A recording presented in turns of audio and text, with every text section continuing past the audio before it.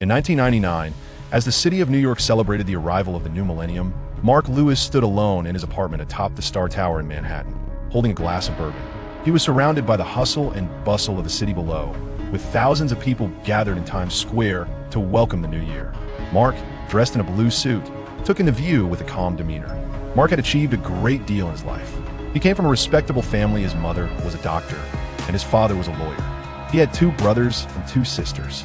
After graduating from Yale Law School, he joined the Federal Bureau of Investigation (FBI) and quickly rose through the ranks. He had solved several major cases, including the Seattle Rain Night serial murders and the Tennessee State Capitol explosion. His efforts had earned him the position of Assistant Director of the FBI's New York office. But despite his success, Mark was aware that he lived in the Marvel universe, and the coming years would bring unprecedented challenges. He knew that the emergence of superheroes and supervillains would change the world as he knew it. Even with his achievements, Mark felt a sense of unease about the future. He had a golden retriever named Dash, a younger brother with a penchant for getting into trouble, and 2 sisters, one of whom wanted to become a nun, and the other who was beginning to express her independence. Despite the chaos around him, Mark was determined to face whatever came his way. As the night progressed, Mark received a phone call from his friend Jack. Jack invited him to join a New Year's Eve celebration, but Mark declined, stating that he had just returned from the East and was tired. After hanging up, Mark finished his bourbon and sat down on the sofa, reflecting on the events of the past year. Mark's apartment was tastefully decorated, with a view of the city that many would envy. He had invested wisely in real estate, purchasing the penthouse before it became one of the most sought-after properties in Manhattan. The apartment's value had increased significantly over the years, and Mark had used his earnings to maintain a comfortable lifestyle. But beneath the surface of his successful life, Mark carried a secret. He had a golden finger that had been with him since he was a child. This mysterious ability had caused him more trouble than it was worth. It had led to his expulsion from his hometown of Forks, Washington, after a messy entanglement with a vampire and a werewolf. Despite the promise of protection from the entity known as the White Lotus, Mark found himself longing for something that could truly defend him in the dangerous world he now inhabited. As the night wore on, Mark's thoughts turned to the future. He knew that the Marvel universe was on the brink of change, and he was determined to survive the coming storm. With a mix of anticipation and trepidation, Mark Lewis prepared for the challenges that lay ahead. The next day, Mark began his first day in his new position. He had been promoted to the position of Assistant Director of the FBI's New York office. As he walked into the office, he was greeted by his colleague Jack. The 2 exchanged pleasantries, and Mark noticed that Jack seemed to be in good spirits. They talked briefly about their plans for the new year and then settled into their work. Mark's office was well appointed, reflecting his new status within the FBI. He had a large desk, comfortable chairs, and a view of the city that was second to none. As he sat down at his desk, he couldn't help but feel a sense of pride in his achievements. He had worked hard to get where he was, and he was determined to continue to excel in his new role. Throughout the day, Mark met with various agents and reviewed reports. He was introduced to his new team and began to get a sense of the challenges that lay ahead. The FBI's New York office was known for its efficiency and dedication, and Mark was eager to prove himself as a capable leader. As the day came to an end, Mark felt a sense of accomplishment. He had successfully navigated his first day in his new position and was ready to tackle whatever challenges the future might bring. With a sense of purpose, he left the office and headed home, ready to face whatever the new year had in store. The FBI, formerly known as the Federal Bureau of Investigation, has undeniably evolved amidst calamity. Initially, the American populace harbored a profound apprehension towards the federal government's formidable law enforcement capabilities. However, it was not until the late 19th century, over a century after the nation's founding, that rampant crime, which severely undermined both the economy and the livelihood of citizens, prompted the establishment of the Bureau in 1908, sanctioned by Congress. Today, the FBI stands as a colossal entity within the realm of global law enforcement. Firstly, it boasts a vast scale. The Bureau employs approximately 35,000 special agents with an astounding budget of $8.3 billion allocated for the previous year. Secondly, its geographical reach is unparalleled. The FBI has established branches in key cities across the United States and maintains 60 offices in various countries abroad. It can be asserted that wherever a crisis emerges globally, the FBI's presence is felt. The New York FBI building, situated prominently, was erected at the inception of the Bureau. Initially tasked with addressing federal crimes in economic sectors, such as antitrust violations, its development was relatively gradual. However, the two world wars ushered in pervasive espionage activities that inflicted significant damage on American military operations and economic stability, with New York, as the nation's largest metropolis, bearing the brunt of these threats. In 1917, the Espionage Act was enacted, elevating the New York FBI to a pivotal role in nationwide counterintelligence efforts. Simultaneously, domestic terrorism became increasingly rampant, culminating in the 1920 bombing at Morgan Building on Wall Street, which resulted in dozens of fatalities and over 300 injuries. In times of crisis, heroes emerge, and the New York FBI experienced a golden era of expansion, significantly enhancing its operational capabilities and resources. Today, the New York FBI is home to 5 specialized branches, staffed by experts in various fields, including investigative specialists, legal advisors, computer analysts, psychological profilers, negotiation experts, bomb disposal technicians, and crisis response professionals.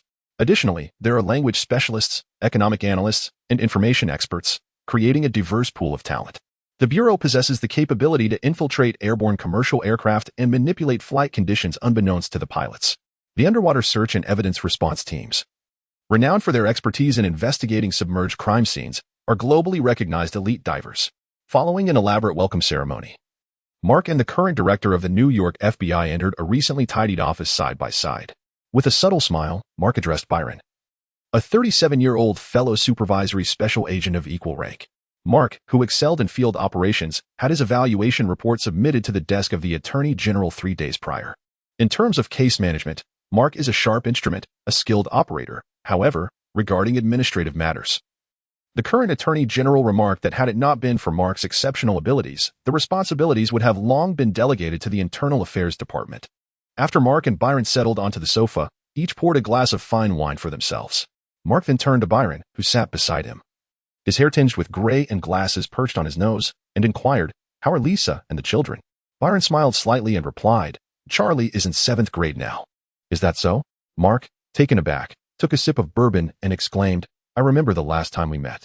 "That was 5 years ago, Mark," Byron remarked. Mark nodded, reflecting, time truly flies. Byron, resonating with this sentiment, gestured towards Mark and said, "Look at you. When we first met, you were just a top-tier agent. And now," he couldn't help but comment on how advantageous it is to have connections in high places. Mark also smiled faintly. In recent years, Mark's meteoric rise was not only due to his successful resolution of several major cases, but also significantly attributed to his membership in a fraternity during his time at Yale. The synergy of these two influences propelled him to the position of FBI Special Agent in Charge at the young age of 30. Had he lacked either of these advantages, his ascent would have been considerably delayed. However, it is worth noting that the current Attorney General was also a member of the Yale fraternity. Half an hour later, after exchanging pleasantries, Byron left Mark's office, lamenting why he hadn't exerted himself more in the past. Once Byron departed, Mark finished his drink, opened his backpack, and began to arrange the items he had brought to personalize his office. Having reached this position, Mark felt he had hit the ceiling, without the advantage of age. Further promotion seemed a distant prospect. Fortunately, he had never aspired to a political career. The role of FBI Special Agent in Charge of New York was, for now, sufficient in the absence of any imminent challenges. After tidying up the sparse belongings, Mark settled into his office chair, perusing internal documents. The FBI's database is nearly the most comprehensive department, second only to the CIA. As he navigated the national database, searching for Andrew, Matt, Steve, a voice echoed in Mark's mind, "Have you not given up?" Raising an eyebrow, Mark replied nonchalantly, "Of course not. What kind of joke is that? This is the Marvel Universe, a frightening realm where advanced technology and superpowers coexist." Mark calculated the odds of an ordinary person, especially a resident of New York City, living a peaceful life amidst the impending storm.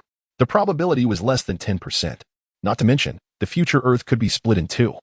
Even if it were not, some terrifying entity could snap its fingers. Would he stake his fate on that 50% chance? At that moment, a glowing figure resembling a daffodil leaped onto his desk, exuding white light, and proclaimed, "With me around, you will live to see the day you pass away naturally." Mark's right hand, gripping the mouse, suddenly paused.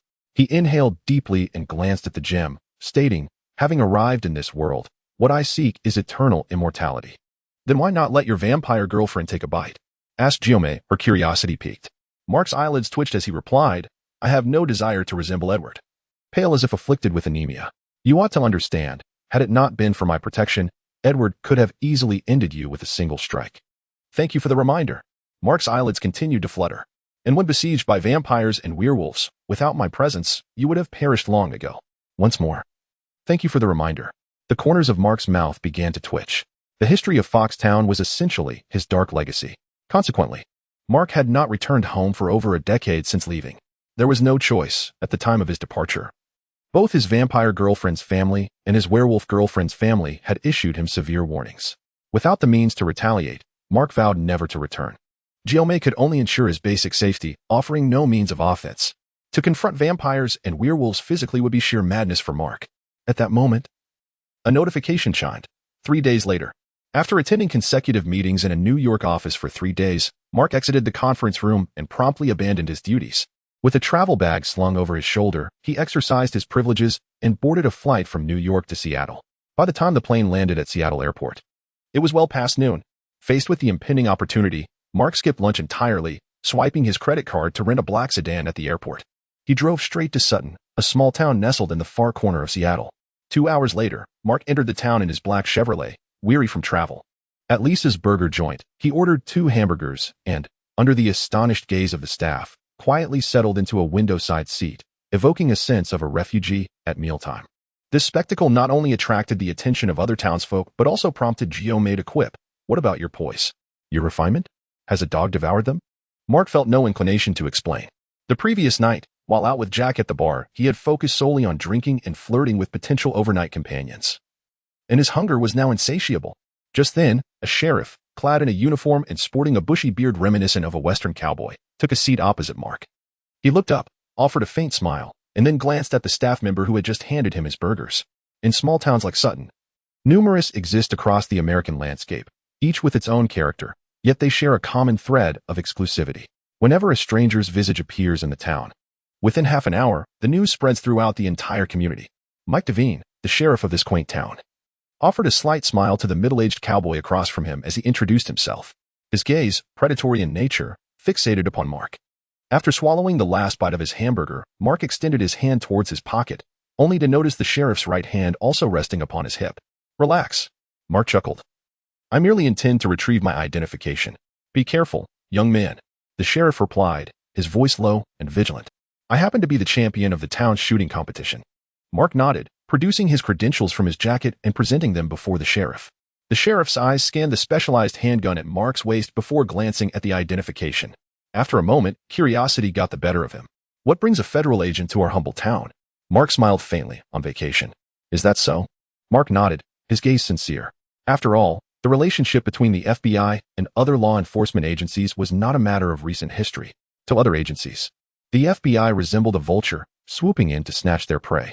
Conversely, the FBI viewed these agencies as meddlesome, often ungratefully assisting in solving cases. After a while, the sheriff returned the credentials to Mark, smiling as he said, "Well then, I wish you a pleasant holiday in Sutton." "I will," Mark replied with a grin. 10 minutes later, having finished his lunch, Mark stepped out of the hamburger joint under the watchful gaze of several onlookers. Once back in his vehicle, he retrieved the laptop from the passenger seat. Opening it, he connected to the internet and, utilizing his privileges, accessed the headquarters satellite system in search of Sutton, aligning it with the terrain etched in his memory. In that moment, an overwhelming sense of melancholy washed over Mark regarding his predicament. Despite possessing a metaphorical golden finger, it was a source of prideful obstinacy. For over 30 years, it had refused to impart the Eastern mystical arts of cultivation to him. Furthermore, it seemed poised to ascend the moment Mark naturally departed from this world, a notion that weighed heavily on his heart. Although he knew that even if Thanos were to strike him, he would remain unscathed, enduring was not Mark's ambition. As a man, he was committed to the path of strength. He would not passively endure blows. That was simply not his character. Since becoming a senior agent, Mark had exploited his privileges to scour the database for any potential superpowers he might encounter and learn. During a university summer break, he even ventured to the Himalayas, finally locating Kamartosh. However, he was dismissed with a curt remark about lacking the qualifications. Even after a month of waiting, the unyielding gaze of the bald woman had not softened. At the end of his vacation, Mark left Kamartosh in a somber mood, resolved to seek alternative avenues. Fortunately, there exists a quaint little town called Fox, where vampires and werewolves coexist. Mark remains relatively optimistic, with a portion of authority now bestowed upon him. He is even more engrossed in the quest for the alien sea urchin crystal. At last, perseverance is rewarded. Mark believes that even the divine is favoring him. As for the three high school students, he has but a single word for them: remain blissfully ignorant. High schoolers ought to focus on their studies, striving for self-improvement in this capitalist society. The notion of superpowers saving the world? Mark asserts he is willing to bear that burden alone. At that moment, a sound signifying hope in the future emanated from the nearby auto-matching notebook. Half an hour later, Mark parked his car on a secluded roadside, adjusting his suit. Upon exiting, he surveyed the deserted highway and the woods before him. A smile crept across his face. Didn't you mention last time that the sea urchin alien stone might harbor some conspiracy? Isn't that your domain? Upon hearing the voice of Jiomei, Mark replied with a faint smile, you refuse to teach me the unique Eastern cultivation culture and deny me self-sufficiency? The bloodline of this body has already been tainted. Mark grimaced. Could we not use the term tainted? Do you not have any awareness of why you have been reincarnated here? I refuse to answer that question. In the Sea of Gods, Jiomei haughtily declared this before retreating into her chamber. Mark felt a sense of helplessness. He reminisced about his achievements back on Origin Earth, where he could have lived comfortably on the 2 properties he purchased in the capital. In his professional endeavors, he was revered alongside a counterpart in the Magic City, known as the Dual Coup. Although he and that Dual Coup were competitors, he recently heard that the latter had been diagnosed with cancer. He wondered how that individual was faring now. As Mark traversed the forest, he remained vigilant for any signs of unusual depressions in the ground. By the grace of the divine, he felt he had never approached a day with such seriousness as he did today. Suddenly, he spotted an unknown creature resembling a deer leap into view. The moment it saw Mark, it swiftly turned to flee. With a blink, Mark stood bewildered, watching the elusive deer vanish before him. Could this be the fabled notion of this being is fated to meet me? Chapter 5. The nobleman stands tall standing at the edge of a suddenly collapsed pit. Mark peered into the abyss, faintly discerning the shape of a fawn and hearing its soft, mournful cries. Are there deer in the forests of Seattle? Mark pondered, stroking his chin with curiosity. Seattle, located in the northwest corner of Washington state, nestled between Puget Sound and Lake Washington, enjoys a temperate maritime climate. After musing for a while, Mark shook his head, deciding not to dwell on such a trivial question. He retrieved a length of rope from his black backpack and removed his jacket, revealing a white shirt clinging tightly to his well-defined abdominal muscles. He carefully folded his expensive tie. This action elicited a scoff from the observant Jiomei, who remarked, you have several valuable paintings from your vampire girlfriend abode in your junk room. Selling even one could secure your retirement. Must you be so miserly? You know nothing. With a growl, she threatened. Say another foul word, and I'll toss everything from your junk room. Mark covered his forehead, conceding, all right. I was wrong. With such a fortunate, yet burdensome ability, Mark lamented that it would have been better not to traverse worlds at all. It offered no capabilities, merely ensuring the most basic personal safety. As for martial arts or strength, he was left to fend for himself. In short, this golden finger was far from what Mark had envisioned. He had imagined himself kicking Thanos and instilling fear in all. Yet, the reality was that he could not even best the small child from his vampire girlfriend's household. The thought of this filled him with a wave of melancholy. Pausing briefly, he secured one end of the rope to a sturdy palm tree, tightening it with great effort. Mark then remarked, when I left the novice village, the value of artworks had not yet peaked. Selling them then would have been a significant loss. But now he gazed skyward, a sense of sorrow washing over him. Their value has indeed increased, but the problem lies in the fact that those paintings were stolen last century. They are black market goods. It's better not to sell them, for if I do, the FBI's art crime agents will surely come knocking, and that would spell trouble. Among the 2 paintings Mark had pilfered from his vampire girlfriend's warehouse, their current market value reached an astonishing 15 million euros. However, the liquidity of art is far slower than that of gold or diamonds. Given time, the FBI, ever attuned to the sin of illicit dealings, would inevitably trace the trail back to him. He cursed himself for not taking a computer course during his time at Yale. In 2 lifetimes, his computer skills remained limited to proficiently using office software. After repacking his backpack and double-checking the security of the rope around his waist, he prepared himself for what lay ahead. Mark took a deep breath, illuminating the darkness above him with a spotlight, ready to embark on a journey of discovery. One couldn't help but ponder, didn't those 3 high school students simply descend into the pit? As he descended vertically into the abyss, a nagging question surfaced in Mark's mind. After approximately a minute, his toes finally touched the ground, and he surveyed his surroundings. The oppressive darkness enveloped him, accompanied by a muggy, earthy scent that filled the air. The sensation was almost suffocating. Cautiously, Mark untied the rope and secured it to the earthen wall. His gaze fell upon the nearly lifeless fawn before him. With a swift motion, he drew forth his black tactical dagger. Crouching before the fawn, he caressed its head, murmuring softly. In an instant, a flash of cold steel silenced the creature. Cruelty, this was the mercy of a hunter. Mark shrugged, sheathing the dagger back into his belt, which from the outside appeared to hold nothing menacing. One of Mark's principles was to carry a weapon wherever he went. Rising to his feet, he noticed a faintly glowing passageway and, with a click, disengaged the safety on his handgun, proceeding cautiously along the ground. Since the harrowing gang assault he endured at 16, Mark had long ceased to believe in the words of his sister.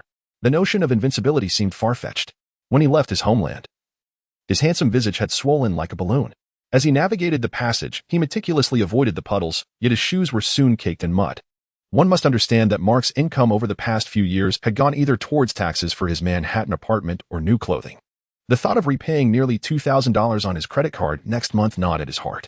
The traditional Eastern value of saving had seemingly evaporated. Here, he felt utterly assimilated, frequently paying today with tomorrow's earnings. Savings?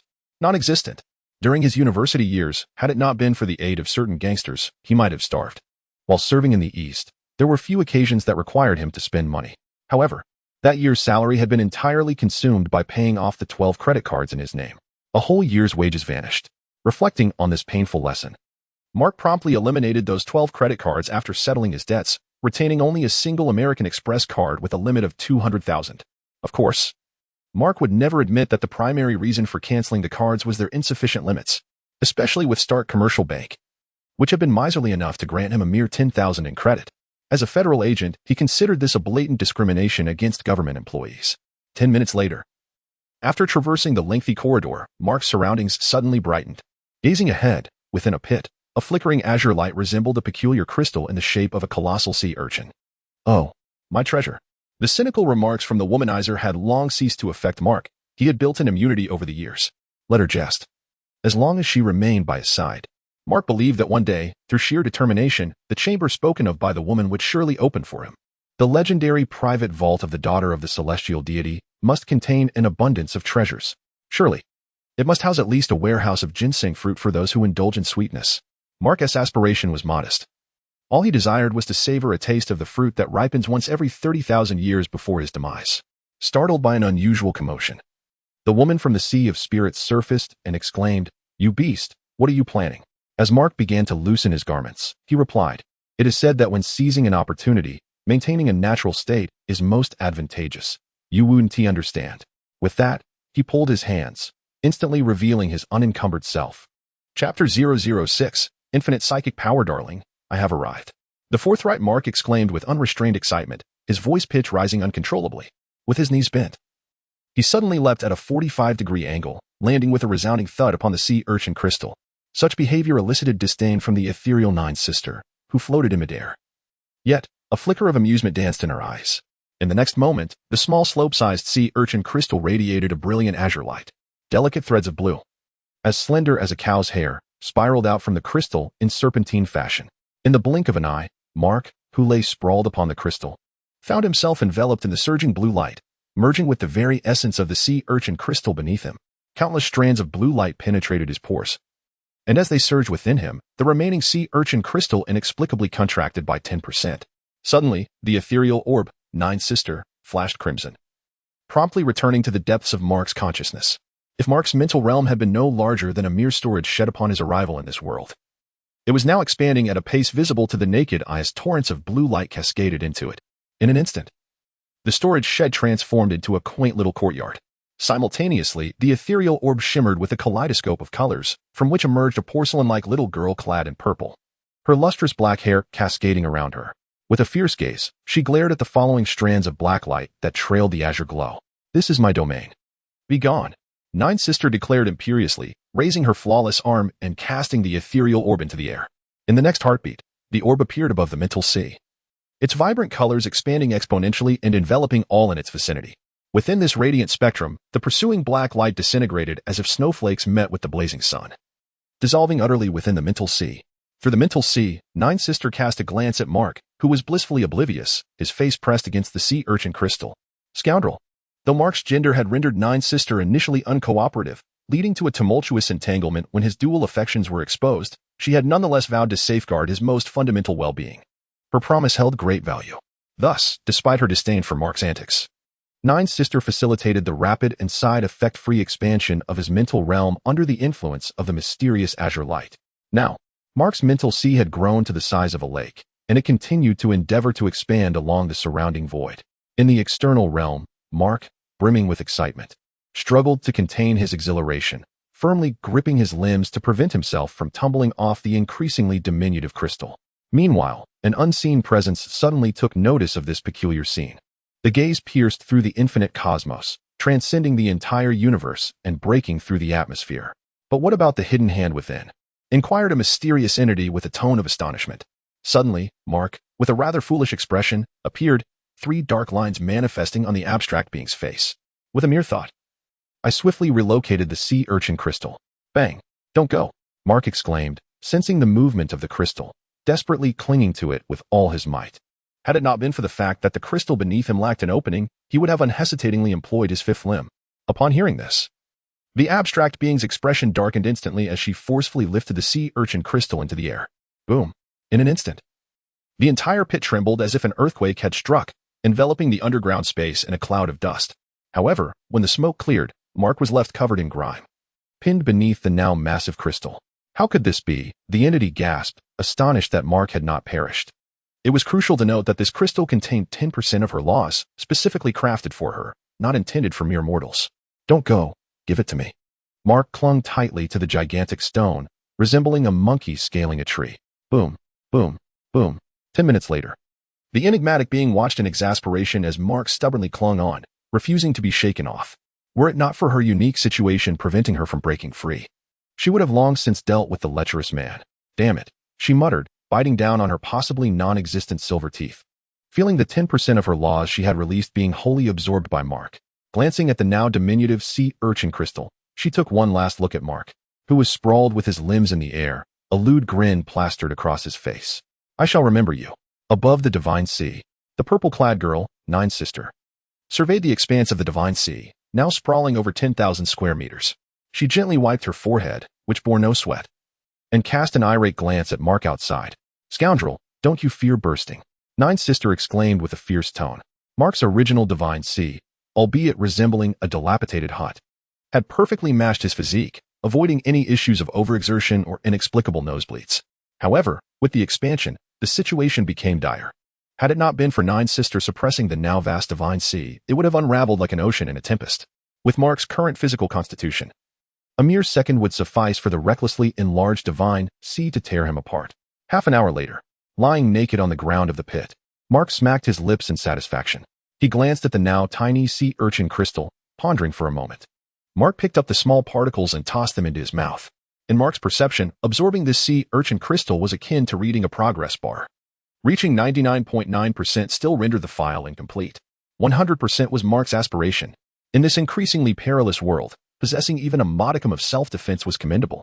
As for Giome, Mark, with years of experience being deceived, had long chosen to selectively ignore her. After a moment, lying in the muddy pit, Mark savored the tingling sensation he had just experienced. Reluctantly, he rose from the ground. In the next instant, with a thud, Mark fell sideways. Momentarily stunned, he inquired, Giome, what is the situation? Mark, do you know what phrase describes someone sitting in a position that does not belong to them? A woman on top and a man beneath. Bang. It is the unworthy occupying a position of merit. You scoundrel. Chapter 007. The benefits of being handsome. An hour later, amidst the astonished and wary gaze of the hotel clerk, Mark finally managed to convince the staff that his identification was indeed authentic. Upon entering the hotel room, Mark wasted no time and dashed into the bathroom, stumbling only twice along the way, which brought him a sense of relief. As for the notion of deserving 1S station, as mentioned by Giome, Mark wholly disagreed. To him, it was merely a minor after-effect. Those 3 high school students had been left with nosebleeds, while he had not. After turning on the shower head, a smug thought crossed Mark's mind. In the next moment, he felt a warmth at the tip of his nose and paused momentarily to inspect it. Upon noticing the crimson hue in his palm, he was momentarily taken aback, and suddenly the world began to spin. He collapsed in the bathroom with a sharp thud. Ouch! Mark groaned, clutching his throbbing head and calling out to Giome, what on earth is happening? Giome replied coolly, if it weren't for my suppression of your divine sea, you would have turned to dust the moment you inhaled. Half an hour later, Mark, pallid and unsteady, staggered from the bathroom and collapsed onto the bed. How could this happen? He lamented. Simply put, your body is no longer compatible with your divine sea. Can you explain this in simpler terms, please? Like a monkey wearing a hat. As Mark succumbed to slumber, Giome, observing his pale visage, wrestled with her inner turmoil. After a moment's hesitation, she sighed, extending her right hand. Suddenly, a vibrant, multicolored passageway appeared above the ethereal pearl, and she leaned halfway into it. The 3,000-year-old ripe peach 1T do the 9-curve soul-reviving liquid refined by the celestial sovereign is also unsuitable this? No good. I recall a leftover grain of golden elixir consumed by the devourer dog, which Princess Geo had placed somewhere. Where has it gone, Eureka? Geomay gleefully clutched an object wrapped in gold foil, peering out with excitement. Approaching Mark, she forcefully pried open his unconscious mouth, unfolding the gold foil. She poured less than a gram of powder into his mouth, gently manipulating his jaw to ensure it was ingested. After completing this series of actions, she clapped her hands, cast Mark an exaggerated eye roll, and retreated back into the ethereal pearl. The 7-colored light shimmered briefly before returning to Mark's divine sea. With the divine sea having expanded in true fashion, Geomay felt it was entirely necessary to construct a comfortable room anew. The following day, Mark blinked awake, his eyelids fluttering as his right finger twitched slightly. Slowly, he opened his eyes. In the next moment, he gasped in horror at his arm, now enveloped in a black substance that exuded a foul stench. Once again, he dashed into the bathroom at nearly the speed of light. Retrieving a bath ball from his travel bag, he commenced to cleanse himself with cold water. Geomay, what is going on? It's a normal situation. You haven't thanked me yet. Why? Say it first. Geomay was being rather tsundere. Thank you. You're welcome. After a moment, Mark blinked and said, You still haven't explained what is happening. Don't bother me. I'm busy. Mark was taken aback, wishing he could slap himself. Recalling how Geomay had playfully teased him numerous times since childhood, he thought he had learned his lesson, but unexpectedly. Knock, knock, knock. Just as he had finally washed himself clean and was about to step out of the bathroom, the hotel door was abruptly burst open by Sheriff Mike Devine, accompanied by 2 or 3 others whom he had met before. Mark, seeing the gun pointed at him, immediately raised his hands, allowing his bathrobe to fall away. A female officer from the town casually glanced over, her eyebrows arching in surprise. Is this your normal state, or are you giving it your all? Quite a sight, isn't it? Mark was momentarily stunned, then addressed the cowboy-like Mike Devine. Sheriff, what is the matter now? Mike Devine surveyed the room, glancing into the bathroom. Noticing the lingering foul odor, he frowned and said in a low voice, The hotel staff called the police. For what? Murder and dismemberment. There's a stench and a scent of blood. After signaling his subordinates to secure their weapons, he calmly continued. Mark's expression stiffened, and he awkwardly remarked, You know, I'm from New York. It's natural to be a bit unaccustomed. Is that so? Mike Devine replied with a gravelly tone.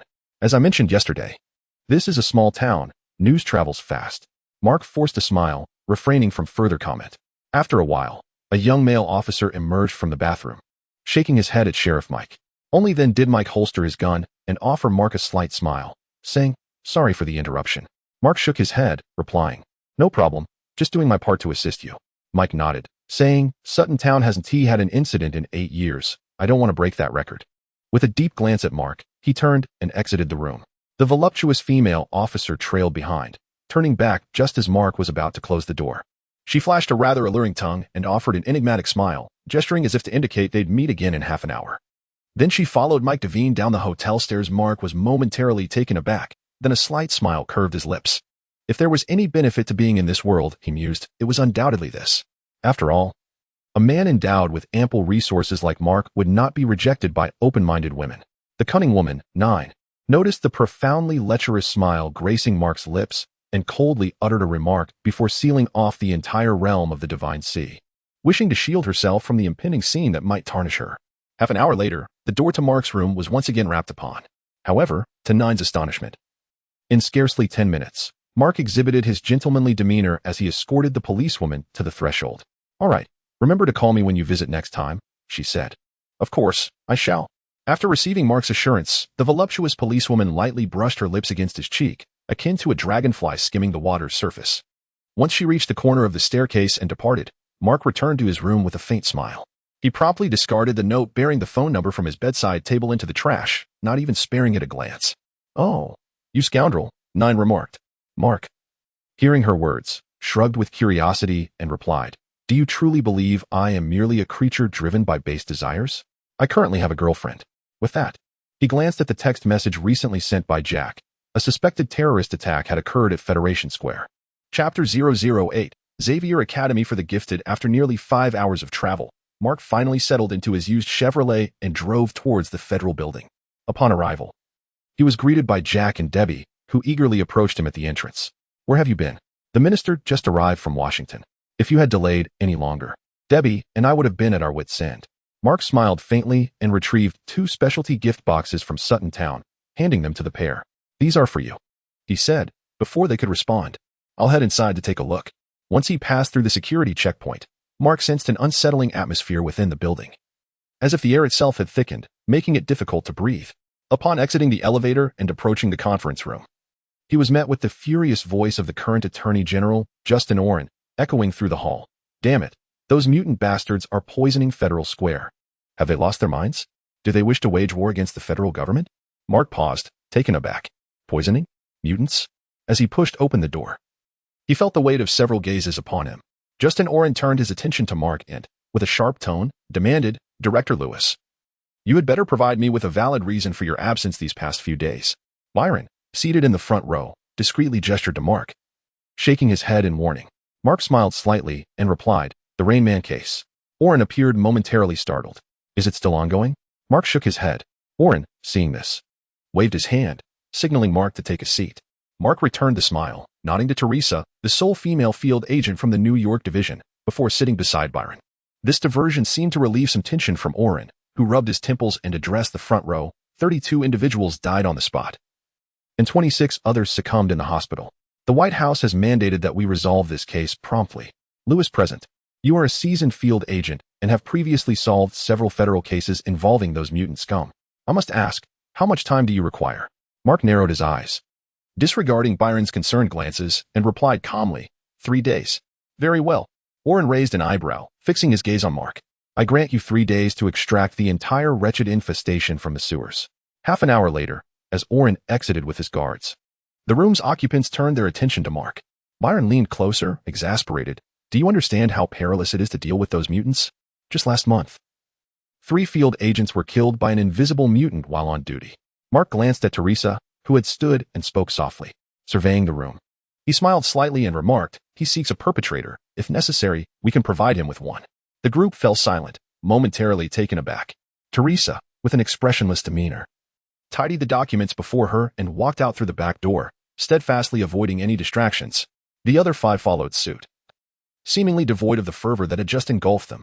Once everyone had exited, Byron shrugged his shoulders and sighed. "Well, you're the field supervisor. You make the call." With that, he patted his thigh and departed the conference room. Mark, witnessing this, couldn't help but display a faint, enigmatic smile. The ones who sought accolades yet shunned risk were precisely those who had just left. However, Mark could empathize. Cases involving mutants were predominantly handed over to military law enforcement agencies. After all, ordinary law enforcers found it exceedingly challenging to contend with the rising tide of mutant crime. One could easily find themselves in dire straits, perhaps even facing Mephisto in the depths of hell before encountering the perpetrators. In Mark's office, Jack and Debbie exchanged knowing glances. "Boss, have you taken on this case?" Jack inquired. "Indeed. It concerns mutants," Mark replied. "I am aware." Jack and Debbie shared a moment of silence, taken aback by the serene smile adorning Mark's face as he signed several documents on his desk. Rising from his seat, he glanced at the 2 silent figures and offered a gentle smile. "Relax a bit. Have I ever led you astray since graduating from the academy?" "No," Jack affirmed. Although Debbie remained silent, her gaze was filled with unwavering trust in Mark. Among their peers from the same graduating class, most were still languishing in lower-tier positions, while the 2 of them had been fortunate enough to team up with Mark, experiencing what it meant to ascend the ranks as if riding an elevator. In just 6 brief years, they had both risen to senior agent status, while Mark had soared to the position of chief agent. The swiftness of his ascent prompted murmurs of foul play among other contemporaries. Yet, the impressive track record of Mark's team silenced all, including the bureaucrats in Washington. With a light chuckle, Mark opened his drawer, retrieved his credentials and firearm, and declared, "Let us be on our way." "Where to?" they inquired. "To pay a visit to an old friend. Xavier's School for Gifted Youngsters." This institution bore no renown among ordinary citizens, yet within certain circles, it held a position akin to that of the Vatican in the hearts of its devotees. Located 35 miles north of New York City in Westchester County. As they drove through the dense woods, the trio found themselves emerging into a clearing. In the distance, an ancient castle, weathered by countless storms, loomed majestically amidst the lush greenery. After exchanging glances, Jack hesitantly addressed Mark, Who was at the wheel? Boss, are you certain about visiting this place? Mark shot a glance at Jack and replied, what are you trying to convey? Jack opened his mouth and remarked, I distinctly remember that your final encounter with that red-haired lady did not conclude favorably. Debbie instinctively covered her forehead, her expression tinged with pain as she replied, indeed. It was quite disastrous. I recall being unceremoniously thrown out by the individuals inside. 3 years ago, no, it must have been 5. The trio's inaugural case revolved around mutants.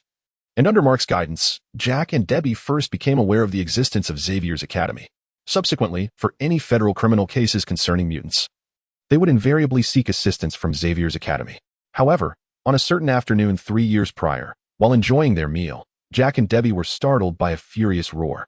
They then witnessed their team leader Mark being hurled out like a discarded sack by a long-haired blue creature, as if he were mere refuse. They too experienced the sensation of flying through the air. Upon departing Xavier's Academy, when they inquired about the incident, Mark, with a wistful and melancholic expression, lamented. There was nothing to be done. The relationship had unraveled. Chapter 009. One of the legends among many romances affections arrive with a tumultuous clamor and depart with an equally jarring noise. This is beyond Mark's control. Moreover, Mark can proudly declare that he approaches each relationship with utmost seriousness. Essentially, Mark belongs to the emotional cohort, rather than being the scoundrel his ex-girlfriend 9 and others might depict. I doubt the people in this academy would share your sentiment, Jack remarked, shrugging from the passenger seat. Not at all, Mark replied with a faint smile. When have I ever involved you in my affairs? April 21st, 1993. What? Mark was taken aback. Jack removed his sunglasses, gazing at Mark with exasperation, and said, you flirted with a female student from the Middle East, only to vanish the next morning, leaving me to console her in the dorm as she lamented your supposed violation. What was her name again? Alia Hadu? Debbie, seated in the back, interjected quietly. The very next day, she was reported by the chief, and it later turned out that all her background was fabricated. Her true identity was linked to the Islamic State. The chief even received a reward from the academy for this. A slight curve appeared at the corner of Mark's mouth. As if reminiscing, indeed, Alia, the noble lady, I must say, it was a splendid night. Jack couldn't help but face-palm, gesturing dramatically at Mark. To this day, Mark's escapade of inadvertently sleeping with a spy remains a legendary tale within the Quantic Training Academy, recounted by countless witnesses and passed down by agents turned instructors each semester. Before long, after circling the gravel lake in a second-hand Chevrolet, the gates of Xavier's Academy came into view.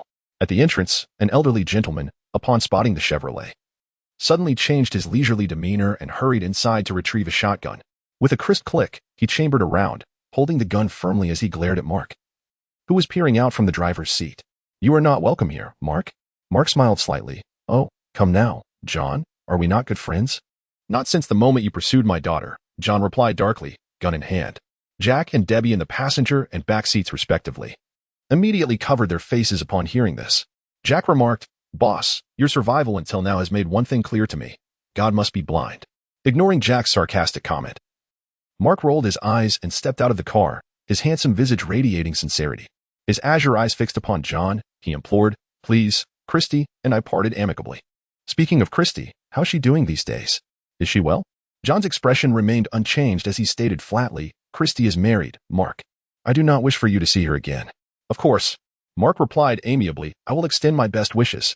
John's countenance shifted, and after a long, penetrating gaze at Mark, he remarked, Mark, one day you will descend into hell. Mark shrugged, remaining silent. What a jest. In this life, Mark sought eternal life, not damnation. Hell? Unless something alluring drew him there, he would not venture, even if summoned in grand fashion. Faced with such an enigmatic Mark, John holstered his firearm and observed as Mark resumed his position behind the wheel. He then declared, I look forward to seeing you ejected from the academy once more. Mark chuckled heartily, replying, John, you jest again. That little blue creature took a position in Washington last year, no longer in New York. With a wave, Mark swiftly drove his Chevrolet through the open railing, entering the grounds of Xavier Academy. One cannot overlook the immense wealth of Professor Charles. The ancestral castle, reminiscent of a paradise, is worth more than nations. It boasts vast expanses of land for unrestricted frolicking, enveloped by a forest, complete with a pebbled lakeside beach. The castle alone occupies over 100 hectares. 10 minutes later, amidst the watchful eyes of a throng of academy students, Mark parked his Chevrolet smoothly in a space adorned with a fountain garden. In the passenger seat, Jack turned to Mark as mutant students gradually approached, asking, Can I stay here to watch the car? Debbie in the back seat shook her head disapprovingly and opened the door. Mark smiled softly, Of course. Really? Jack exclaimed with delight. Certainly, Mark replied with a grin. Inside the hall, the trio settled on a couch in the parlor. Jack, in visible distress, lamented, I no longer wish to experience the feeling of flying through the air. Mark remained silent, quietly savoring his bourbon. He recalled the times he had visited when Professor Charles had allowed him to sample his extensive wine collection. Now, reflecting on it, Mark felt a pang of nostalgia. Why must simple matters be made so intricate? Furthermore, at this point, they had seemingly forgotten the art of hospitality. That is because you have been blacklisted by the Academy. As Mark vented his grievances to Jack, a gentleman sporting yellow diving goggles approached from the corridor, addressing Mark in a deep voice. Mark turned to see him and smiled. Scott, haven't you cured your eye ailment yet?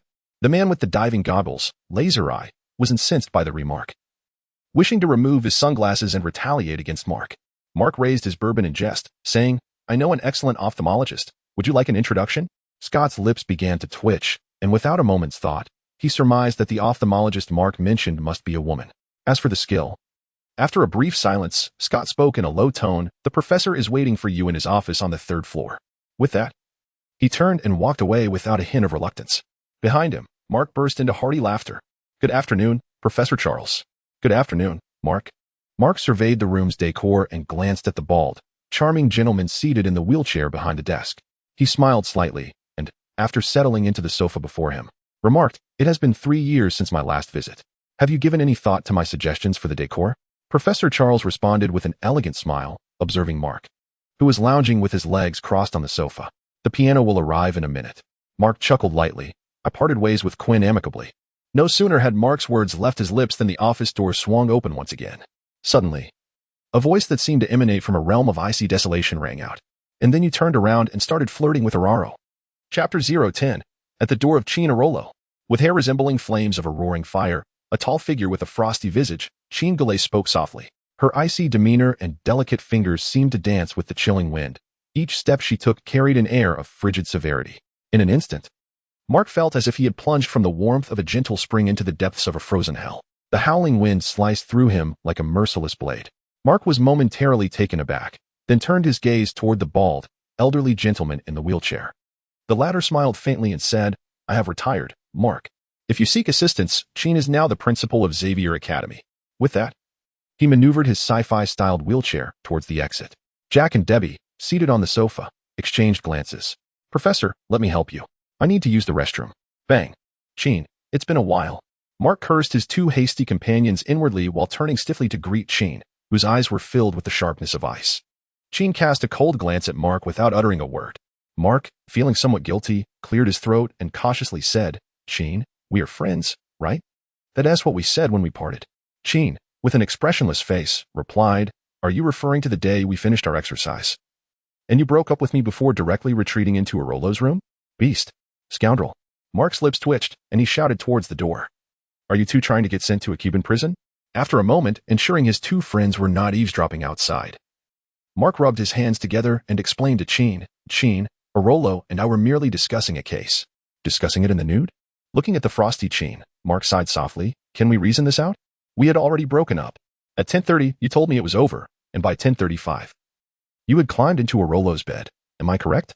I don't remember clearly. It's been so long. Mark awkwardly touched his nose. To be honest, he did not take pride in his past.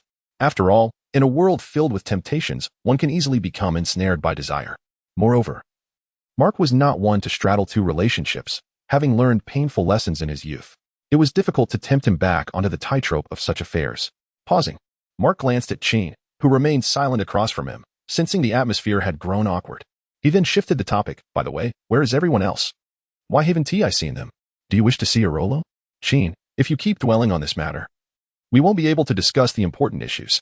Mark, with a hint of exasperation, pressed his forehead and remarked, This morning, a mutant assault occurred at Federation Square, resulting in the tragic death of over 100 innocent civilians.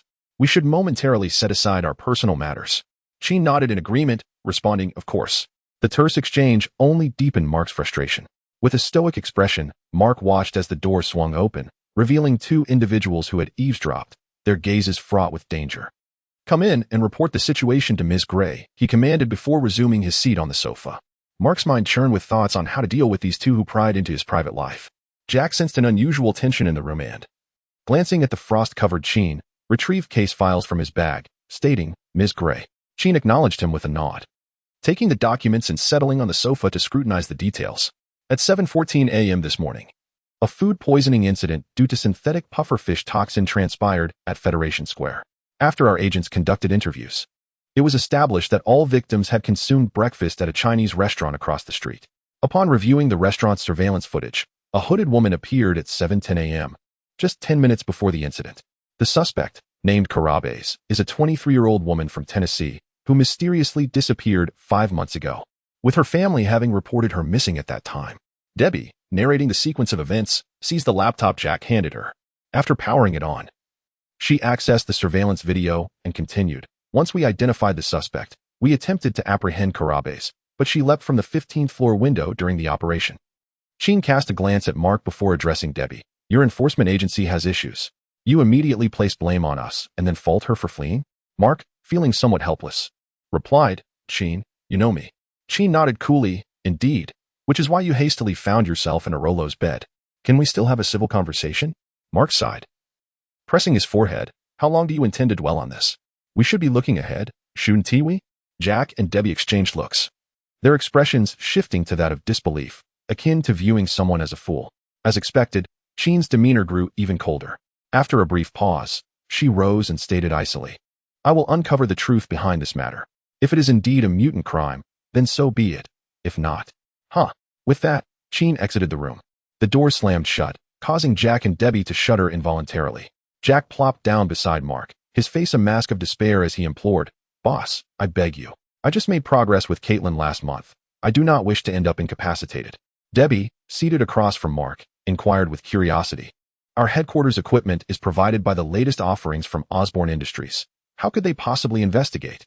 Mark smiled faintly, running a hand through his tousled hair, choosing silence. The apparatus within this estate far surpassed that of the FBI.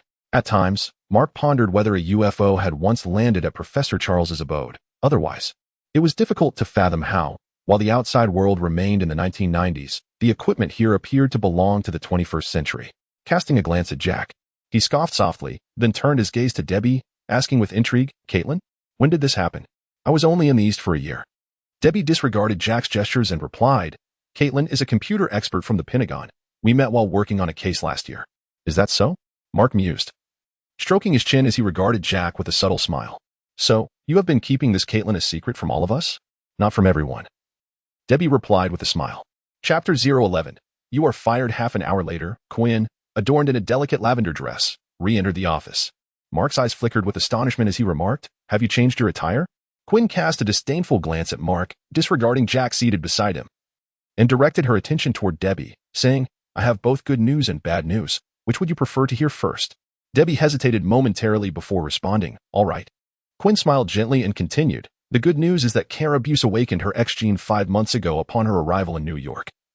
And she is indeed a student at Xavier's School for Gifted Youngsters. Jack's eyes lit up, exclaiming, That's splendid. Bring her to us. That may not be feasible, Quinn replied, her smile fading as she fixed her gaze on Jack.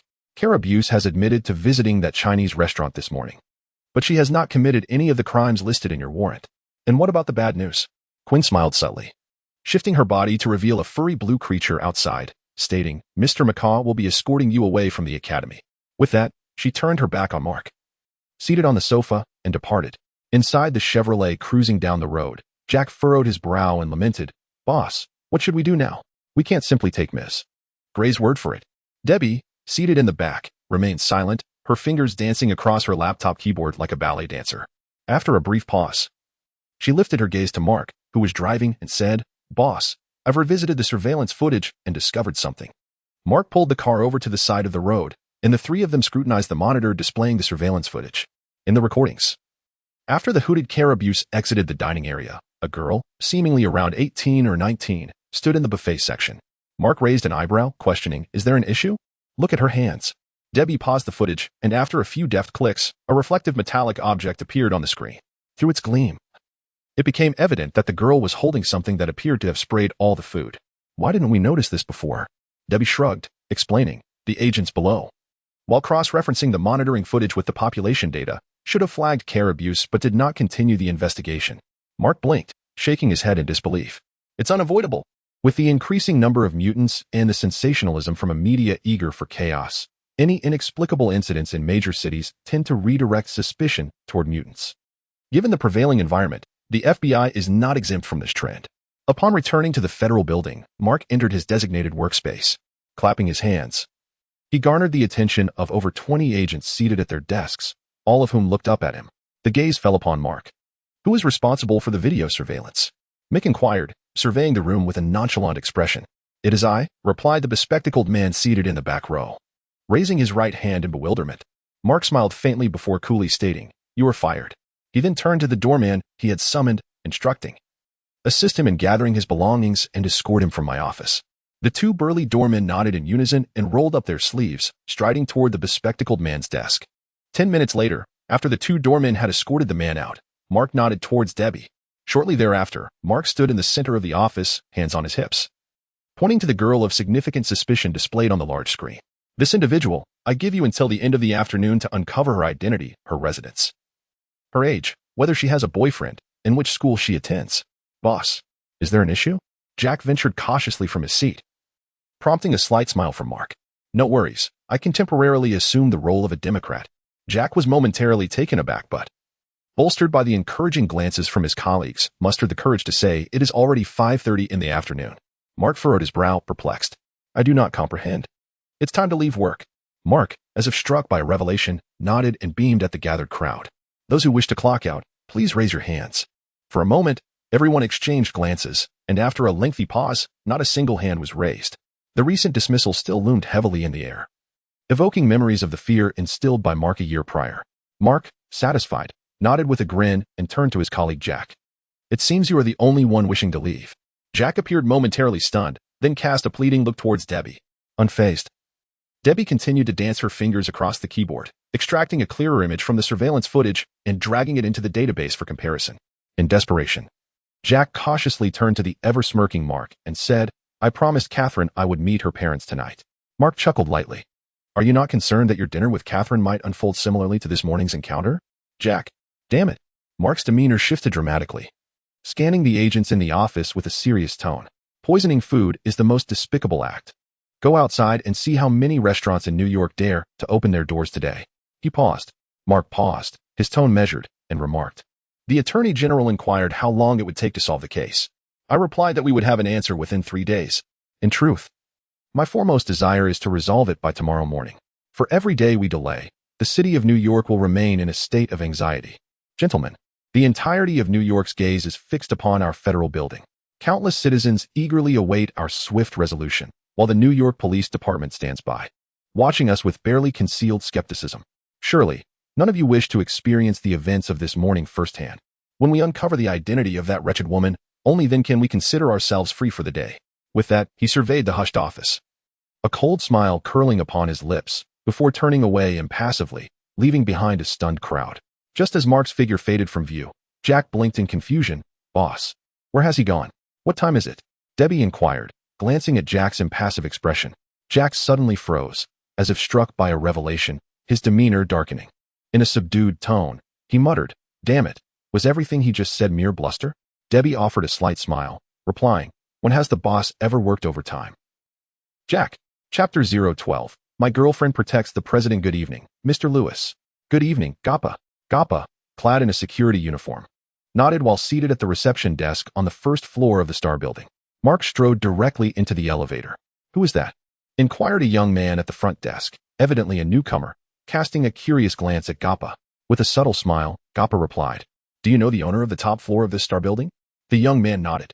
Gappa shrugged, glancing at Mark, who was entering the elevator to the top floor, and said, "That is Mr. Mark Lewis, the owner of the 98th floor." The young man was momentarily taken aback, his expression somewhat peculiar as he remarked, "Is he the legendary walking artillery?" Gappa let out a hearty laugh, returning to his seat, resting his hands behind his head while watching the episode of Doctor Who playing on the television screen. Ding. As the elevator doors opened, Mark removed his suit jacket. Upon opening the door, he was greeted by an unfamiliar creature that he had banished to the balcony, now appearing once more behind the door, quietly lounging before him. The creature was a sulcated tortoise, scientifically known as the African spurred tortoise. Mark blinked in surprise and called out to the kitchen, where sounds were emanating, "Kate. Even tortoises benefit from sunbathing." After speaking, he glanced at the tortoise, affectionately named Bart, and stepped over it, tossing his black briefcase onto the side table. He stretched lazily, inhaling the appetizing aroma wafting through the air. Before long, Kate Todd emerged from the open kitchen, clad in casual attire, carrying a bowl of salad. She smiled at Mark, who had his arms outstretched, and said, "I heard about the incident at Federal Square as soon as I returned at noon. Any leads?" Mark smiled gently, wrapping his arms around Kate's waist, beaming as he replied, "Since when did our presidential protector, Ms. Todd, take an interest in FBI cases?" Kate Todd, an agent with the Secret Service of the White House, possessed a gentle demeanor and resembled Kayla Lee closely. She was Mark Lewis's girlfriend.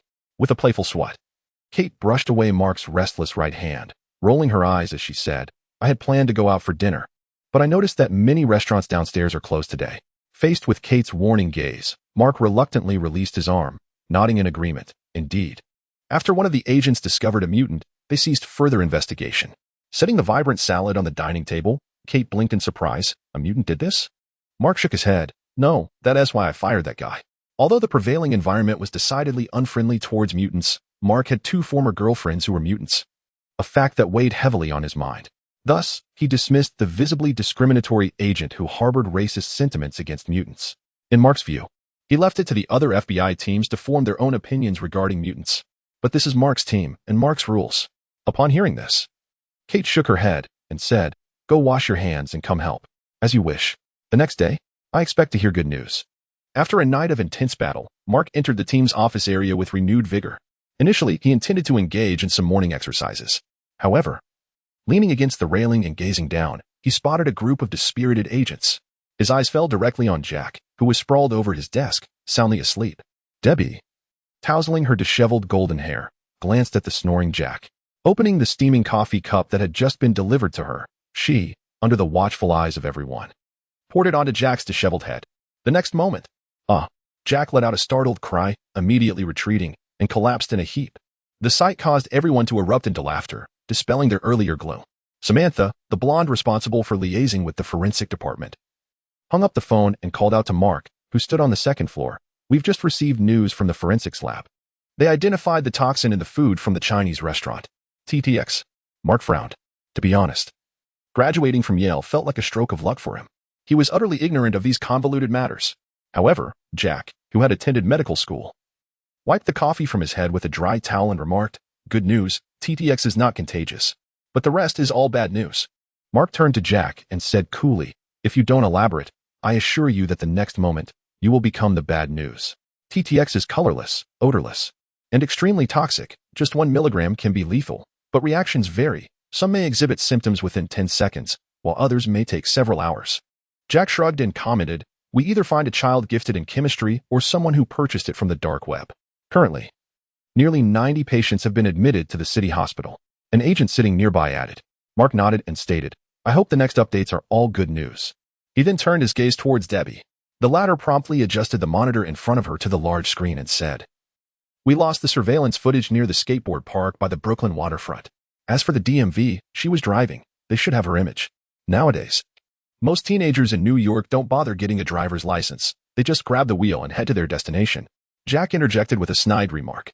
Mark cast a deep glance at Jack. Debbie continued, "The DMV didn't find a match, but we discovered a segment of surveillance footage in a nearby alley close to the skateboard park. On the large screen, a hooded girl appeared, entering the blind spot of the camera. After a while, a girl, having changed her outfit, emerged from the blind spot with her head bowed. Tell me you found something." Mark looked at the smiling Debbie with a resigned shrug. Debbie nodded and said, "Of course, just as you were about to head out. The Xena Mountain Hospital admitted a patient exhibiting symptoms consistent with pufferfish toxin poisoning. Her name is Caroline Batak, 16 years old, 155 centimeters tall, and has dark golden hair." Upon hearing this, Mark leaped down from the railing, glanced at Jack, and smiled at Debbie, exclaiming, "Now that is my good girl." This instantly made Jack wish he could retreat to a corner and curse someone in circles. At that moment, Maggie Bell, dressed in a t-shirt and jeans, her hair in a ponytail and her complexion pale, walked in and addressed Mark. "Caroline has just succumbed to her injuries." "What?" Maggie nodded, handing an evidence bag to an investigator. "However, Dan and I discovered something unusual on her computer in her room." Mark remained silent, quietly observing Maggie, who had entered the same year as him. "Borum Hadu." Maggie looked at Mark, her dimples appearing on her face. Mark paused, slightly taken aback. Why does that surname sound familiar? Behind him, both Jack and Debbie rolled their eyes in unison, slapping their foreheads. Chapter 013. Memories as Fleeting as Smoke. Boram Hattu. A 34-year-old Muslim male has been on the CIA's list since 1994, recognized as one of the most significant members of the Islamic State. It is rumored that he orchestrated the devastating bombing of the Belamo Church in 1996. According to the data extracted from Caroline's laptop by Debbie, Caroline had been frequently accessing the internet to engage with an organization known as Black Jihad 6 months prior to the incident involving pufferfish toxin. She enticed impressionable youths through promises of order and respect, painting a picture of a paradise that would ultimately reveal itself as a fade, reducing them to mere playthings for men and instruments of reproduction. Based on our intelligence exchanges with the CIA, we have substantial reason to believe that Boram Hattu is the true mastermind behind this case. In the hall, Maggie pointed at a handsome Middle Eastern man projected on the large screen behind her, addressing Mark, who sat in contemplation, fingers resting on his chin. She remarked that Boram became active within the Islamic State after his sister was arrested by the FBI on charges of espionage in 1994. Mark paused momentarily, then shrugged in exasperation, stating, "You do realize that donning a veil and scarf is merely an alternative form of roleplay? If I were to orchestrate a terrorist attack, I would never infiltrate the base as a spy, nor would I engage physically with a genuine American." Jack, seated nearby, could not help but chuckle, covering his face. Debbie and Maggie exchanged glances laden with disdain, regarding Mark as if he were a beast. Mark shrugged, acknowledging the absurdity of his past, then stood to address the image of the bearded Middle Eastern man on the screen, inquiring, "Have we located this fellow's address yet?" Debbie nodded, responding, "The tech department is currently pinpointing Boram, who goes by the alias Bluebird, using this website." Mark nodded thoughtfully, stroking his chin with curiosity as he asked, "Is Alia still incarcerated?" Jack replied, "Yes, she has been held at the New York women's prison since her espionage identity was uncovered." Mark raised an eyebrow, saying, "I had assumed she would be detained at Guantanamo." In the hall, those familiar with Mark's history lowered their heads, unable to find words to describe their leader. Maggie, with a fierce glare, jabbed Mark and retorted, "Regardless of the circumstances, Alia genuinely loved you back then." Mark, taken aback, replied, "Your relationship with her at Quantico Federal Academy seemed rather tenuous. That's none of your business." Maggie shot back, rolling her eyes. Mark was left speechless. After a while, Mark turned to Jack and Debbie, saying, "You two should head to the women's prison and see if Arya knows anything." Just as Jack was about to respond, Debbie shoved a donut into his mouth and dragged him towards the door. Once they had left, Mark cast one last glance at Boram on the large screen before withdrawing his gaze and addressing the others, "Find this guy for me." With that, he made his way towards the staircase not far away. Upon returning to his office, Mark carelessly tossed his coat onto the sofa. He opened the liquor cabinet and retrieved a bottle of bourbon, standing before the floor-to-ceiling window, quietly gazing at the distant Federal Square. After taking a sip of the fine spirit, he let out a gentle sigh. The past was too painful to reflect upon. He returned to his office chair. Looking at the documents sprawled before him, he rubbed his temples, set the glass aside, and began to scrutinize one of the papers. Each time he dealt with official duties, Mark felt a surge of frustration at his demotion. He was a traveler, not someone meant to be bogged down by seemingly endless paperwork. An hour later, Mark silently regarded Jack and Debbie standing before him. "What happened?" he inquired. "Arya hanged herself in her cell 7 months ago." "What?" Mark sprang from his chair, covering his forehead in disbelief. For God's sake, she had only a year left until her release. Why would she take her own life? After exchanging a glance with Jack, Debbie replied, "The day before Arya's suicide, the warden mentioned she had a visitor. We've retrieved the recorded logs from that time. Let us go." Mark thought for a moment before leading the way to the office door. Inside the evidence room, Boram exclaimed, "You shouldn't be here. Arya, you've disappointed us all." "I'm sorry. You have been tainted. My father sent me for revenge." "Boram, my father said he no longer has use for you. Take care of yourself." Boram, with arms crossed, Mark looked exasperatedly at Debbie, saying, "What is this nonsense? There are so many background noises." Debbie shrugged, replying, "The recording system in the women's prison still uses outdated equipment." She pointed to the old tape continuously spinning in the player. Mark grimaced. "This ridiculous thing captures everything it shouldn't, yet misses what it should." Jack tilted his head, adding, "At least we have some information. We now know Boram is in New York." Mark glanced at him and shook his head. "Has the NYPD or other agencies uncovered any leads on where Boram might be?" While speaking on the phone, Mackie raised a finger. After ending the call, he remarked, "A patrol car has just reported the sighting of a man suspected to be Boram entering an apartment in Queens." Mark's eyes instantly lit up. Debbie, I will notify the special operations team. Jack, I will alert the others. Mackie, I will inform the New York police to evacuate the surrounding area. Once the three hurriedly exited, Mark gazed at the silent tape recorder still playing. He became momentarily lost in thought. To be honest, Mark had not anticipated that Arya would reveal her identity to him while exercising. Nor did he expect her to invite him to join their noble cause in what they deemed a holy war.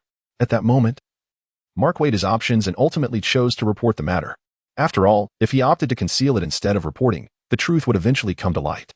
When that time arrived, every agent who had interacted with Arya would face a reassessment of their loyalty. Mark turned on the player and removed the only remaining tape, gripping it tightly. After a pause, I'm sorry. Chapter 014, Assault or Negotiation with a crisp sound. Mark donned his bulletproof vest tightly, patting his chest as he gazed at his fully armed reflection in the mirror. He exhaled deeply, pondering whether his untapped psychic abilities could indeed withstand the onslaught of bullets.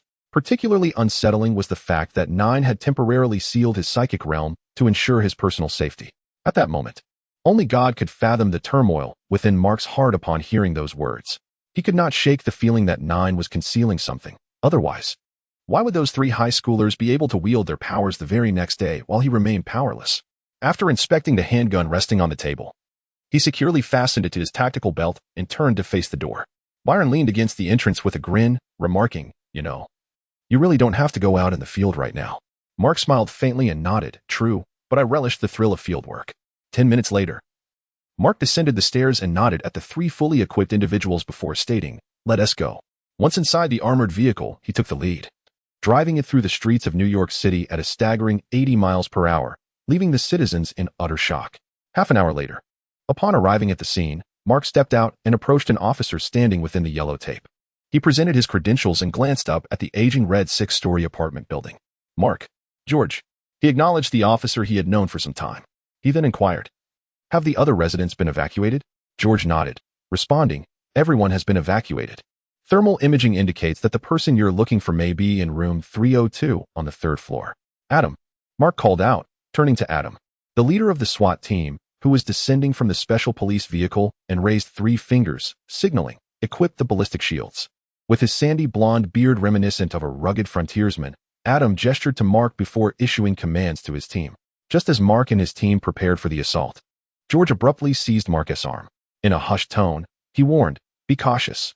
Thermal imaging shows at least 4 or 5 individuals inside, and 2 suspected hostages crouched in the corner. Mark blinked in surprise, but nodded in understanding. In no time, under the watchful eyes of the gathered crowd outside the yellow tape, Mark followed the SWAT team, armed with M41 assault rifles, into the now empty red apartment building. As they ascended the stairs to the 3rd floor, before everyone had fully reached the landing, the sudden crack of gunfire erupted from room 302, echoing ominously through the air. Bang, bang, bang. Take cover, take cover. Move downwards, descend. With a deafening roar, a grenade was hurled from room 302, followed by an explosive sound. As the smoke dissipated, Adam, positioned in the 2nd row, cast a grateful glance towards Mark behind him. Had it not been for Mark's reminder to bring the ballistic shield, they might have suffered casualties among the SWAT team. Damn it. Where did these ruffians procure such a stunning grenade? Jack spat, affected by the smoke. It goes without saying, it must be Stark's weaponry. Adam directly remarked. These individuals have a particular fondness for Stark Industries' arsenal. Rat-a-tat, rat-a-tat. 2 SWAT members, wielding ballistic shields, stood steadfast in the front row, perfectly guarding the group behind them. They advanced towards the target location, braving the relentless hail of gunfire erupting from the gaping hole in room 302. Listening to the incomprehensible shouts and what seemed like a foreign tongue emanating from within, Mark turned to Debbie, who had studied Arabic, and asked, What are they saying? She furrowed her brow and replied, They are uttering phrases that insult mothers, certainly not kind words. Mark shook his head and shouted towards the interior, Tula, we are the FBI. You are surrounded. Surrender your weapons immediately. The response was a cacophony of gunfire, punctuated by an expletive. After uttering those words, Mark instinctively lowered his head, gesturing to Adam to indicate the stairs leading to the 4th floor. With the cover of the SWAT team, they ascended the stairway to the 4th floor. Upon reaching the 4th floor, Mark surveyed the area and signaled a gesture of caution to his teammates. With a forceful push, he burst into room 402, smashing the external glass with the butt of his assault rifle. After clearing the shards from the frame, he peered inside.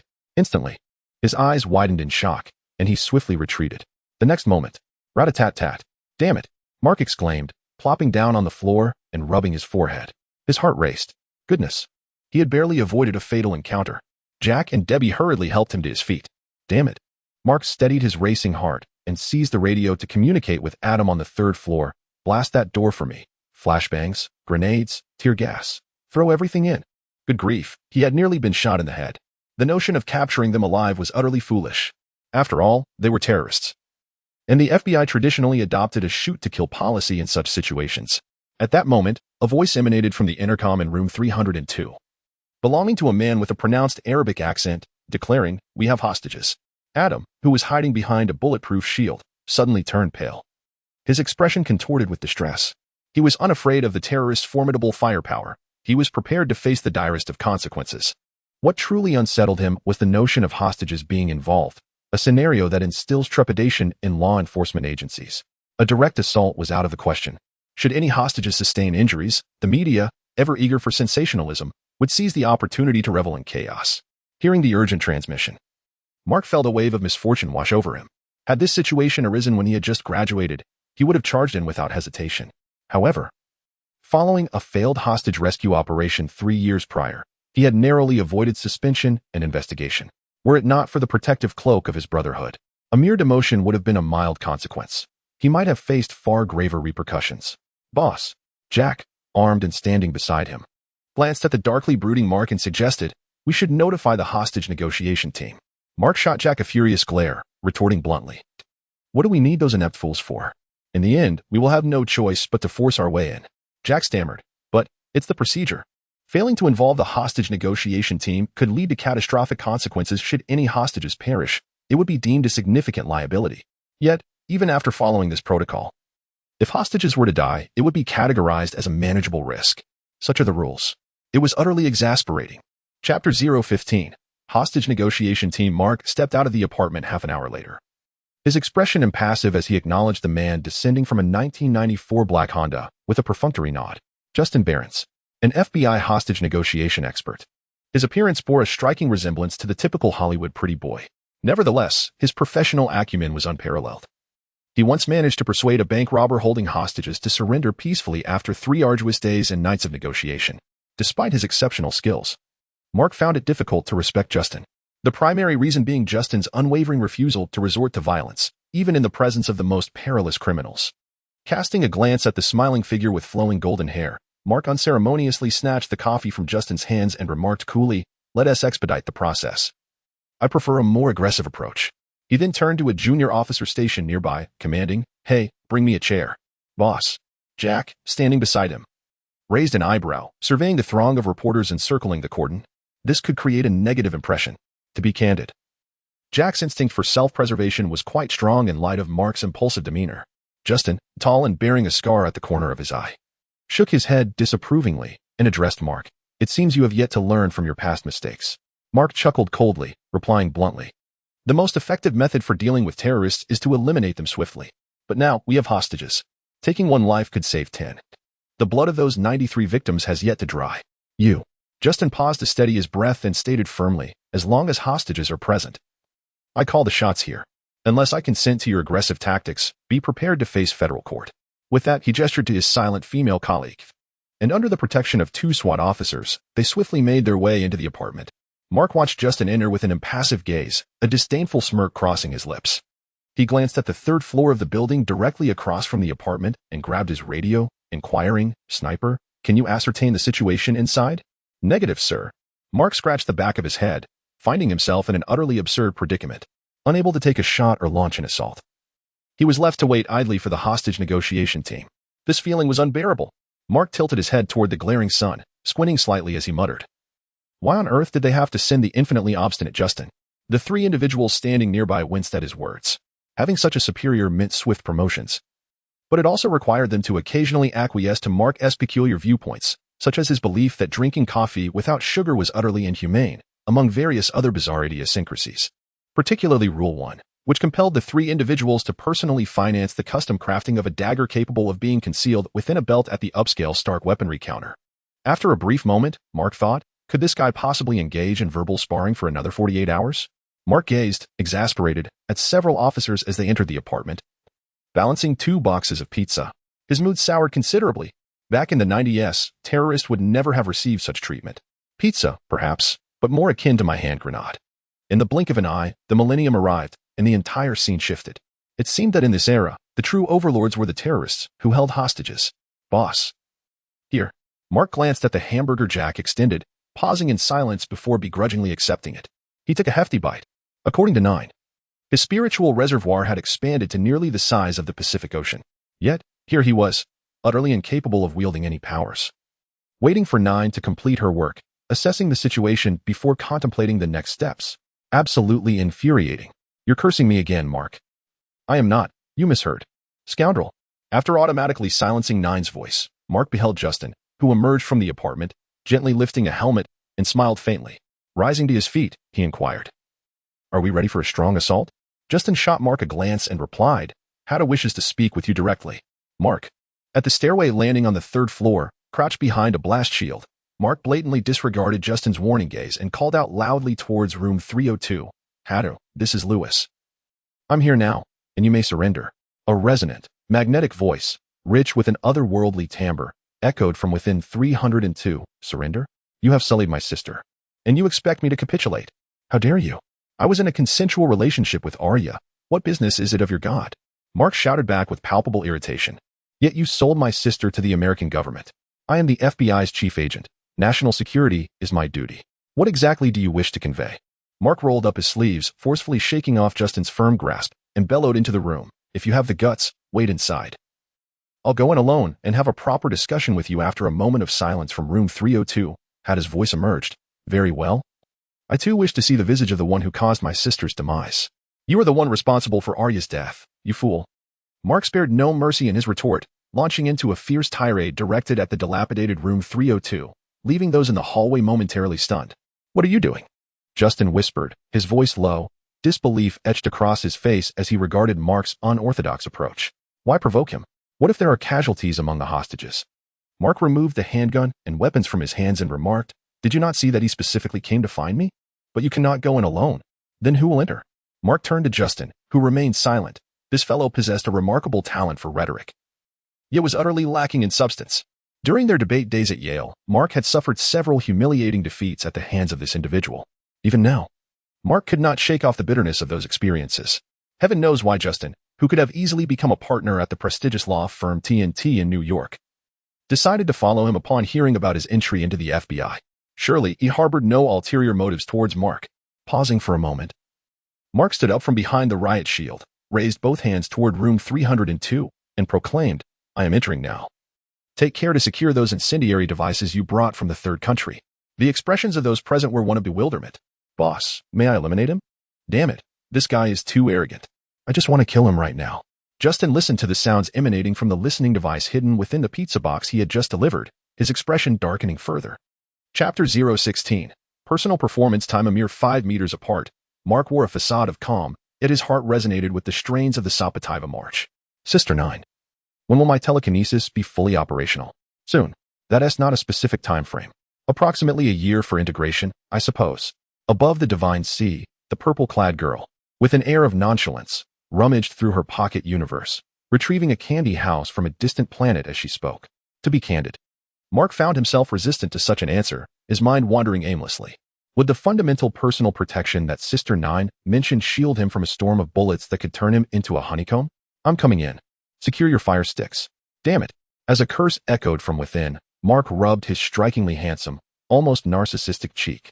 With a smile that could be likened to a gentle spring breeze, he stepped over the chaotic mess at the doorway and entered room 302, surveying the surroundings. Despite the timeline having progressed to the 20th century, the apartment's decor and furnishings remained firmly rooted in the 1980s. The antiquated design and vintage furniture unfolded before Mark's eyes like a time capsule. 10 paces ahead, behind an overturned table that served as a makeshift barricade, 2 lewd eyes peered out. Moreover, the muzzle of an M12 assault rifle, produced by Stark Industries, was trained squarely on Mark, who stood there clad only in a bulletproof vest, hands raised high. Mark smirked disdainfully, igniting the ire of the 2 men behind the table. To insult them was one thing, but to disrespect them was a far graver issue. Mark turned his gaze slightly to a Middle Eastern gentleman seated nearby, casually holding a detonator. Borum Hatu. The latter waved the detonator nonchalantly and remarked, "You should consider yourself fortunate that you weren't stormed in on." Mark glanced at the two lascivious men, dismissing them entirely as he pulled over a wooden chair. Taking a cigarette from his pocket, he inhaled deeply, ignoring the twitching brows of the two men, and said coolly, "With all due respect, you and Arya bear no resemblance as siblings. My father has 8 sons and 5 daughters." Mark nodded, conceding, "I must admit, some aspects of your culture are quite advanced." Borum Hadda smiled faintly. "You differ from the descriptions in the dossier." Mark chuckled lightly, winking as he replied, "Men are often capricious, especially one as exceptional as I." Those eavesdropping in the room were utterly bewildered by the ongoing dialogue. What on earth was the boss doing? At such a moment, still indulging in self-admiration? You know he has never been one to feel anxious, all right. Enough chatter, let us await the boss's signal. The trio, fully armed and crouched on the rooftop, tightened their belts inside the room. Borum gazed at Mark, furrowing his brow and inquiring, "Aren't you afraid I might take your life?" Mark responded with a faint smile, glancing around at the controllable bombs adorning the walls. "From the very beginning, your objective has been me, hasn't it?" Borum remained silent. Mark continued, "Now that I am here, what tricks do you have up your sleeve?" Borum squinted, fixating on Mark as he remarked, "Arya is the youngest sister in our family. She could have had a bright future, all because of you." Mark snorted derisively, interrupting, "A bright future? You mean as a double agent infiltrating our law enforcement?" "We merely wanted Arya to have a quality education." He added, "You should have entered our country through legitimate means instead of fabricating documents and sneaking in. Isn't it your fault? You deceived Arya and tarnished her." "Nonsense, Arya and I are genuinely in love." "So you sold her out." "I was merely making the right choice." "Arya shared her most precious possessions with you. And what did you do in return? What do you expect from me? I am an FBI agent. I am an American." At that moment, Hatu, seated, erupted in anger, leaping to his feet and seizing a silver handgun nearby. With a sharp click, he chambered around and swiftly approached Mark. The gun's muzzle pressed firmly against Mark's forehead, his eyes ablaze with fury. "Arya believed you were her destined one." Hatu rasped. His gaze locked onto Mark beneath the gun's barrel. His finger, poised on the trigger, struggled to refrain from pulling it. Mark's eyes remained as tranquil as still waters, seemingly unfazed by the deadly weapon aimed at him. After a pause, he remarked, "You Americans are always so arrogant." Hatu inhaled deeply, lowering the gun, and declared, "One day, you will face the suffering and calamities sent upon you by the divine, repaying the anguish you have inflicted upon us."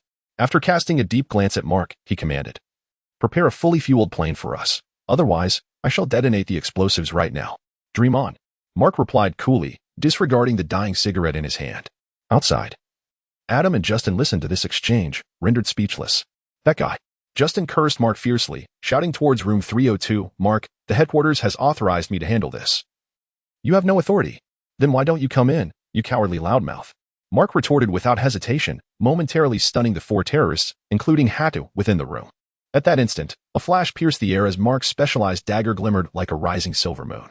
With a swift motion, 2 assailants concealed behind the table suddenly revealed razor-like implements glimmering ominously on their foreheads. In an instant, the spark of life vanished from their eyes. Mark promptly dove to the side, and in the midst of his roll, he seized the handgun that had slipped from Hatu's grasp. In a flash, Mark knelt, aiming at the terrorist in the restroom, who was menacingly directing his rifle at the 2 innocent civilians. Bang! Flames erupted from the muzzle, and in a heartbeat, the fiery projectile found its mark on the forehead of the assailant. The next moment, a cacophony of gunfire ensued. "Oh, God." The assailant's eyes widened in shock as his rifle, gripped in trembling hands, inadvertently discharged.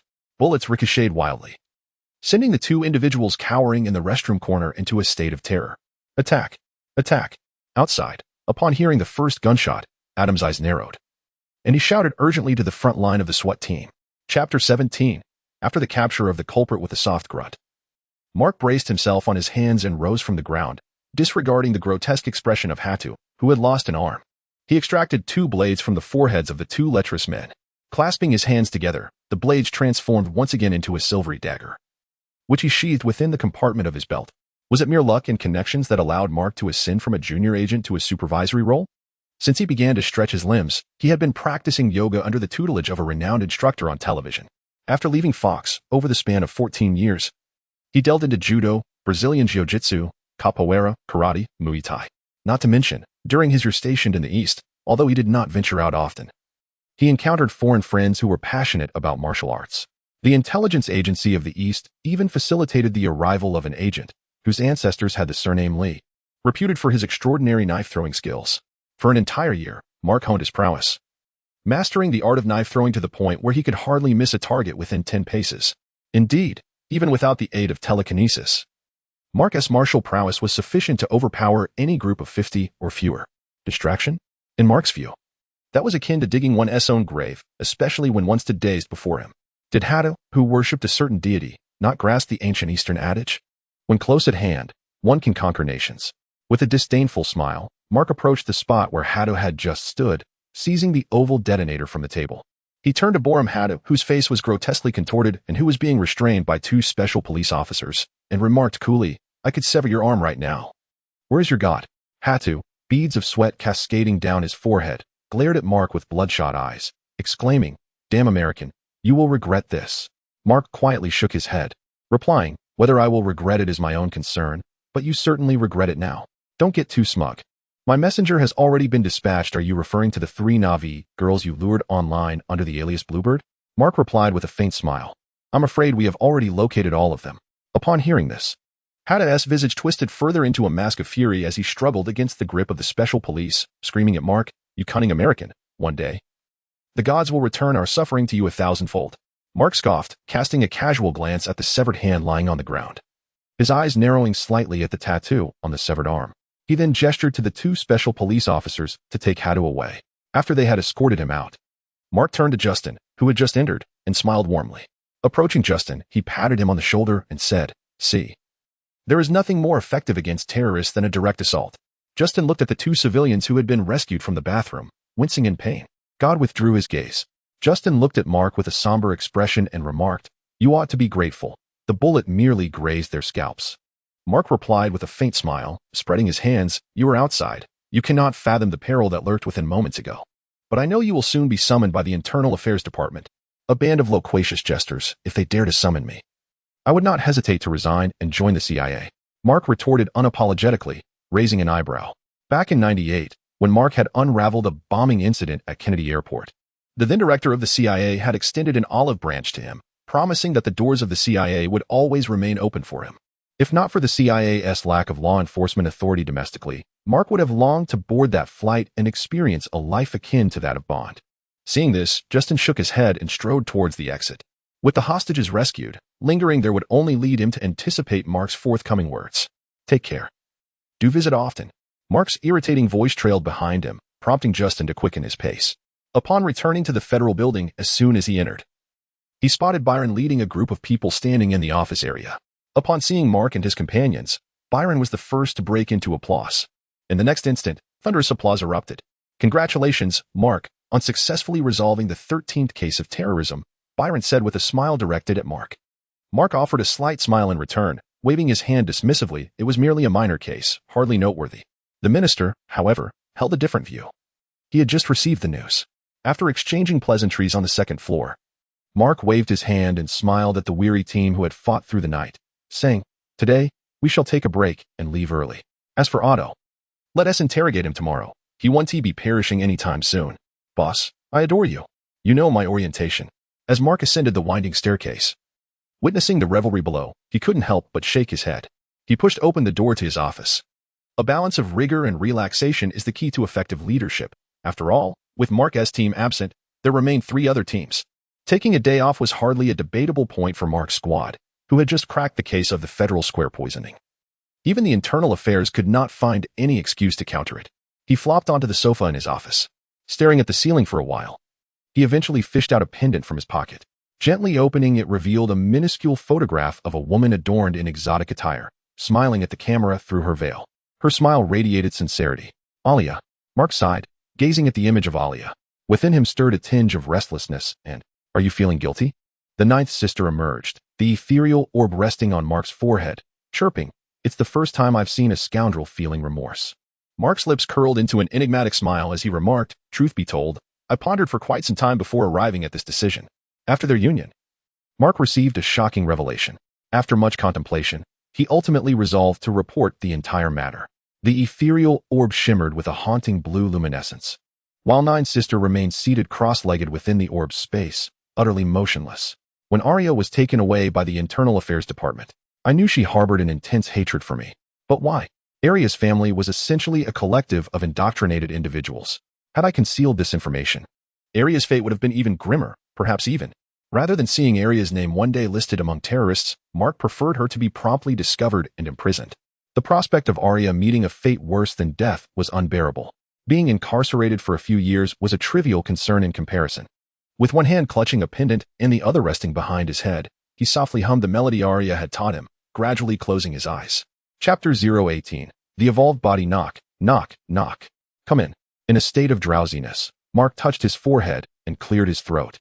Addressing the office door that had been rapped upon, Byron entered, casting a glance at Mark, who was reclining on the sofa, and smiled faintly, saying, "You have a visitor." Mark was momentarily taken aback. He soon spotted Kate emerging behind Byron. Dressed in a sky-blue casual outfit, Kate waved a flip phone in her hand and said, "You left your phone at home." Mark checked his pocket and couldn't help but chuckle. "Then I won't disturb you any longer." "Thank you." Byron smiled gently, waved at Mark, and closed the door behind him. Well, Kate surveyed the spacious office, over 60 square meters, divided into 3 main areas: reception, work, and leisure, and exclaimed, "Does the FBI have that much money? It can't compare to your Secret Service." Mark smiled slightly, retrieving a cup from the coffee machine and offering it to Kate. Kate's gaze fell upon a bottle of bourbon on the table, already opened. "Sorry, I drank it all." "You drank it all by yourself?" "Yes." "Are you all right?" Mark nodded, settling back onto the sofa and rubbing his slightly swollen temples. Honestly, he thought that such unrestrained drinking would one day be his demise. Yet, alcohol was a temptation he found hard to resist. Kate took a seat beside Mark, glancing at a trinket that lay on the sofa. Picking it up, she was momentarily stunned before handing it to Mark. He accepted it with a faint smile. "How do you feel?" Mark gently inquired while touching the trinket in his hand. "You already know?" Kate replied, "You're not unaware of the prowess of those reporters. Nothing is secret from them, not even the White House, especially regarding such a sensational case." Mark chuckled softly, shaking his head, and looked up at Kate with a hint of regret in his voice, saying, "I've always wanted to personally apologize to Aria." Kate shifted closer to Mark, giving his shoulder a reassuring rub. "I believe Aria will understand. You are doing this for her own good, compared to a terrorist hunted by the American government." With nowhere to turn, the New York women's prison is practically a paradise. After a pause, Kate patted Mark's thigh and said, "Let us go." "Go where?" Mark asked, puzzled. Kate smiled mysteriously and replied, "Just follow me." Brooklyn Greenwood Cemetery. Mark stood silently before a gravestone, his eyes concealed behind sunglasses, gazing at a photograph upon the stone. Aria had to. After a moment, Mark bent down, placing a freshly bought bouquet of flowers gently at the base of the gravestone. Previously, a bouquet had wilted away. This must have been sent by Borum, Mark mused inwardly, gently brushing away the dust from the portrait with his sleeve. Mark found himself reminiscing about the 2 months since he had enrolled in school, reflecting on the myriad moments shared with Alia. After approximately 10 minutes, he rose once more, glancing at his girlfriend Kate, who had been standing quietly beside him. He managed to muster a faint smile and said, "Thank you." Kate returned his smile with a subtle one of her own, replying, "I have no need to compete with a departed lady. On the contrary, I am delighted to witness this emotional side of you." Mark offered a bittersweet smile and shook his head, thinking to himself, "I am truly a scoundrel." It seemed that even he was aware of his own shortcomings, as the mocking voice of Giome echoed in his mind, ringing like a delicate bell. Shaking his head, Mark grasped Kate's right hand and cast one last glance at the portrait of Alia, her smile reminiscent of spring's arrival. Upon returning home, Mark began to sense an odd discomfort, clutching an ice pack while a thermometer rested in his mouth. It felt as though he were attempting to speak with a stone lodged in his throat, vaguely addressing Kate, who was busy across the room. "I have never caught a cold. This is merely a consequence of overindulgence in drink." Kate rolled her eyes at him, removing the thermometer from his mouth. After inspecting it, she turned the display toward him and said, "Darling, the thermometer does not lie. You have a cold." "That cannot be," Mark protested, staring incredulously at the reading of 39.8 degrees. "My body has the ability to heal itself." "Enough of your nonsense. I shall fetch you some cold medicine," Kate replied, flashing Mark a radiant smile before ascending the stairs in her slippers. "Giome, what is the meaning of this? Give me an explanation." "Didn't you say my body is impervious to destruction? Can a cold be fatal?" Mark blinked and shook his somewhat heavy head, asserting, "Not necessarily. Some cold viruses can indeed be deadly." Giome fell silent for a moment before dismissing him with a remark about his intelligence, ceasing to respond to his calls. Half an hour later, Kate assisted Mark into bed. Struggling against the discomfort in his throat, he lamented, "How could I possibly have caught a cold?" Kate gently touched his forehead and chuckled, If you downed a bottle of bourbon and endured the office air conditioning set to 16 degrees without being hospitalized, it would indeed be a miracle. Mark managed a pained smile, saying, "Just give me an hour to recover. God is my witness. Ever since arriving in this world, not only have I never caught a cold, but I have never even suffered from the flu." His robust constitution had led Mark to indulge himself without restraint. The following day, Mark awoke and touched his forehead, finding everything to be normal. "I told you. There is nothing a good night's sleep cannot resolve. Don't be absurd. That's merely the side effect of expired elixirs." "What? Expired elixirs? When did I ever consume such a thing?" "Hee hee. Do you really think that your divine sea wouldn't have self-destructed? If it weren't for me, you would have already descended into hell to seek out that certain someone." "Is that for real?" Mark pinched his left arm with his right hand. Looking utterly perplexed as he exclaimed, "I don't feel any benefits at all." After saying this, he propped himself up against the edge of the bed. Suddenly, bang! With a loud thud, he sat down hard on the floor, staring in shock at the bed's edge, which had sunk halfway. "Well, is this the effect of the golden core? Is there more? Please, give me some more." "There isn't any left," Nine's sister retorted with a thump on Mark's forehead, clearly annoyed. "That little bit was what remained from when the devouring beast ground its teeth. If I hadn't sensed something was off last night, you would have already begun to self-ignite in the dead of night." Chapter 019. Behind every protagonist lies a struggling antagonist. As he absorbed the thought-provoking words of Guillaume, Mark sat bewildered on the floor and instinctively inquired, "The devourer beast? What purpose does it serve? Merely a pet raised by the ninth princess." "What?" Mark's lips twitched once more as he exclaimed, "You expect me to consume the residual golden elixir left after the devourer beast grinds its teeth?" The ethereal orb of Guillaume flickered with a yellow light, symbolizing perplexity. As it calmly responded, "Is there an issue? The devourer beast is a pet nurtured by the ninth princess, possessing the cultivation of a golden immortal. Furthermore, your mortal form cannot even digest that minute amount of energy. It took an inordinate amount of time for it to take effect.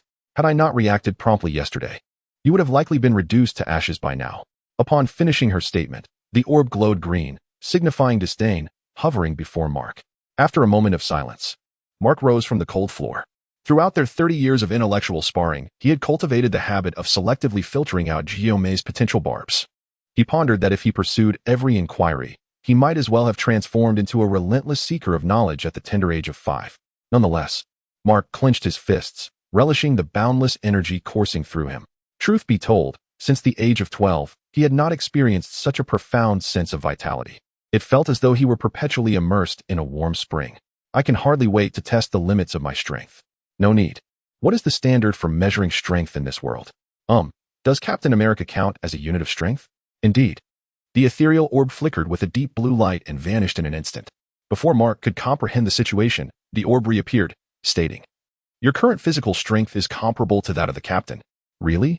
Mark's eyebrows shot up in delight as he exclaimed, "Does that mean I can withstand bullets and fall from the 10th floor without sustaining injuries?" Boom. Self-destruction is beyond the scope of my promises. The projected figure of Guillaume, holding her ethereal orb, cast Mark a significant eye roll as he pressed his forehead in pain, before retreating back into the sea of consciousness. Pausing for a moment, Guillaume surveyed the partially arranged sea of consciousness and remarked, "Consider this a form of compensation for you." "Why?" "Hello?" Mark blinked, noticing Guillaume had ceased to respond. He could only shake his head and head towards the bathroom. Upon completing his ablutions, Mark dried his tousled yet stylish golden hair with a towel. In this life, his parents sported a chocolate hue, and within the Lewis family, only Mark had inherited his grandfather's golden locks. In a certain sense, although Mark was the eldest, his golden hair set him apart. Despite being the eldest at home, he was not neglected. On the contrary, a significant portion of his knowledge was imparted to him by his grandfather in this lifetime. As he emerged from the bathroom, he noticed Kate standing with her arms crossed, her finger resting on her chin, gazing inquisitively at the collapsed bed beside her. "I am quite curious, my dear," she remarked, as she heard the commotion behind her. With a pensive expression, she inquired, "Did you awaken in the middle of the night and engage in some vigorous activity with the bed?" Mark, observing the joy radiating from his girlfriend's face, chuckled. "How amusing isn't it?" Kate smiled back, casting a glance beneath Mark, her eyebrows raising slightly as she teased. "Are you sure you didn't undertake any surgical procedures during the night?" Momentarily taken aback, Mark glanced down and exclaimed, "Wow. It seems to have grown a little and thickened as well." When he raised his head, he wore a bemused smile, raising his eyebrows playfully. However, Kate, startled, promptly pushed him away and headed towards the door, announcing, "I received a call from the office. I must return to Washington." The president is scheduled to give a speech in New Jersey tomorrow, Mark, realizing he had no choice, acquiesced, no matter how pressed for time he was. The shortest duration for such activities had always been around an hour. This was established since his first experience at the age of 12. This became the benchmark time he adhered to regarding such endeavors. After escorting his girlfriend to the airport, Mark returned to the federal building. After managing a few journalists stationed outside and answering some brief inquiries, he entered the office building. Just as he was about to ascend the stairs, Jack unexpectedly emerged from behind a column and pulled him aside. In a hushed tone, Jack informed him, "Boss, the people from the internal affairs have been sitting in your office since early morning." Those clowns. Mark peeked into his office, where he could vaguely discern a cluster of heads. Offering a faint smile, he reassured Jack, "No worries, let them handle their own affairs." After patting Jack on the shoulder, he ascended the stairs leisurely. Throughout his career as a federal agent, ever since Mark unexpectedly cracked a nearly 20-year-old cold case, the clowns from internal affairs had been on his trail, attempting to ascertain whether he had made any dealings with the murderer or promised the Christmas killer any conditions in exchange for his own advancement. Of course, Mark had not indulged them. He had directly retaliated by punching an aggressive internal agent in the nose, thus sealing their enmity. Pushing the door open, he observed 4 agents from internal affairs pacing back and forth in his office. Ignoring their glances, he focused on a man with black hair and a slightly crooked nose. Seated on his sofa, with a hint of sarcasm, he remarked, "Brown, you ought to be aware that I am acquainted with numerous specialists dedicated to treating nasal ailments." Sitting on the sofa was none other than Brown Crow, the internal agent responsible for investigating Mark in years past. Dressed in a crisp suit, Brown set aside the magazine in his hands and turned to Mark, saying, "I have long been familiar with the eloquence of Supervisor Lewis. What a pity." Mark, with an impassive expression, gazed at the internal agent rummaging through his desk and calmly stated, "In 3 seconds, should you still occupy my seat, I assure you that you will remember me profoundly in the future." "Supervisor Lewis, are you threatening our internal affairs division?" Brown rose from the sofa, narrowing his eyes as he spoke in a low tone. "We possess the authority to investigate any case." He paused momentarily, allowing a faint smile to grace his lips as he continued to observe Mark. "Especially when this terrorist, in a certain sense, bears a connection to you." "Eat my great bird." "What?" Brown blinked, seemingly having misheard Mark's words. Mark, with a mocking grin, disdainfully retorted, "I said, did I bed your mother? Or perhaps your sister? Is it really necessary for you to follow me like a rabid dog all these years? Did I abandon your mother? Or did I merely finish with your sister and discard her?" You. Chapter 20. The discrepancy between the protagonist and the cannon fodder within the Internal Affairs Department. Agents akin to Broncro, who belong to the Internal Affairs, are not solely found within the confines of the FBI, the NYPD, NCIS, CBI. All principal law enforcement agencies possess their own dedicated internal affairs divisions. This department engages in trivialities, fixated on its own territory day in and day out. It meticulously scrutinizes its own colleagues, ready to pounce at the slightest hint of misconduct. Mark cast a disdainful glance at the visibly trembling Broncro before approaching the desk directly. He silently observed the internal affairs agent seated at his desk. Lost in a daze, glancing at the nameplate, Mark addressed the freckled agent in a nonchalant manner. "Tianchi Liangjia, a descendant of the island nation?" The agent momentarily paused, then nodded slightly. In the next instant, "Get lost." Mark seized the islander's collar, lifting him as one might a small chick, and unceremoniously threw the lanky figure to the doorway. With a resounding thud, the noise reverberated through the air. "Boss." Outside, a trio led by Jack burst through the door, firearms drawn, only to find the individual sprawled on the floor, clutching his lower back, equally taken aback. "Jack." "Here." Mark settled into his chair, casting a cold gaze at the islander feigning unconsciousness on the floor, stating indifferently, "You have 3 days. Gather every piece of information on this individual. Assemble a team for round-the-clock surveillance, even if he runs a red light. I expect him brought back and detained for 48 hours first." "Understood," Jack replied in a deep tone, casting a sympathetic glance at the fallen figure. "Lewis, if you point that finger at me again, do you believe I'll render it useless?" Mark shot a disdainful look at Broncro, who was pointing at him, deriding, "You lot, as agents, are no better than pests fixated on your own. Moreover," Mark continued, addressing Jack once more, "tomorrow, create a sign and hang it in our office area. No entry for internal affairs and dogs." "Yes." Mark smirked coldly, reclining with his legs crossed on the desk, watching the trembling Broncro with interest, leisurely stating, "Now, enlighten me as to why you seek your father. Produce the investigation order for me to peruse." "Lewis." Broncro inhaled deeply, closing his eyes momentarily, then reopening them to gaze at Mark, Our internal affairs does not require an investigation order to scrutinize any agent. Is that so? Mark smiled faintly, seizing the ashtray from the desk. Bang. Mark coolly regarded the shaken internal affairs agent, pointing at Broncro's nose. Understand this. I am now the supervising agent, not some junior operative. Unless you can present an investigation order issued by the Attorney General's office or a decree from the federal court. Then, despite being an FBI agent, you have remained a senior agent for 6 long years. As time drags on, you still find yourself in the same position. Surely, you must feel as though you have wasted your years languishing in mediocrity.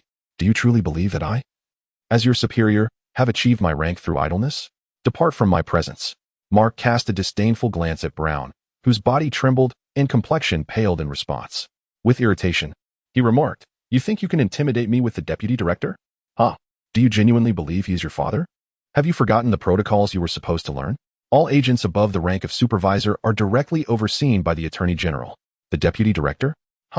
With an air of condescension, Mark addressed Jack and his companions. Remove these incompetent fools from my office. They are utterly clueless about their standing. What a pathetic excuse for an internal affairs division. Jack, momentarily taken aback, then approached the trembling Brown, who had scarcely spoken since entering, and gestured, Mr. Clow, please. At the entrance, Debbie and Maggie regarded the flustered internal affairs agents with evident displeasure. Since their appointment as internal affairs agents, they had braced themselves for the unpopularity that accompanied the role. Yet, this was their first experience accompanying their leader on an arrest, only to be met with such disdain. Not only had they failed to apprehend anyone, but they had also suffered losses themselves.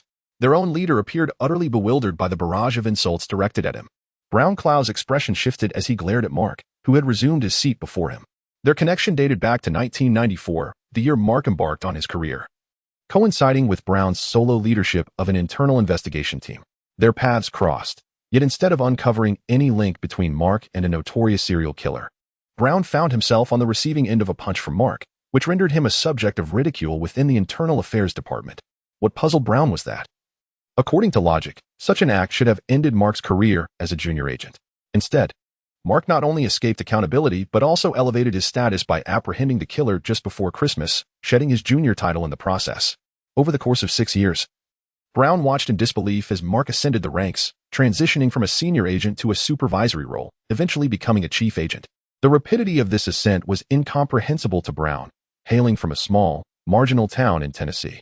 Just yesterday, after Hatta's return, when the case files reached the Internal Affairs Division and Brown discovered the connection between Mark and Alia Haddu, excitement surged within him.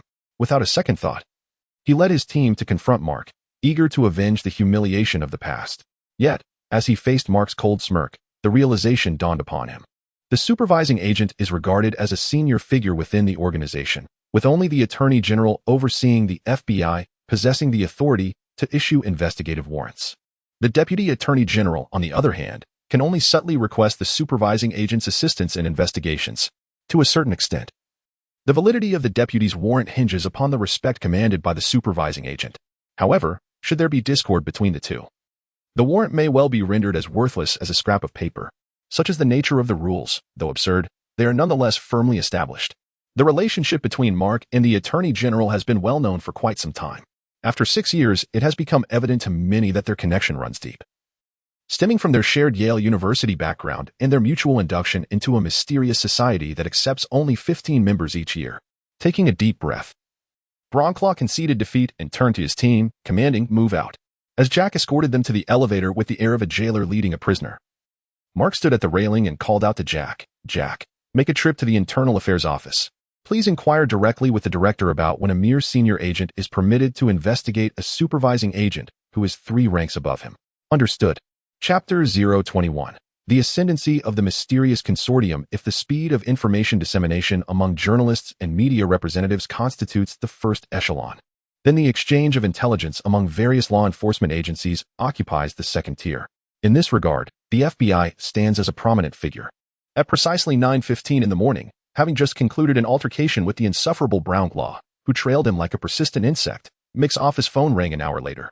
"Boss, it's a call from the minister on line 2, Jack announced, glancing up from his desk towards the closed office door. "Understood," Mark replied nonchalantly, promptly connecting the call on line 2. "Mark Lewis, Minister?" Mark, Deputy Minister Leonard just paid me a visit to lodge a complaint about you, claiming you embarrassed him." "Is that so?" Mark replied with a subtle smile, removing his gold-rimmed glasses as he settled onto the sofa, savoring a sip of fine wine. You know, that Brown has never favored me from the outset. I am aware, came the cheerful response from Justin Oren on the other end of the line. That's precisely why I tore up that request for you to cease your investigation. Thank you. No need for gratitude. You managed to solve this terror case in merely 2 days. During our conversation yesterday, the governor expressed a desire to meet you. Mark paused, momentarily taken aback. And then inquired, you mean the governor of Texas? Who else could it be? The governor also serves as our consortium's secretary general. Surely you are aware of that. Justin smiled broadly as he stood by the window, gazing at the Capitol building. However, by the time you meet the governor, you may need to revise your form of address. Nodding from the sofa, Mark replied, I understand. Shall I then refer to him as Mr. President? Ha ha ha, indeed. The purpose of this call was to assure you not to worry, as long as you can crack the case. I will not allow my capable deputy to be taken away. Thank you.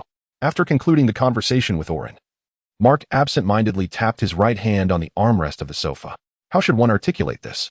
Following their recent exchange, Mark discerned the underlying implications. However, in this world, nothing comes without a price. To reap rewards, one must also make sacrifices. This is one of the fundamental laws of society, particularly in a superpower like the United States.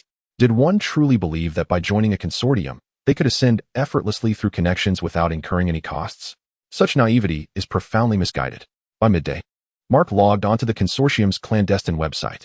It was rumored that the site's management system utilized a portion of Stark Industries' source code. Whether this claim held any merit was a matter of indifference to Mark, who was relatively inexperienced with technology. Regardless, he was successfully ensnared by the allure of it all. Upon opening the internal mail, he noticed a message from an individual using the alias of Senior Inspector.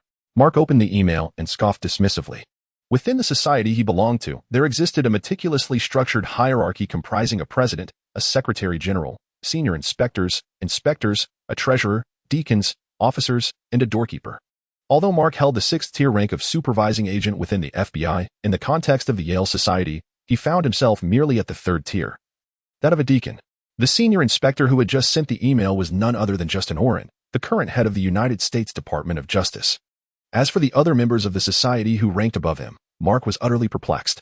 When he accessed the society's resources, he was aware that its members were almost ubiquitous across the globe, yet without exception, they were all elites among elites. Were it not for the society's history tracing back to the founding of the nation, Mark would have doubted whether it was merely a rebranded division of Hydra. Lighting a cigarette brought back from the east, he took a deep drag.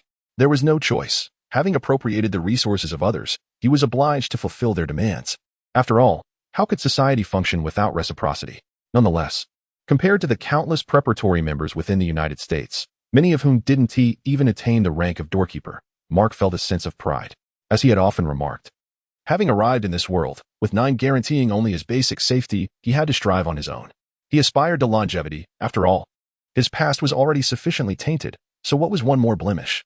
Furthermore, when juxtaposed with the antisocial, inhumane Hydra organization, the university society Mark had joined appeared as a pure white flower, untainted by the mud surrounding it. Worst case, he could learn from the enduring comrade Odin and, upon achieving success, adorn his dark history with flowers and poetry. As for concerns about tarnishing his reputation, Mark maintained an open-minded attitude. He was hardly a bleeding-heart idealist. Rather, he relished the label of self-interest bestowed upon him by industry insiders. Compared to the unscrupulous double-crossers in the Magic City, Mark considered himself far more benevolent. At the very least, he had not resorted to underhanded tactics to usurp his superior's position. As for his counterpart in the Magic City, Mark held him in deep disdain. That Mr. Me was no longer merely a self-interested individual. Mark seriously suspected he harbored severe antisocial tendencies. Half an hour later, Mark exited his office, leaning against the railing as he observed Debbie browsing a certain Yuri website online. With a slight smile, he addressed her, Debbie, under Mark's gaze. Debbie discreetly closed the dark web page, tucked a strand of golden hair behind her ear, and, with her striking blue eyes, looked up at Mark. Wasn't there a female employee who went missing from the Pentagon yesterday? Debbie paused momentarily, accessing the internal communication network of the law enforcement agency. With a hint of curiosity, she remarked, indeed, however, the missing woman is a naval lieutenant, and the Naval Criminal Investigative Service has taken over the case. It is no longer our concern. Mark was taken aback for a moment and replied, that team led by Gibbs has taken charge. Debbie nodded in acknowledgement. Jethro Gibbs, a creature so detached from contemporary culture, was especially averse to electronic devices. Yet, what lingered most vividly in Mark's memory was the time they collaborated with NCIS. In the basement of Gibbs' home, a handcrafted wooden boat was under construction. It seemed he had never contemplated how to maneuver a 25-foot wooden vessel out of a 6-foot-wide doorway. After a brief reflection, Mark turned to Jack, who was languidly sprawled over the desk, and instructed, "Jack, prepare yourself. We are heading to the naval base." Jack blinked in surprise and said, "Boss, is it true? Another case has arisen?" Mark cast a sidelong glance at Jack, choosing not to respond. Chapter 022. The Naval Yard. After a journey of 3 hours, at 3:30 in the afternoon, Mark's second-hand Chevrolet, having passed the security check, slowly parked in front of a parking lot facing a 4-story building with an orange-red faade. Upon exiting the vehicle, Jack, who had emerged from the passenger seat, looked at Mark with a hint of confusion and inquired, "Boss, this is an NCIS case. Why are we getting involved?" Mark glanced at Jack, but remained silent. He, too, was reluctant to be here, yet felt compelled to agree with a statement made by a colleague from the past, which echoed in his mind. Before one can become a chess player, the only option is to correctly position oneself and obediently play the role of a pawn. Mark wholeheartedly resonated with this sentiment. Having leveraged their resources to reach this point, it was only fitting to lend a hand, particularly when it concerned the direct superior. At that moment, a Gothic-styled lady, adorned with 2 braided pigtails and clutching a black lace umbrella, descended the stairs, her boots making a distinct sound with each step. Mark smiled gently and called out to the Gothic girl, "Abby." Startled from her musings, Abby lifted her head upon hearing her name. As she caught sight of Mark, dressed in a sleek black suit, her expression transformed into one of delight. She hurried forward and embraced Mark tightly, exclaiming, "What brings you to Washington?" Mark chuckled, releasing her from the embrace, and replied, "The Pentagon." "Oh." Abby's expression morphed into one of intrigue as she scrutinized Mark and asked, "You're not planning to steal the entire case from Gibbs again, are you?" Mark shook his head, amused. "What a joke. The first time I collaborated with Gibbs, the question of who was in charge nearly led to a confrontation between my team and Gibbs's squad. Besides, Gibbs has a way of holding back while pushing others away. You have to coax him. Being forceful is simply not an option." Pausing for a moment, Mark noticed a backpack adorned with the NCIS emblem behind Abby and inquired, "Where are you off to?" "Oh, this?" Abby replied. "We discovered a fingerprint in Captain Gill's quarters that does not belong to him. My darling is unwell today, so I must head to the Quantico lab for a systematic comparison." Glancing at the time, Abby smiled and added, "Take care of yourself. Gibbs can be quite ruthless when it comes to guarding his cases." Mark nodded, "I will." Once Abby drove away, Mark turned to Jack, who had been silent until now, and remarked, "I recall you had a good relationship with Abby, didn't you?" Jack's expression turned awkward, and he cleared his throat, deftly sidestepping the question. Observing this, Mark shook his head in bemusement and took the lead, walking towards the orange-red building. On the second floor, Gibbs' office. As Mark emerged from the elevator, he was unexpectedly confronted by an enthusiastic NCIS special agent, hurrying towards him with a backpack. "Excuse me." "Oh, Agent Lewis from the FBI, long time no see." Tony DiNozzo, removing his sunglasses, regarded the smiling Mark with a peculiar expression and inquired curiously, "What brings the FBI agent to our humble abode?" Mark, casting a glance at the film enthusiast Tony, replied nonchalantly, "Firstly, I am now a supervisory agent, and secondly, you may take a guess." A flicker of surprise crossed Tony's face. "But you were an assistant agent 3 years ago." Mark chuckled heartily. "That is precisely the difference between us, Tony." With that, he waved to Jack, who was trailing behind, and strode past the bemused Tony, making his way directly towards the office.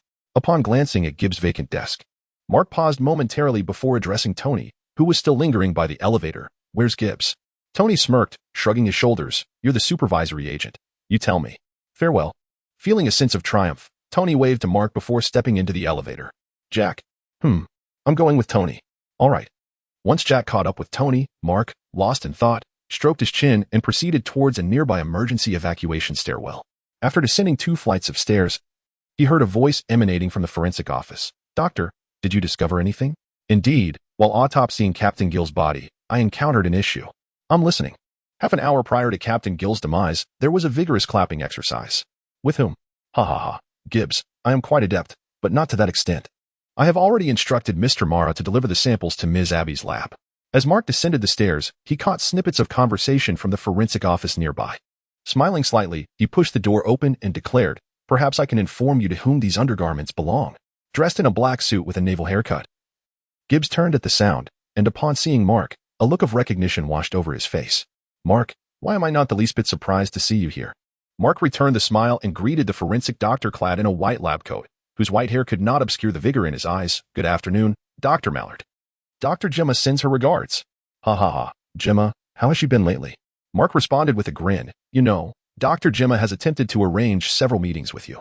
Dr. Donald Mallard, the NCIS forensic specialist, or rather, the dedicated forensic expert of Gibbs' team. At that moment, listening to Mark's somewhat teasing remarks, Donald let out a hearty laugh, setting aside the instruments in his hands. After removing his mask, he remarked, Dr. Gemma is exceptional, albeit excessively enthusiastic. With all due respect. Dr. Mallard. Mark interjected, Dr. Gemma is the most popular forensic expert within the FBI, and she certainly has no shortage of admirers. Gibbs, who had been standing by, observing the scene devolving into a matchmaking event, shook his head and said to Mark with a hint of disdain, Why would the FBI be interested in this case? Mark smiled gently and replied, It's not that the FBI has taken an interest in the case. Rather, they are here to clean up someone else's mess. Now do tell, whose is it? You know I cannot divulge that. Chapter 023. The Dilemma of Alliance Selection. What? Gibbs appeared somewhat taken aback, gazing at Mark with a hint of sarcasm as he remarked, You came to my office merely to inform me that you know who Lieutenant Gill's lover is, yet you refuse to divulge their identity, instead insisting that we cease our investigation into this mysterious individual? Mark nodded slightly, responding calmly, You're almost there. Have you lost your mind? Mark smiled faintly, observing Gibbs's incredulity, and said nonchalantly, Trust me, Gibbs. I have no desire to meddle in the affairs of those in higher positions. But there is no alternative. I can assure you one thing. Lieutenant Gill's lover is certainly not the perpetrator. All I request is that you halt your investigation into this person. That is all. Do you believe him? Gibbs scoffed. Huh. I trust no one. Mark chuckled lightly and replied, It is beyond my control. The higher-ups have assigned me to handle this matter, and I must comply. After a pause, Mark addressed Gibbs, If, and I stress if, your final investigative leads converge on Lieutenant Gill's lover, believe me, I will not obstruct your inquiry. Gibbs wiped his face and stated, You are already impeding our investigation. No. Mark, with his hands in his pockets, smiled faintly at this accusation and retorted, I am safeguarding your interests. With the elections approaching, since the dawn of the millennium, vigilant media outlets have begun tallying expenses. As of today, there are less than 7 days remaining. The Democratic candidate has participated in an array of talk shows for 7 consecutive days. Meanwhile, the Republican candidate has already planned his domestic tour. As for the public, they are faced with a seasoned figure who has held office for 8 years, juxtaposed with a governor endowed with substantial political resources. If, at this juncture, a scandal were to erupt while the governor fervently campaigns across various states, it would undoubtedly precipitate a catastrophic plummet in his currently soaring approval ratings. At that point, it would likely become yet another global laughingstock.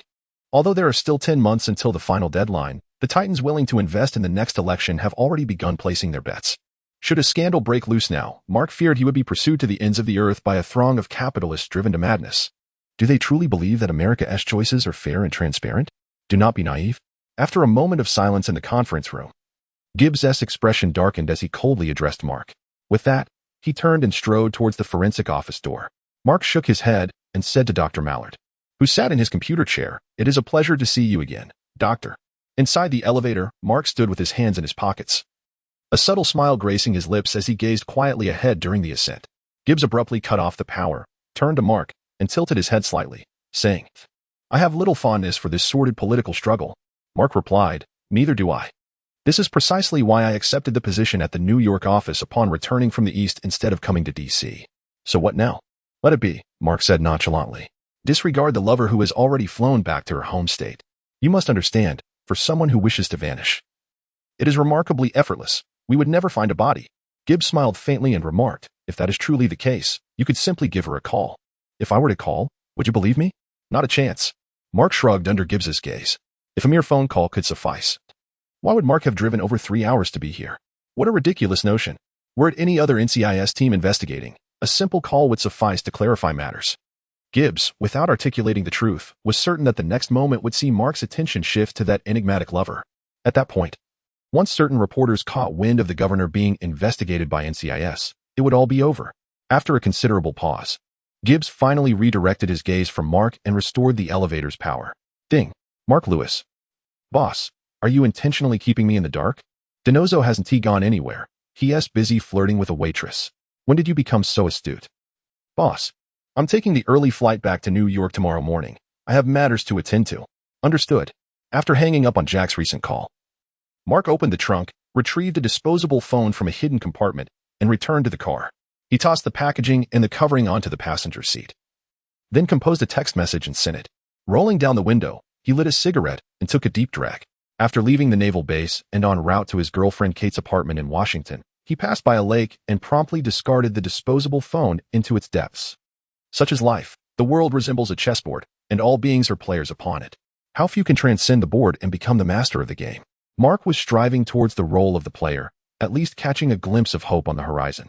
Still, the principle remained, until absolute power is attained. Mark's mantra is to remain inconspicuous.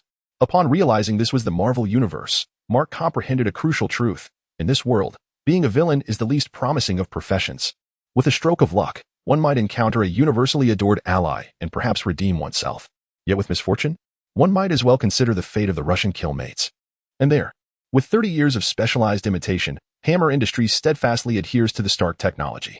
Furthermore, the old Osborn, who has reportedly not graced the company with his presence for half a year. Their fates are all tragically intertwined. As for the exception, the professional trickster Lodi, were it not for his divine attributes and the protection of his brother, Nussel, who adores him despite countless torments, he would undoubtedly face dire consequences for leading an alien invasion of Earth. Thus, in these times, one must contemplate the existence of allies or a supportive family environment before embarking on a path of villainy.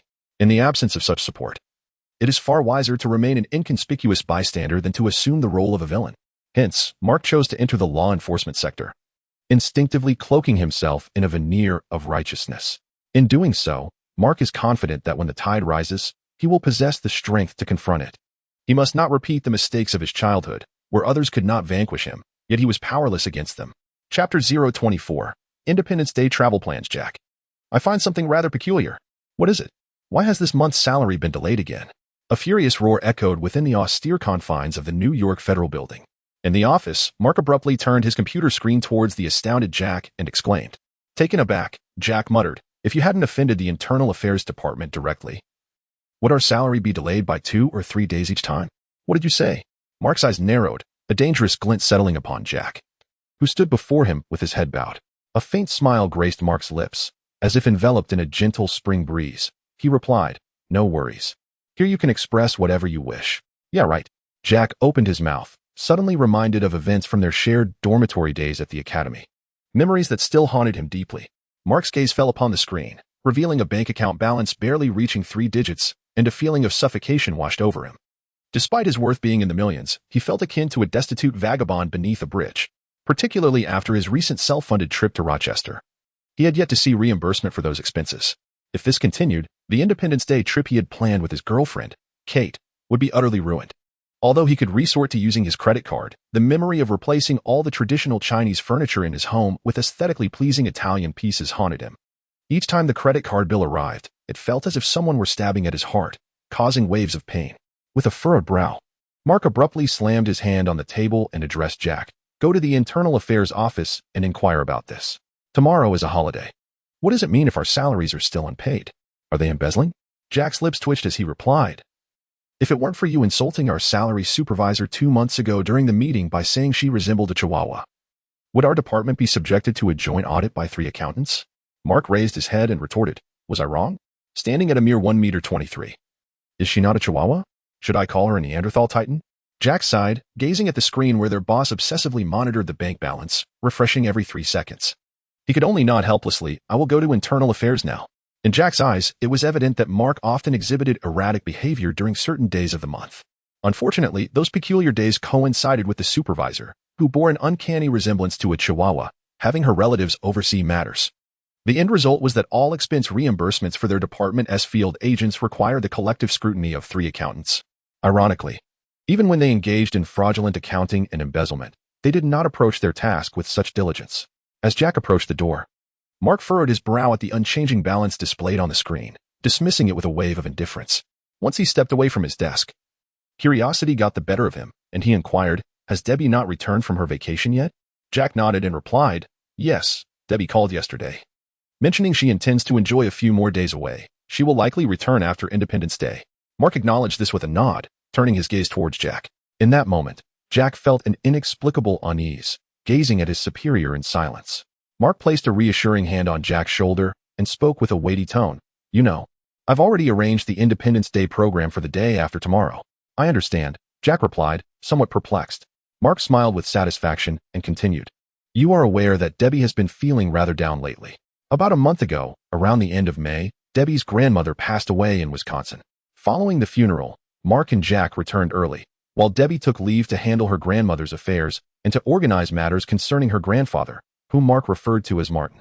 Boss, I also have plans for Independence Day with Catherine. You know how rare it is to get a holiday at the Pentagon. Jack's expression shifted dramatically. I know, Mark said with a faint smile as he moved behind his desk, retrieving 2 tickets for the Independence Day celebration at the Milwaukee Symphony Orchestra from the drawer. He waved them playfully before Jack, who looked utterly bewildered, and said in a mirror-like tone, Jack, not all women are enamored by your endless discussions on the plot of Star Wars. That's a pastime for those who struggle to find girlfriends. Besides, come on. Catherine is only on a brief break. Do you genuinely intend to take her to some dreary place and spend 3 days touring the Star Wars Museum? Get real. Catherine studied classical art at Stanford. As he spoke, Mark thrust the 2 tickets, which he had specially reserved last month, into Jack's astonished hands. After a moment of stunned silence, Jack emerged from his daze, glancing at the tickets before looking up at Mark, who had resumed his seat. With a blank expression, Jack approached the door, turned around, and after a moment's contemplation, asked, Boss, what is it? Mark looked up. When did you meet Catherine? I had no idea she had taken such a course at Stanford. Mark smirked slightly, raising his hands in a gesture of feigned innocence. Come on. Who do you think I am? Jack rolled his eyes, expressionless, and exited the room. By 3 in the afternoon, after nearly wearing out his mouse, Mark finally saw his account balance transform from $39.73 to $8,936.30. However, after 10 minutes, the smile on Mark's face vanished completely once more. Following a round of transactions, the balance on his account plummeted to a mere $1,549.20, merely to satiate the insatiable abyss of his credit card. Mark had directly funneled 7/8 of his salary into it. In moments like these, he found himself grappling with profound doubts about the purchasing power of the dollar. Wasn't it supposed to be valuable? Why had he never felt its worth? Contemplating this, a myriad of quick money schemes flashed through Mark's mind. Resisting the discomfort within, he took a deep breath. Feeling increasingly uneasy, Mark resolved to leave work early that day. Meanwhile, Jack, seated in the office area, glanced at the clock on the wall, then turned to see Mark, who had no intention of looking back, already heading towards the elevator. Jack's spirits plummeted yet again. His gaze fell upon 2 theater tickets on his desk and a recently sent photo of a kiss from Catherine, further dampening his mood. However, when Mark parked his vehicle in the underground lot of the Stellar building and returned to the top floor, he was greeted by the sight of a charming young woman with flowing chocolate locks leaning against his door. In an instant, he thought, Annie? Chapter 25, The Sister Who Wishes to Serve God, Annie. Her full name is Annie Lewis. She is Mark's sister, the third in the family, with a younger sister named Mia. Born in 1982, Annie, after being indoctrinated by their mother from a young age, declared to Mark at the tender age of 3 that she aspired to become a nun serving God when she grew up. Can you believe that at that moment, his vampire girlfriend was right beside them? Mark considered it a miracle that she hadn't drained Annie's blood on the spot. Even more absurd to Mark was the fact that, despite the congregation of werewolves and vampires in Foxtown, it remained a Catholic region. To this day, it is a mystery that no one has been able to elucidate for Mark. Perhaps God had made a pact with the vampires and werewolves to coexist. Mark, filled with joy, gazed at Annie, who stood there with crossed arms and puffed cheeks, and embraced her with delight, exclaiming, What brings you to New York so suddenly? Aren't you still in high school? His sister stiffened slightly in his embrace and replied, I am already 18. Mark raised an eyebrow and placed his finger on the doorknob. With a click, the door swung open, accompanied by the distinct sound of machinery whirring. As he opened the door, he beckoned, Come in. Let me take a good look at you. Just as Mark stepped into the room, a sensor at the ceiling flashed red. Immediately, the tightly drawn curtains parted, revealing an expansive private swimming pool. Soft lighting illuminated the entire room, while Italian furnishings adorned the space with a unique elegance, evoking a sense of opulence. Following Mark into the room, Annie surveyed the lavish decor in astonishment, then blinked exaggeratedly and exclaimed, Mark, do FBI agents have more money than celebrities? Mark laughed heartily and replied, We have our privileges, though in a capitalist household, they hardly matter. As he took the suitcase from Annie's grasp, he led her up the spiral staircase. Upon reaching a guest room adjacent to Mark's master suite, he placed the luggage on the floor and said, You shall sleep here. Annie nodded, momentarily lost in admiration of the luxurious ambience that permeated the guest room. How could it not be luxurious? Just 2 months prior, Mark had spent nearly $100,000 to completely renovate the house.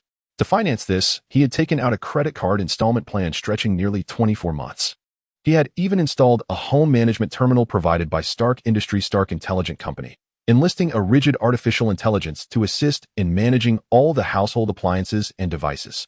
Although Mark remained adept with computers and office software, it did not hinder his pursuit of modern trends. Were it not for a series of considerations, Mark might have entertained the thought of acquiring Jarvis for himself.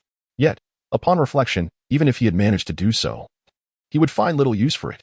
Moreover, who knows whether Jarvis's essence resides within a hard drive or some other entity? The rigid intellect of Stark Industries offers comprehensive protection, such as during instances of fire or burglary. It conducts self-analysis and promptly alerts the New York Police Department through hidden cameras installed within the living room. However, Mark finds it hard to fathom that a foolish thief would dare to commit a crime in the residence of an FBI supervisor unless they had a death wish.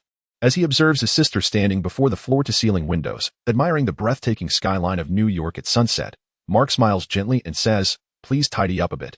Without turning around, Annie, somewhat bewildered, nods in agreement. Half an hour later, while savoring a drink on the sofa, Mark hears movement behind him. He gestures toward a terminal control display embedded in the wall by the entrance and, without looking back, says, "Please scan your fingerprint." "We just renovated and don't have keys yet." Annie blinks, gracefully settling beside Mark, and curiously inquires, "Aren't you going to ask how I arrived in New York?" Mark turns to glance at his sister, smiling slightly, and replies, "New York University doesn't begin for another 2 months. How could you be here so soon?" Actually, Annie pauses, shaking her head. "I'm here for an audition." "What?" Mark exclaims, digging his fingers into his ears in confusion. "What audition?" "You didn't know?" Annie's mouth drops open, her lovely features gradually hardening as she continues. "You never read the letter I sent you, did you?" "Letter?" Mark is taken aback once more. "I sent you over a dozen letters last year. You didn't see any of them?" "Wait a moment." Mark blinks and asks, "Where did you send them?" "To the U.S. Embassy in the Eastern country." "Didn't you mention in your last letter that you were dispatched there?" Mark instinctively places a hand on his forehead. No wonder a staff member from the embassy called last month to say there were some items Mark hadn't collected. The mystery is solved. He looks at his visibly annoyed sister and asks, "Did you send them via FedEx?" Annie nods, gazing at Mark as if he were daft. "Of course it was FedEx. You haven't forgotten, have you?" "I remember you stop." Mark interjects, his face darkening as he prevents Annie from divulging more. It is well known that the history of Fox is rife with embarrassing tales. If technology ever advances to the point where time travel becomes possible, Mark vows to return and warn his past self at the earliest opportunity. Casting a glance at Annie, Mark explains, "Sending a small sapling via FedEx to the Eastern country would result in it arriving as a fully grown tree."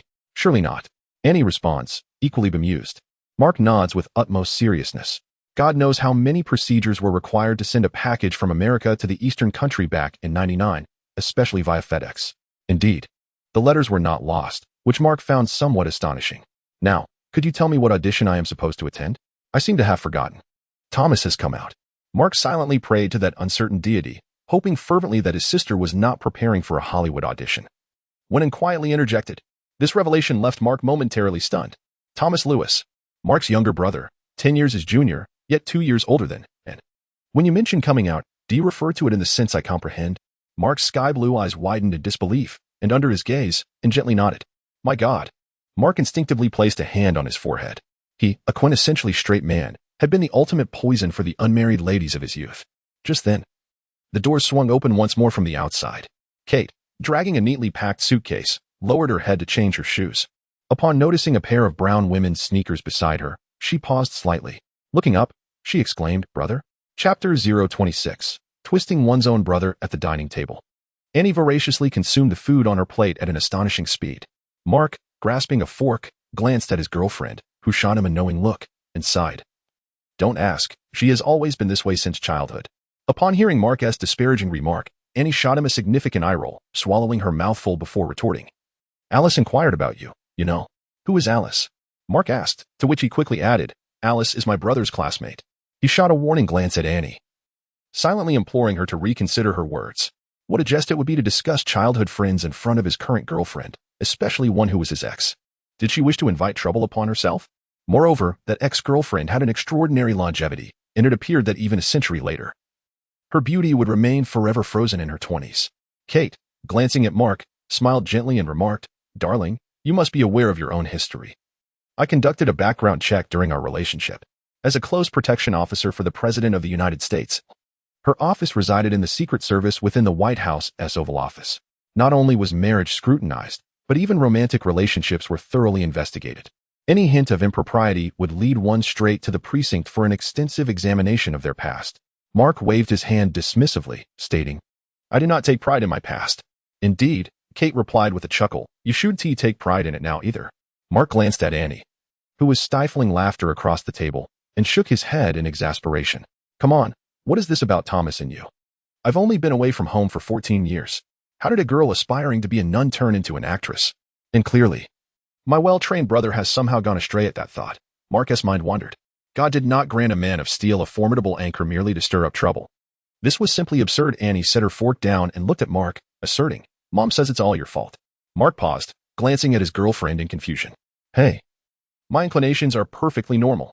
From as far back as I can remember, I have known how to adeptly and accurately navigate my mark." Kate interjected, her expression darkening with each word.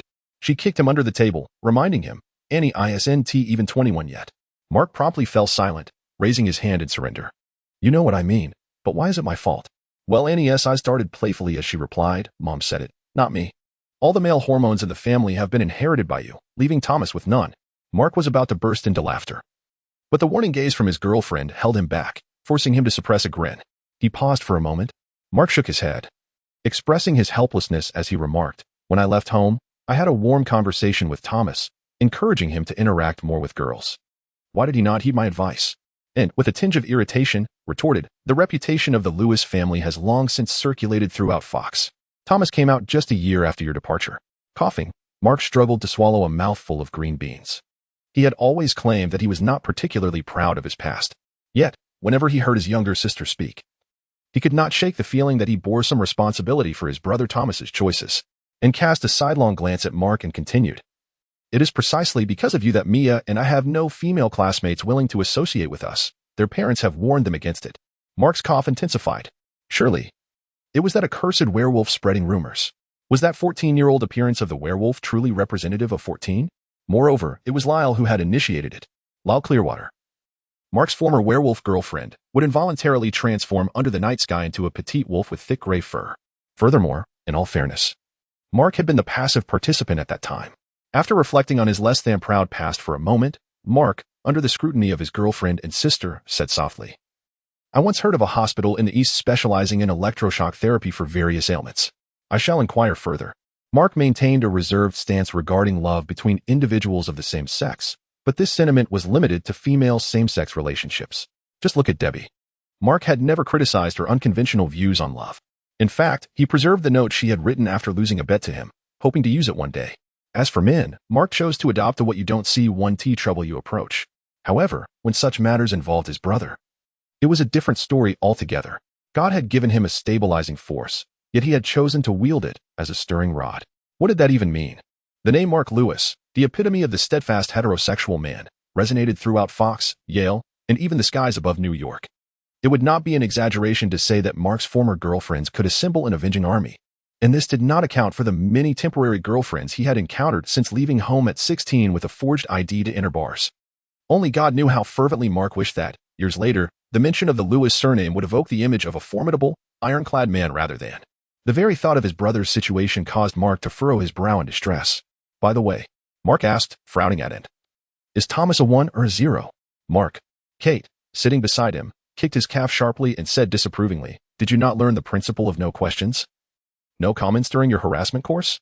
In 1994, the current president first proposed that any law enforcement agency, including the military, would not seek to expose or expel homosexuals as long as they did not openly declare their sexual orientation. However, Mark scoffed, saying, "My dear, you must be aware that following the implementation of this policy, a greater number of soldiers and law enforcement officers have been dismissed." Kate glared at Mark with fierce intensity. Mark shrugged, having made up his mind that regardless of whether Thomas identified as a 1 or a 0, he would call Dr. Wong in the East tomorrow to reserve a bed in that infamous hospital known for its electroshock treatments. The timing of Thomas's transformation would determine his return. Mark was determined not to let the reputation of the Lewis family be irreparably tarnished. Pausing for a moment, he shook his head and turned to Annie, saying, "Let us not discuss Thomas anymore. I will arrange for him to be taken to the hospital for treatment tomorrow. Now, let us talk about you. A girl who aspires to grow up serving God.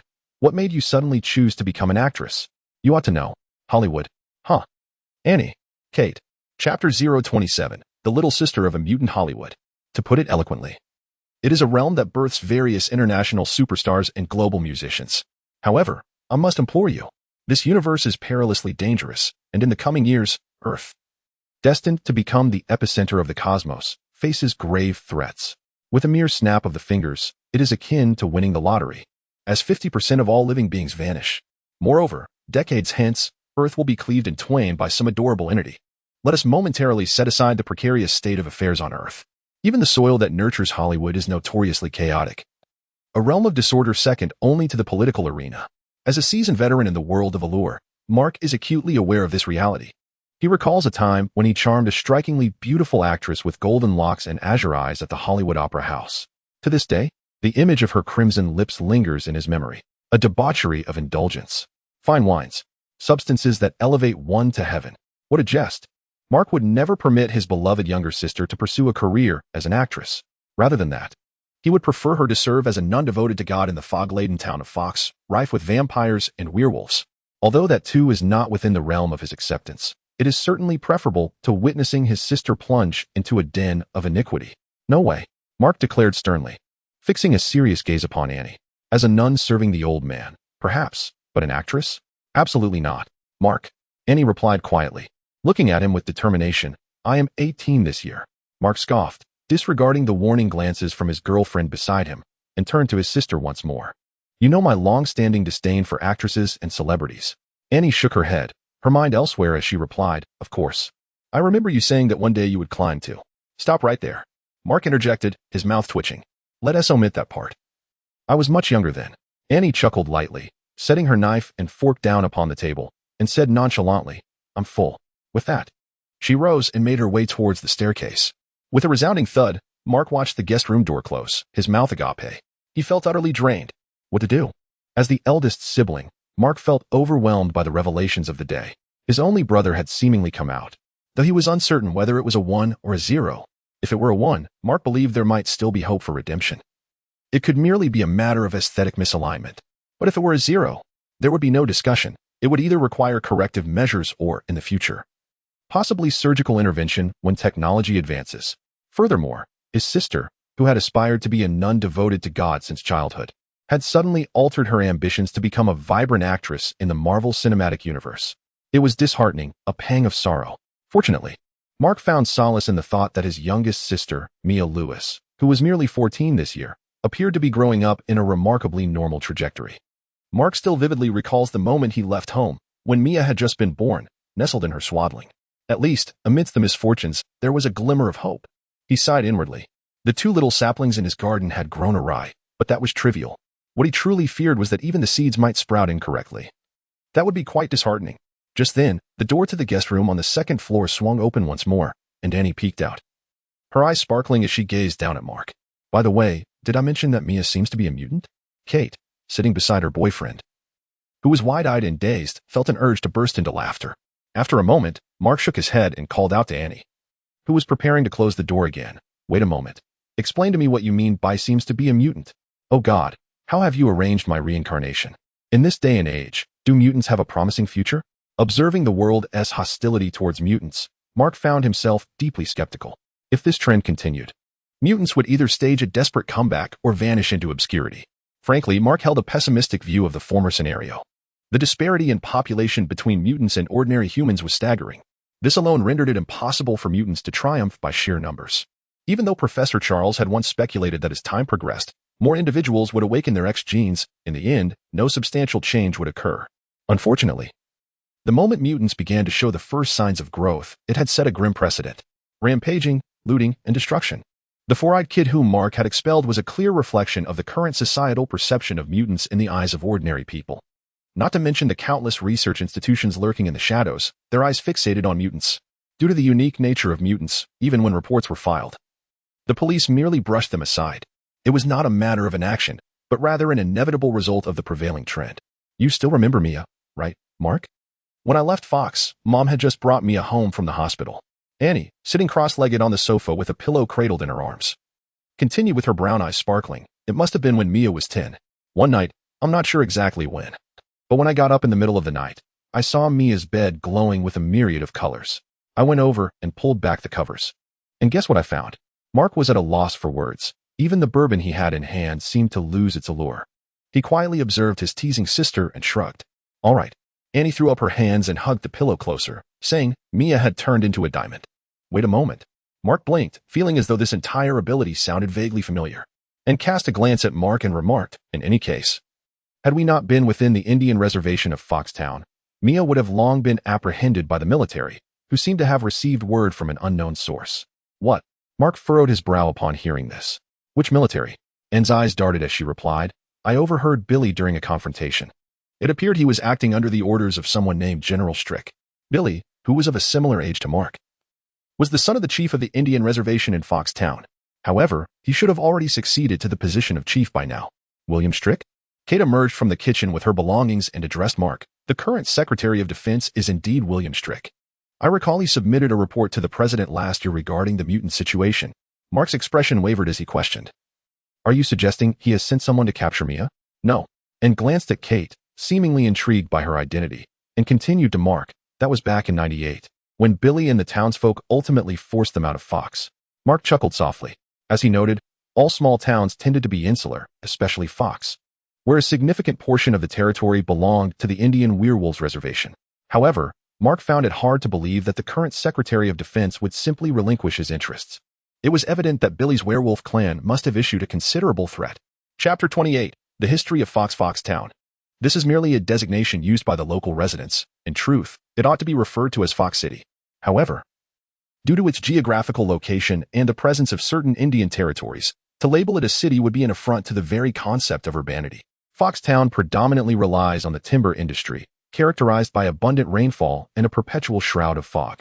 It is indeed remote, sparsely populated, and perpetually enveloped in a dreary, damp chill.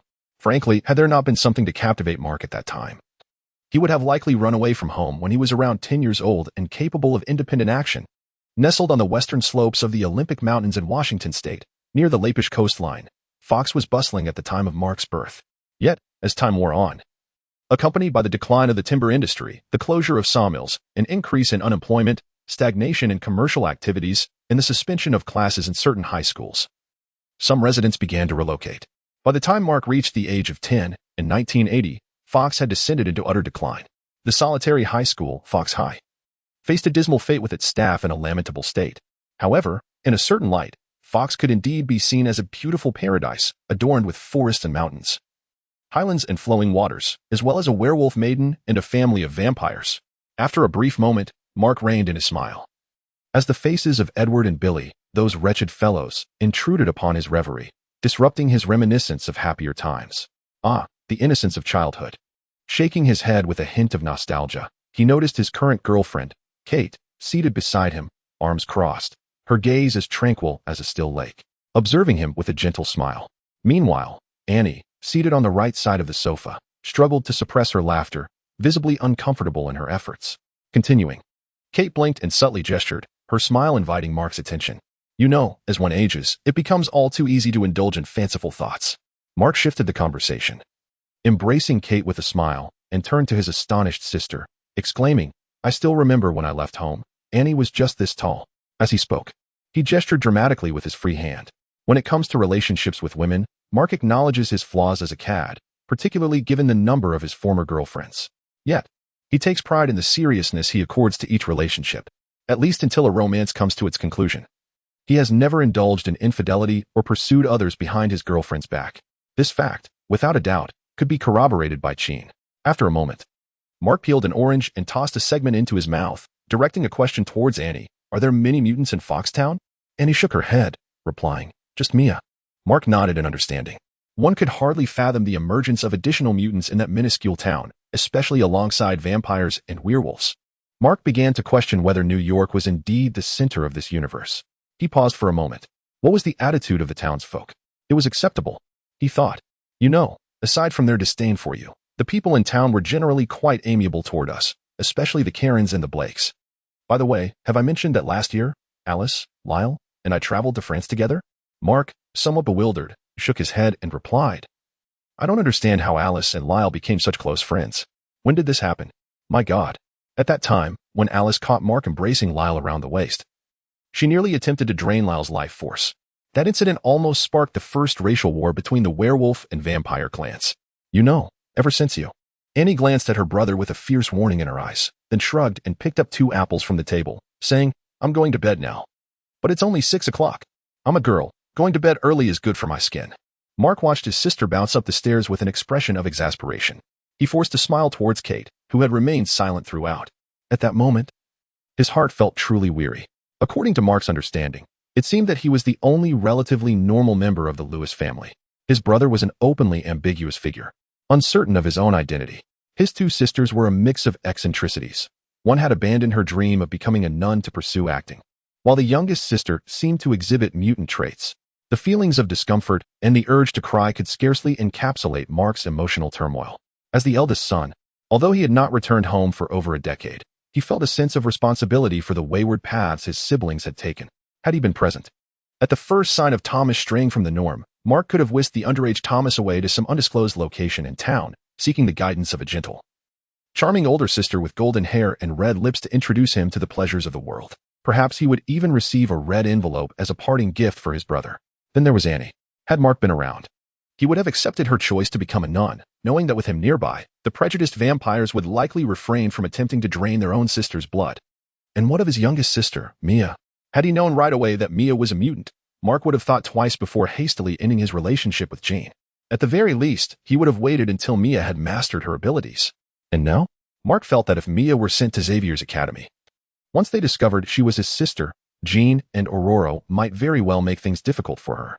Who knows, under such influence, his little sister could end up harboring resentment towards her older brother. Without uttering a word, he pointed at his nose and vehemently rebuked the scoundrel. The mere thought of this sent a chill down Mark's spine. At that moment, an impulsive urge surged within him to return to Fox and assume the responsibilities of the eldest son. However, the image of those 2, moving like phantoms with their bulging muscles and wild hair, made him involuntarily touch his own cheek. He took a moment to calm his restless heart. Revenge was inevitable. But at the very least, he would wait until Guillaume unlocked his divine mind and honed his mental prowess to perfection. With an overwhelming resolve, Mark swore that he would expose one of them to the blazing sun and cast the other into the sea to swim.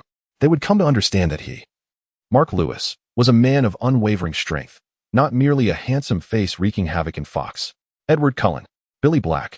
You shall await your reckoning. Chapter 29. Independence Day Journey, Day 2. Remember, you are not to attend any interviews. Do you hear me? You are aware that I have turned 18. Mark, I am no longer a child. If you are indeed no longer a child, then you should adhere to the ideals of your youth and aspire to be a nun in service to God, rather than, Standing at the doorway, Kate observed the 2 siblings glaring at each other and couldn't help but interject. Darling, we are going to miss our flight. Coming right up. Mark turned to his casually dressed girlfriend with a faint smile, then, placing a hand on his forehead, he addressed, and, saying, Do not touch my Chevrolet. If you need a vehicle, there is a white Honda parked nearby that I seldom drive. After imparting a few instructions, Mark approached the door once more and cautioned Anne. You are not to go for that interview alone. Goodbye. With a beaming smile, and stood at the threshold, waving at Mark, only for her expression to fall as she promptly shut the door. When the 2 finally hailed a taxi to JFK International Airport, they discovered that the flight from New York to Reykjavik International Airport in Iceland was nearly past the boarding time. However, once they settled into the first-class cabin, Mark waved his federal credentials in front of Kate, grinning. See? Sometimes, your Secret Service credentials aren't as advantageous as ours. Kate shook her head, gazing at Mark as if he were boasting. My security clearance surpasses yours by 3 tiers, and my salary is. With that, Kate flashed a radiant smile at Mark. He fell momentarily speechless and tucked his credentials back into his pocket. Although being an FBI agent sounds impressive, with a salary significantly higher than most law enforcement agencies, it pales in comparison to the Secret Service, which boasts an office within the White House itself. Disregarding salary, considering Kate's security clearance, she could gain immediate access through the first door of the White House. Mark, on the other hand, would require at least an hour just for identity verification to enter that same door. In the 1990s, an FBI agent wishing to enter the White House without prior registration would be left waiting for 3 hours. As for salaries, The Federal Security Bureau compensates its employees according to their rank, with a total of 19 levels, D4 being the highest and A1 the lowest. The Senior Executive Supervisor holds a D4 rank, while the Senior Executive Deputy Supervisor is at D3, the Assistant Supervisor at D2, and the Administrative Supervisor at D1. Mark, classified as an external supervisor in a regional office, falls under the C1 level. His annual salary hovers around $80,000. In contrast, a D4 level Senior Executive Supervisor earns approximately $120,000. It is fair to say that such a salary is considered substantial in more remote areas. However, in major cities such as New York, the situation has become appallingly dire. Fortunately, major banks offer a 3-year interest-free loan specifically accessible to the FBI. Interestingly, Kate, my girlfriend, works in the Secret Service, and her salary as a newly approved recruit rivals that of senior FBI agents. You are aware that the CIA has long sought to recruit me, right? I had thought we had moved past this topic. As we soared high above the clouds, preparing to rest, Kate removed her mask and, glancing at her boyfriend who seemed lost in thought, remarked, "You should know that the annual salary of a senior CIA operative is double that of an FBI agent." Kate, lacking enthusiasm, nodded and replied, "Darling, now that I finally have a vacation, do you expect me to sleep the entire time after we land?" Mark opened his mouth to respond but quickly shook his head, saying, "Of course not. I merely meant to express that, although the FBI's salary is not particularly generous, I have a profound love for the work I do." "You are wonderful," Kate said, offering a faint smile before pulling down her mask and tightening her blanket, softly adding, "I need to rest for a while. If you have something to say, perhaps one of the flight attendants on this plane is an old flame of yours." Mark's lips twitched involuntarily. Earlier, as they boarded, a group of flight attendants arriving from Kennedy Airport had passed by. Among them, the lead flight attendant greeted Mark sweetly, blowing him a kiss and making a gesture as if to call him. The atmosphere had turned awkward in an instant. In truth, Mark had no recollection of the tall, alluring flight attendant who had caught his eye. Iceland, the westernmost part of Europe, bordering the Arctic Circle, boasts a unique terrain that creates endless illusions, rendering it one of the most extraterrestrial places on Earth and a favorite filming location for science fiction movies. A photographer, interviewed by an American travel magazine, once remarked, "On this journey through Iceland, you are sure to witness two things that will leave you in awe: rainbows and waterfalls. Unlike the picturesque landscapes of Eastern countries, Iceland's beauty is grand and unrefined, enigmatic and silent. It is truly extraordinary. Towering mountains, serene lakes, and flowing glaciers, whether massive or delicate, converge upon an elegant coastline, as if they have traversed millions of years to ultimately unite. Dettifoss, the most magnificent waterfall in Iceland and the largest in all of Europe, roars with thundering cascades, creating a scene both grand and breathtaking. The multitude of volcanoes in Iceland bears witness to the Earth's molten core, evoking deep reflection. Who would have thought that these massive peaks were once mere tears of the planet's heart? Among them, the SN Fellsnes Peninsula stands out. The mountains that shape this landscape are the very progenitors of the waterfall, for it is the mountain's ancient rise and fall that has given water its current form. The SN Fellsnes Peninsula was the chosen destination for Mark and his girlfriend Kate's Independence Day getaway. The journey from New York to Iceland spanned over 4,000 kilometers in a straight line, with a flight distance of 5,600 kilometers. Almost 2 hours later, the flight circled above Iceland twice before receiving instructions from the control tower. With precision akin to that of a surgeon's scalpel, it aligned perfectly with the landing runway. As the tires made contact with the tarmac, a cacophony of sounds began to emanate from the cabin, gradually intensifying. Mark also withdrew his gaze from the window, turning his attention to the distant, elusive SN Fellsnes volcano, a mysterious smile gracing his face. Chapter 030, the upcoming magical adventure upon disembarking from the aircraft. Mark promptly utilized his American Express card at the car rental counter of Reykjavik International Airport in Iceland. He procured a stable and comfortable pickup truck, securing a fully fueled motorcycle to its rear. Under Kate's astonished gaze, he pressed the accelerator with fervor. Iceland is a rugged, authentic, and surreal microcosm, a realm encapsulated within a mere island. As he traversed the Icelandic Route 1, which stretches a commendable 300 kilometers, the breathtaking scenery outside the window transformed with every passing moment. During the journey to the SN Fellsnes Peninsula, approximately an hour away, Kate sat in the passenger seat, sketchpad and pencil in hand, occasionally glancing at Mark. Noticing the desolate road ahead, Mark diverted his attention to her right hand, which danced swiftly across the sketchpad. With a gentle smile, he remarked, "My dear, I have no objections to you rendering me in a chibi style, but please, do add a couple of fangs to my visage." "Why is that?" Kate chuckled, responding, "Vampires are quite adorable. Weren't you the one who claimed to have no bias against them?" Mark nodded with a smile. Vampires are not adorable in the slightest. Believe me, they are all demons. Sounds as if you've encountered one before, Kate teased, adjusting her windswept hair while casting a playful glance at him. Mark, with an enigmatic smile, retorted, if mutants exist, perhaps vampires and werewolves do as well. So, you are a supporter of the occult? She inquired. No. Mark shook his head. I am a pragmatic realist. At the tender age of 12, Mark had audaciously pursued Alice, who had repeatedly warned him of her vampiric nature. He had dismissed her claims with disdain, foolishly thinking that a small town named Foxes could embody the drama of Twilight. However, the outcome was glaringly evident.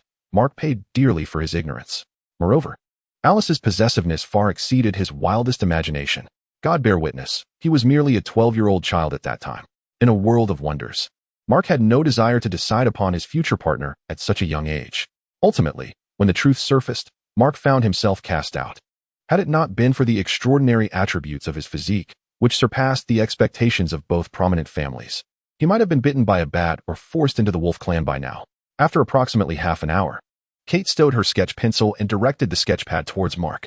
On the pad, accompanied by a laser rainbow and glaciers, two chibis, a boy and a girl, snuggled together. Chibi Mark sported tousled blonde hair, a smile gracing his lips, revealing a pair of sharp fangs. As for Chibi Kate, she had chestnut hair. Playfully resting her hand on Chibi Mark's shoulder, her expression radiating sweetness. If one were to overlook the faintly visible tail behind Chibi Kate, Mark's beaming smile broke forth. What is this, a fox? Not at all. Kate, with a glimmer in her eyes, gazed at Mark and said, I am the big bad wolf. The kind that feasts on vampires. Mark, faced with Kate's sweet smile, struggled to suppress the words he longed to utter. In truth, based on Mark's personal experiences, Alice held the upper hand. In a sense, the vampires had a greater chance of triumph. After all, the Cullen family, comprised of the somewhat eccentric and vegetarian members of the pack, had honed their speed to perfection. ISNT, there is saying that proclaims, in the realm of martial arts, speed reigns supreme? Unless the entire wolf clan mobilized, even if 20 werewolves were to appear, the Cullens would effortlessly escape. As they passed by a roadside supermarket, Kate, trailing behind Mark, observed the items he placed into the shopping cart. Unable to contain her curiosity, she finally asked, Have you still decided not to tell me where our travel destination lies? After tossing a lengthy coil of rope and 2 glow sticks into the cart, Mark turned with a mysterious smile and replied, Have you ever heard of the book Journey to the Center of the Earth? Kate blinked in amusement and said, Do you actually believe what Verne wrote? Journey to the Center of the Earth is a work by the 19th century French novelist Jules Verne, who authored a plethora of exceptional literary pieces throughout his life. His notable works include the trilogy The Children of Captain Grant, 20,000 Leagues Under the Sea, and The Mysterious Island, as well as 5 Weeks in a Balloon and Journey to the Center of the Earth. Alongside Herbert George Wells, he is celebrated as one of the fathers of science fiction. In this particular tale, it is said that beneath a volcano in Iceland lies a path that not only leads to the Earth's core but also opens up to a fantastical underground world. Upon its publication, the book sparked a wave of tourism to this remote corner of Europe. Yet, as time passed, apart from a handful of individuals who steadfastly believed in the existence of this subterranean realm, many others dismissed the book as mere fanciful fiction. So, are you a Verne enthusiast? After exiting the supermarket, Kate glanced at the 2 large backpacks in the back of the pickup. What is a Verne enthusiast? Mark inquired curiously as he restarted the engine. Kate, putting away her drawing board, rested her chin on her hand and regarded the focused Mark. You don't know? Some people still firmly believe that Verne's novels are based on factual evidence. They regard him as a prophet, interpreting his works as guidance. If a cataclysm were to occur, perhaps the underground world would be humanity's sole refuge. Mark chuckled heartily, casting a curious glance at the smiling Kate. I always thought you weren't fond of these novels. Kate smiled softly and replied, My sister is a staunch Verne enthusiast. Mark shook his head in amusement, saying, And she has become a psychologist. Kate shrugged thoughtfully and remarked, At times, I truly wonder if she is aware of this illness, perhaps intending to learn how to treat it herself. Fortunately, Mark glanced at the increasingly clear Sneeful Mountains and, with a slight smile, stated, As I mentioned earlier, I am a pragmatist. Ever since he discovered that this Marvel universe was far more complex than a mere Marvel realm, Mark had been attentive to the Hollywood blockbusters he had once watched. Regrettably, during his time on Earth, his cinematic experiences were rather limited. After all, who would foolishly watch a film alone on a computer when blessed with the company of a beautiful companion? Thus, it was not until Chronicle that he was exposed to a lively discussion led by a garrulous young lady who had recently joined the company. As for Journey to the Center of the Earth, that was merely a newspaper article Mark had come across 5 years ago. detailing how a professor from a university had ventured to Iceland to prove the existence of a subterranean world, only to mysteriously vanish. Chapter 031. On the reasonable pursuit of wealth in the year 1995, after many years of development. Jules Verne's theory of the Earth's core was dismissed by countless experts in the scientific community as utter nonsense.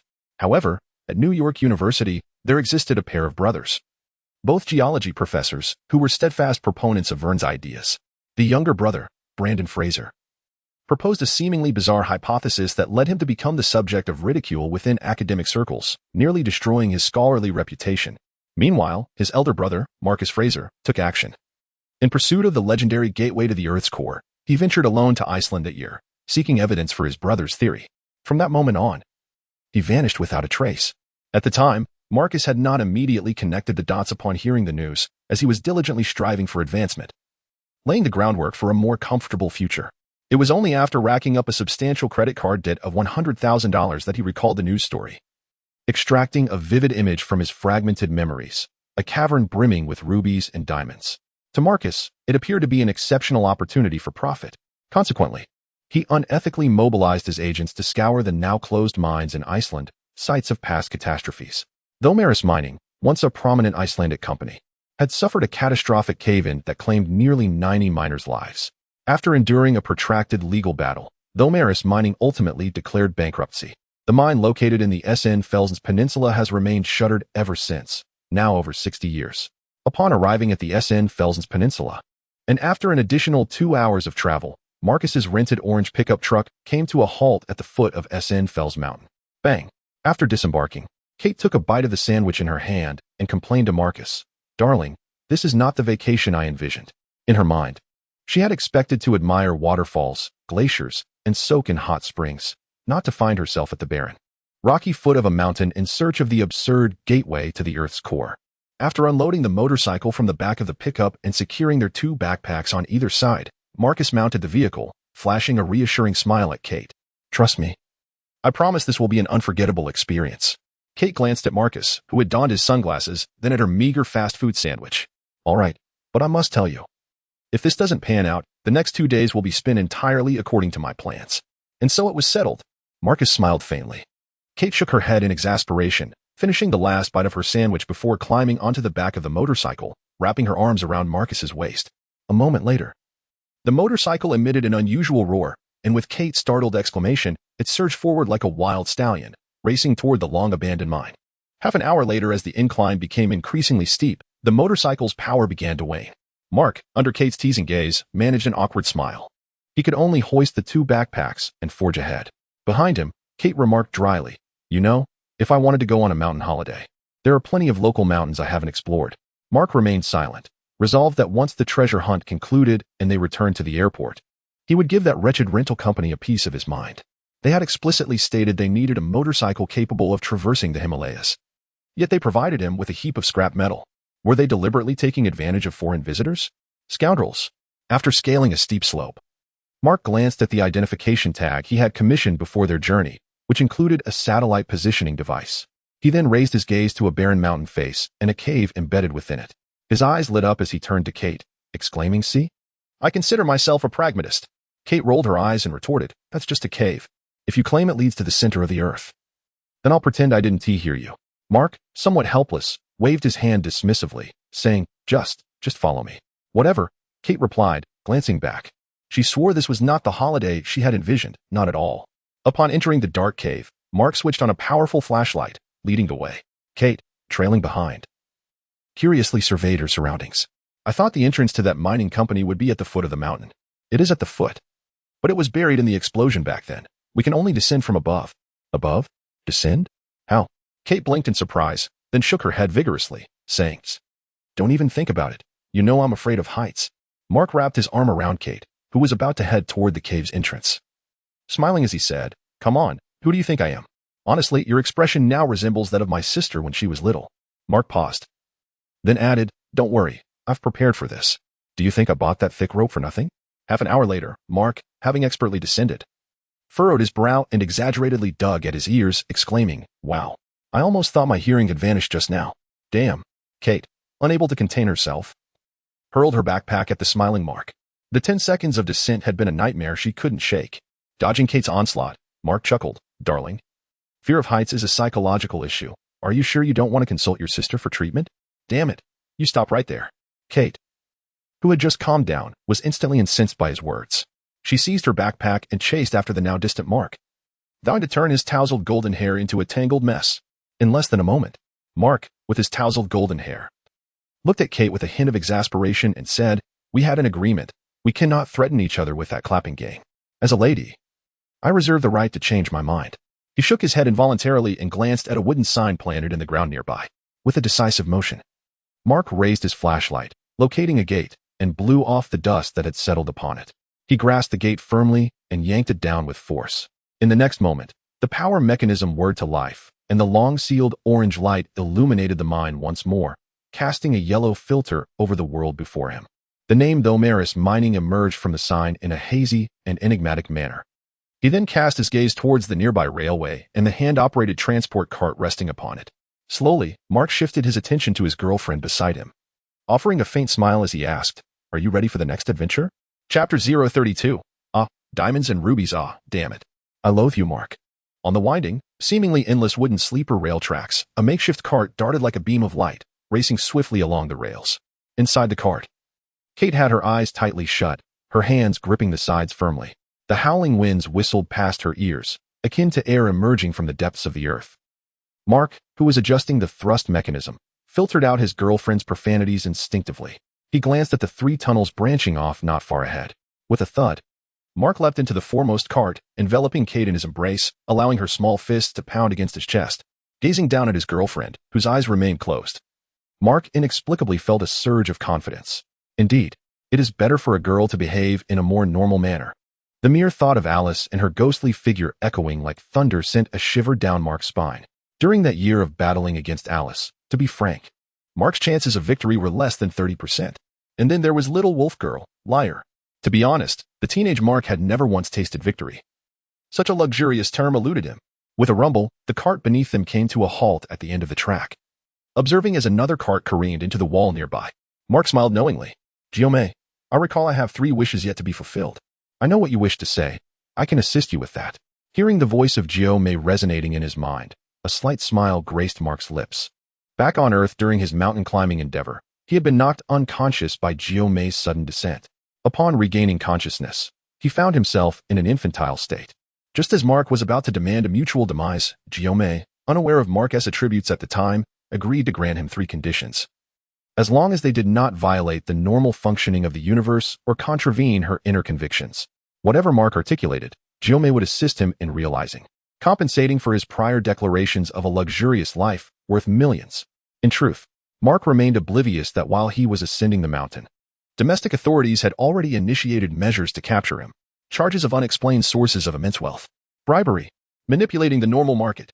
In summation, had Mark not encountered Guillaume, his next life would undoubtedly be one of endless imprisonment. "I despise you, Mark." Kate, her steps unsteady and her complexion pale, glared at him, wishing to devour him whole. Mark smiled gently and replied, "My dear, if you still harbor hatred after witnessing what lies ahead, I promise to remain silent." "What will I see?" Kate chuckled softly, glancing around. "This is not the vacation I envisioned. Spending time underground at an unknown depth?" Mark gently embraced the somewhat irate Kate and said, "Patience, my dear, patience is paramount." As he spoke, Mark led the way, carefully sidestepping the scattered or on the ground. Clearly, these were the remnants of the explosion in the mine, assets that had not been salvaged in time. Not far from beneath a massive rock, Mark glimpsed a fragment of bone, faintly visible. Upon entering the cavern, Mark cast a glance at the ground, which was entirely composed of mica just 2 steps away.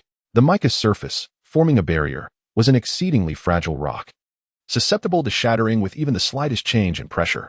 However, mica was not Mark's ultimate objective this time. No, lifting his gaze, he beheld diamonds and rubies embedded in the rock, nearly exposed, shimmering brilliantly. "Oh my God!" Kate, following closely behind, followed Mark's gaze and instinctively covered her mouth, her sparkling eyes wide with disbelief at the sight before them. Before them, the rock walls of the mine sparkled with uncut diamonds and rubies, numbering far more than a mere dozen. The quantity here rivaled the total amassed by a warlord controlling a diamond mine in Africa. Moreover, while the warlord's diamond mine required human labor for extraction, here, Merely bending down and spending half an hour could yield wealth beyond measure. Mark turned to his astonished girlfriend, extending his arms and smiling. Is this the vacation you desired? Kate, with her hand still over her mouth, gazed upwards at the diamonds, which appeared like stars scattered across the sky. Observing his entranced girlfriend, Mark shook his head in mild exasperation. Indeed, the allure of diamonds for women is akin to that of high heels. He had thought Kate might be an exception. Yet it seemed she was not immune to the allure. Even a woman of high education, fully aware that the value of diamonds is artificially inflated, could not escape the societal norm. Composed of the same carbon element, the exorbitant price of diamonds is solely a product of human exaggeration. Furthermore, the reason diamond prices soar year after year lies in the certification provided by IDI or GA. Thus, the true value does not rest in the diamond itself, but rather in these certifications. If one were to remove the certification from a genuine diamond, well, to be honest, on Earth, that diamond, devoid of certification, would at most be worth a mere 150, and even then, it would require shipping from a bargain site. The rarity and high price of diamonds is merely a splendid deception perpetuated by the Western capitalist world.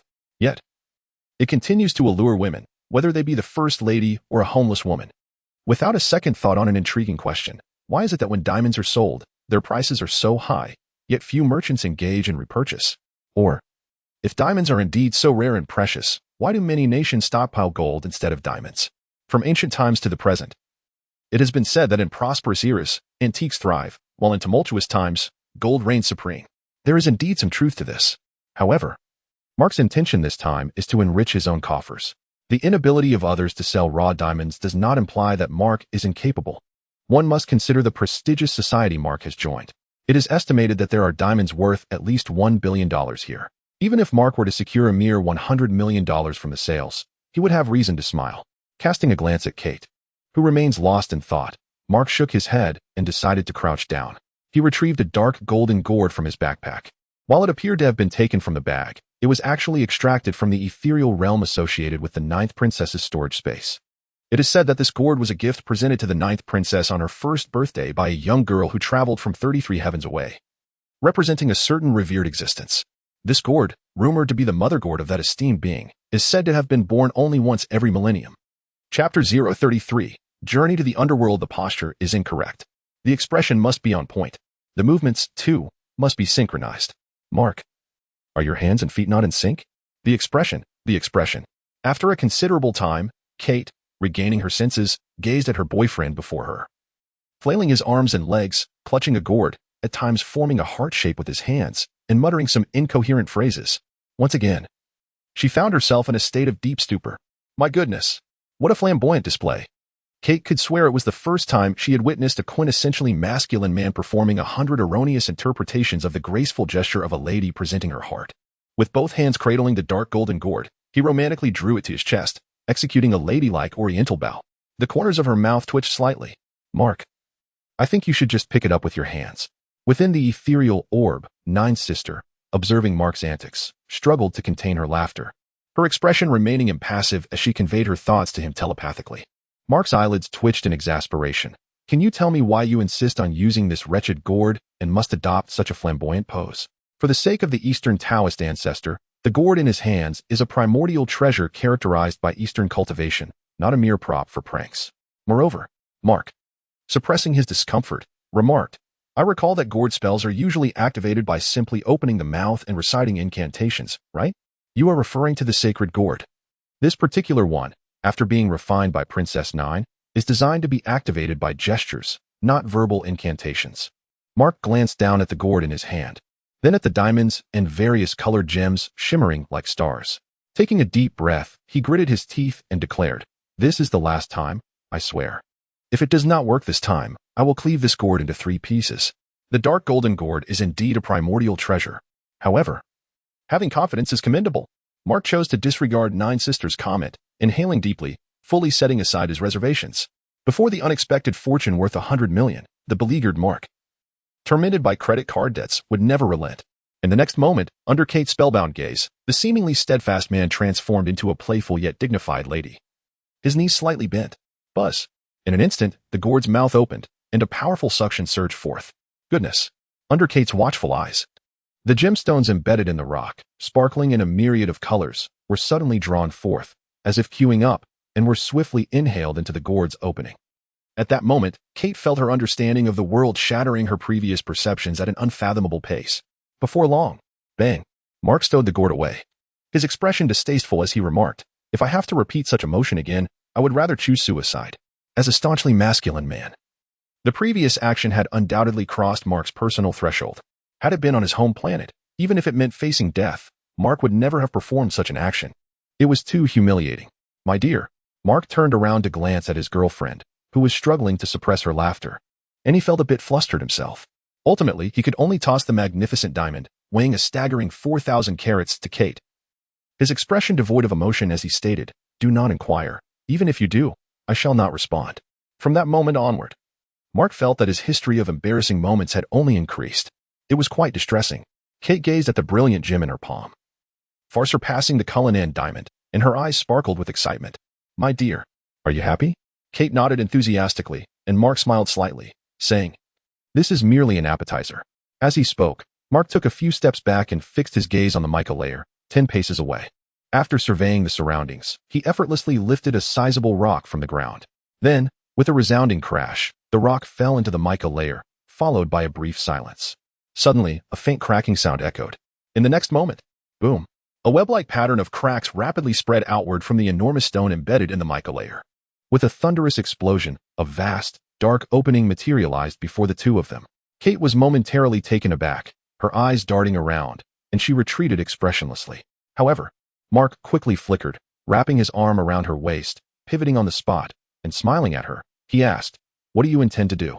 Kate, feeling a surge of anxiety, glared at Mark and retorted, "Don't even think about it. I will not go down there again." At that moment, only God knew how desperately Kate wished to break up with Mark. Mark smiled mysteriously and said, "I have a plan." "What?" Mark retracted his right hand, observing his girlfriend, who had been rendered unconscious by him, and held her securely. He retrieved 2 portable underwater breathing masks from his backpack. Swiftly, he folded their clothes and stored them in Nine Sisters' garbage room, within his storage compartment. Gazing at his girlfriend, whose figure was astonishingly alluring, Mark struggled to contain his inner turmoil. He wrapped his arms around her once more and then leaped into the unfathomable, direct passage to the core of the earth. As they descended, a tremendous gust of wind surged from the bottom of the opening, accompanied by a howling sound.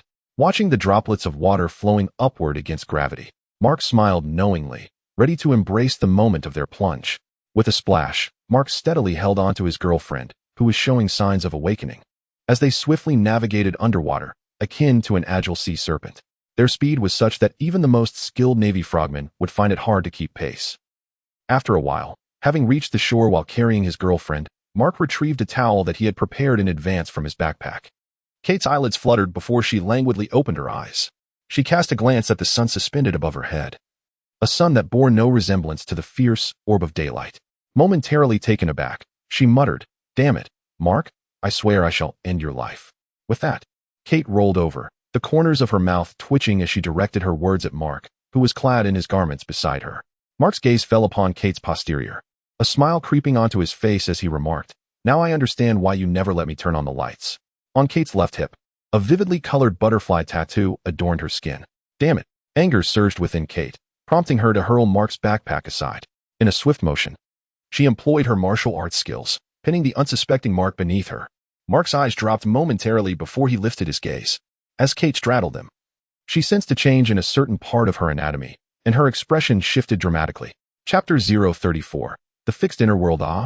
After the passage of 1 hour and 20 minutes, this inner world was graced for the first time by a cheer, imbued with a hint of fervent joy. The inner world, spanning from Iceland to Italy, measures over 5,000 kilometers in linear length. A luminous source, powered by magma, hangs high above, complemented by an ancient, boundless sea at its core. Occasionally, monstrous fish, armed with sharp teeth, leap from the depths of the ocean. Here, one can find forests, deserts, and glaciers. Glowing birds, long thought extinct, flit about, while a tyrannosaurus hides within the desert sands. Drenched in perspiration, Kate glanced at Mark, who bore a peculiar smile, and delivered a solid punch to his bare chest. This was not the adventure she had envisioned. However, half an hour later, the two, now clad in garments, wandered along the seemingly endless ocean of the inner world. Vern's words had proven true. Kate marveled at the glowing, adorable bird perched at her fingertips, exclaiming, "If my sister were here, she would surely go mad with excitement." Mark, holding Kate's other hand, smiled subtly and replied, "I told you so." With a slight movement of her finger, Kate watched the radiant bird take flight, joining the swirling flock above. Rolling her eyes at Mark, she remarked, "Regardless, this is still not the journey I had imagined. And that diamond, it's not the same. What's different?" Mark queried. "If you think you can distract me with this commonplace, Jim, you're mistaken." He gazed at Kate, whose eyes sparkled with anticipation, wearing a wry smile. Their initial encounter had transpired 2 years prior. After visiting the Eastern Kingdom, Mark and Kate had maintained their correspondence. Now, nearly 3 years into their romance, Mark had reached the age of 30, while Kate would soon follow suit in 3 years. Since Mark's return from the East, Kate had subtly broached topics of family, children, and marriage. However, Mark felt that the vibrant world around them was not something to rush into. After a brief interlude, Mark settled onto the sandy shore, observing Kate as she strolled along the coastline. "Sister," he thought, "let us fix this inner world and secure the portal at Xavier Academy." "Are you certain?" Mark's gaze lingered on the vast expanse of the inner world before he nodded resolutely. It is often said that a single night of marriage nurtures 100 days of affection. Although Mark was often perceived as a cad in matters of the heart, he was far from the type to simply leave after a dalliance. If one were to categorize cads, Mark would belong to the emotionally rich and nostalgic variety. Even though he had seldom watched the X-Men films, the origin world, rife with digital storms, was such that even the most antiquated references would arise in conversations. The plight of the mutants was indeed a tragic tale.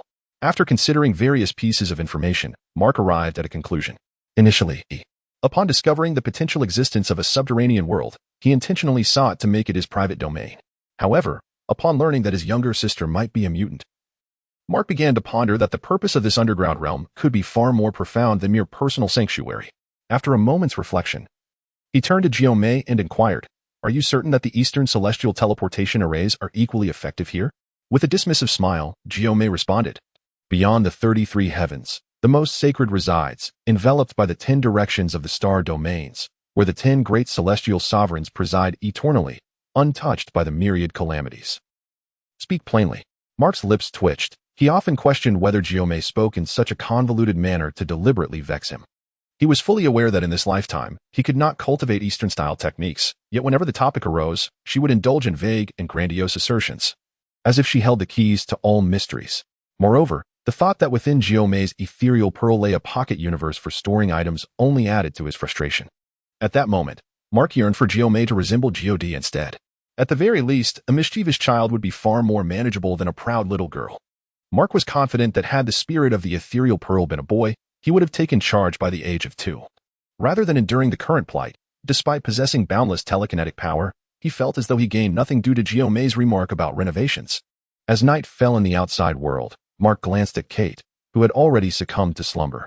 Treading lightly, he lifted the tent flap and stepped outside. He gazed at the blazing sun, an immense orb composed entirely of subterranean magma, still suspended in the sky. Mark stroked his chin, and in the next moment, a hum resonated as Jiomei, clutching the ethereal pearl, suddenly soared above him. In the blink of an eye, he beheld her, standing gracefully above the ocean, clad in flowing purple, resembling a delicate porcelain doll. "This counts as a promise. Have you thought it through?" "Yes." Mark nodded quietly. What choice did he have? He watched as several of his mutant girlfriends faced slaughter in the impending timeline. He believed he could not bear that burden, even after their breakups. Mark and his former girlfriend Brigade remained good friends. As for Chin and Storm, they were exceptions. According to Chin's schedule, Mark would not have been captured by that blue sprite. As for aiding the mutant community, that was preposterous. The tide of opposition against mutants was rapidly solidifying, and a mere offer of assistance would not suffice. If Mark were wealthy and powerful, possessing the strength to intimidate dissenters, he would have confidence in resolving this predicament with ease. Yet, Mark was a pauper, accustomed to spending tomorrow's money. Strength. That damned bald woman cast him out without a second thought, to echo the frantic words of Gu Yi, who was then obstructed by Mark. Mark's mental acuity was insufficient to wield magic. Otherwise, why would he endure such arduous efforts to seek the sea urchin crystal? Thus, lacking both wealth and the imposing prowess to quell various dissenters, confronting this overwhelming tide of rebellious mutants was undoubtedly an act against fate. To borrow an old saying from the East, those who align with heaven shall prosper, those who oppose it shall perish.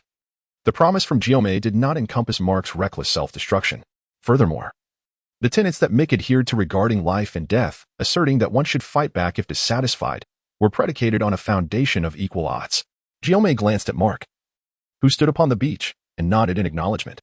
Instantly, she cast the ethereal orb in her hand. In that fleeting moment, a kaleidoscope of colors enveloped the entire subterranean world. Chapter 035, The Thoughts of a Girlfriend. The Blue Lagoon, nestled within the Reykjanes Peninsula, is a mere 40-minute drive from Iceland's capital. Its pale azure waters, surrounded by uniquely shaped lava formations, create a scene of enchanting mystery. Even amidst the howling winds and the relentless onslaught of rain and snow outside, the Blue Lagoon remains a must-visit destination in Iceland. In a secluded hot spring, Kate, sifting through their photographs from the underworld, curiously handed the camera to Mark, who was lounging in the water, feeling somewhat drained after his recent exertions. Mark paused momentarily, and upon receiving the camera, he noticed that all the images from the underworld had become severely distorted and exceedingly blurred. He stared at the screen, momentarily dumbfounded, before chuckling and remarking, "Perhaps the wonders of the underworld ought not to be disseminated by us." To be honest, following the colorful radiance of yesterday, before Mark could fully absorb the beauty, the ethereal geome appeared before him, stating that everything was now secured. The atmosphere was tranquil, far removed from the cataclysmic upheaval Mark had anticipated. Truth be told, even now, he was uncertain if geome had been deceiving him. Should he inquire directly? That would be foolish. Pondering such a question would likely lead to another round of geome's whimsical explanations about the lofty ideals of fantasy realms and the most elementary of Western knowledge. After a moment, Kate furrowed her brow, considering, before eventually nodding. She paused, then questioned, "Why do I have no recollection of leaving the underworld? Did you knock me out?" "That's not my fault. You have a fear of heights," Mark retorted, only to receive an irritated twist of her hand around his waist, causing his expression to contort in surprise. Kate huffed, "I still haven't forgiven you."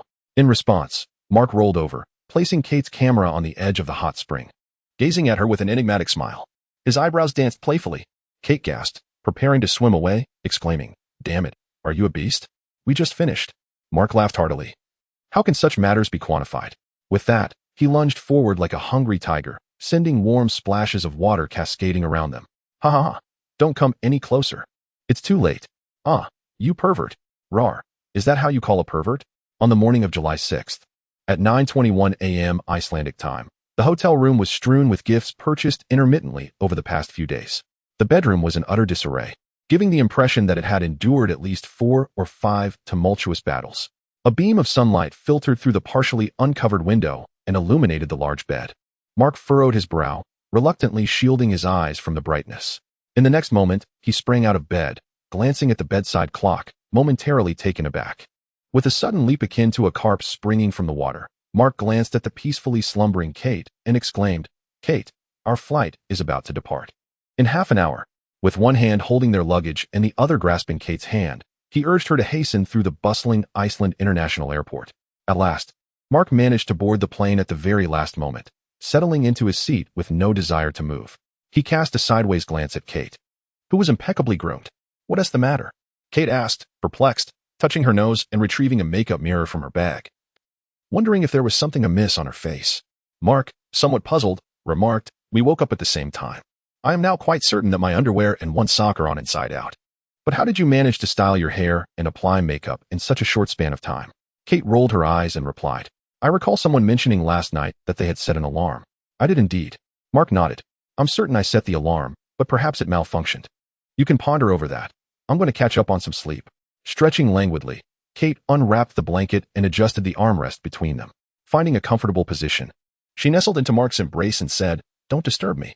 Mark raised his hands in surrender, of course. "The battle last night lasted until 5 in the morning. Even now, my back feels sore." As he gazed out at the clouds drifting past the airplane, his eyelids began to droop. 3 hours later, he inquired, "Are you sure you want to rest a bit before heading straight back to Washington?" "No. My sister arrived in Washington yesterday." "All right, wait, this is for you." While awaiting their flight back to Washington, Kate presented Mark with a raw, unblemished diamond from her bosom. Mark was momentarily taken aback. Kate, adjusting her hair, looked at the bewildered Mark and said, "This ice and tea what I desire. What I want. You know, I can wait, Mark. But you must understand, I cannot wait indefinitely."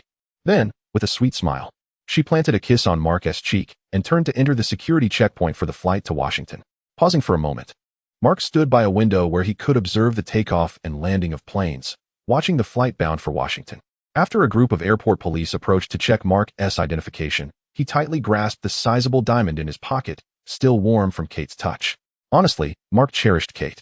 Being with her brought him an unprecedented sense of ease, no pretense, no affectation. She could grace the parlor and manage the kitchen. Yet, a cad, perhaps. Among all the girlfriends he has ever had, Kate was undoubtedly one of the most fitting.